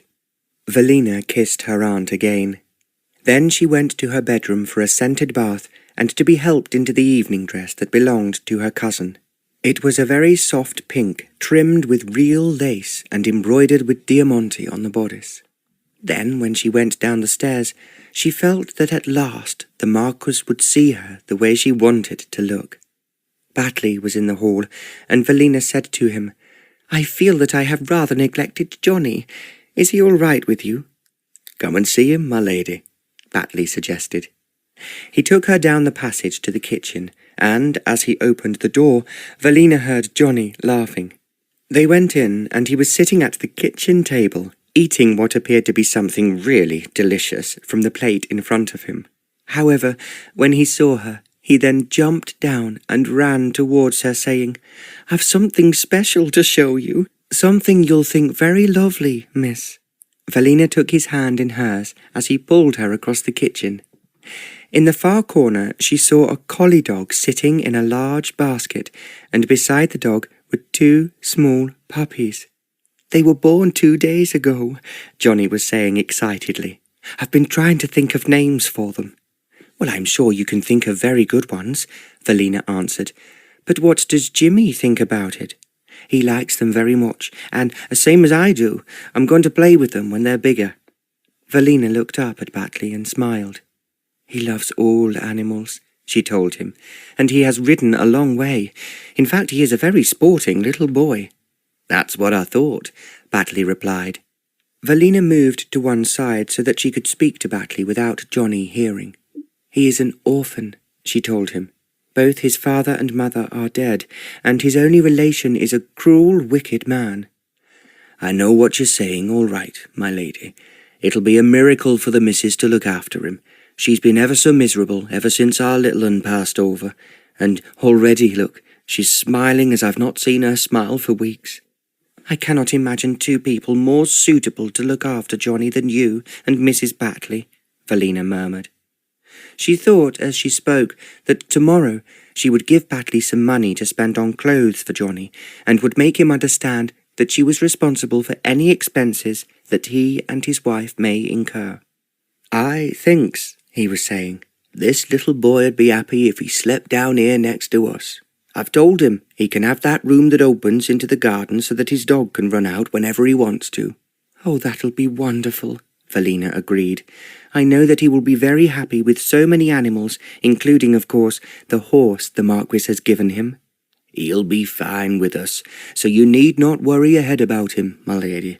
We'll make a good home for him, and that's what every child needs." "It certainly is," Velina agreed. She thanked Mrs. Batley profusely, kissed Johnny, who was still thinking of names for the new puppies, and then went back with Batley to the front of the house. As she entered the drawing-room, she realised that she was now seeing the Marquis as he should look, in full evening dress, with a pearl stud on his chest and buttons to match on his waistcoat. In his satin breeches and silk stockings, he looked very different from how Neil Barlow had looked. For a moment, they just gazed at each other. Then, as they were alone, the Marquis held out his arms, and Velina ran towards him. He kissed her until the whole room seemed to be spinning round. Then he declared, "You are lovely. You are adorable. And, my darling, the fairy tale has come to its traditional ending." "Of course it has," Velina whispered. "I love you. I love you, Neil, and we will live happily ever after." Then the Marquis was kissing her again, kissing her until they felt they reached the stars. They had found the other half of themselves. They had found the sublime love that comes from God, and which Velina had always prayed for. It was a love that came not only from their hearts, but from their souls. "I love you. I adore you," the Marquis was saying as he kissed her again. Then he went on, kissing her, and Velina knew that their divine love, which can only come from God, was all theirs for this life and for all eternity, forever and always. A Road to Romance, written by Barbara Cartland.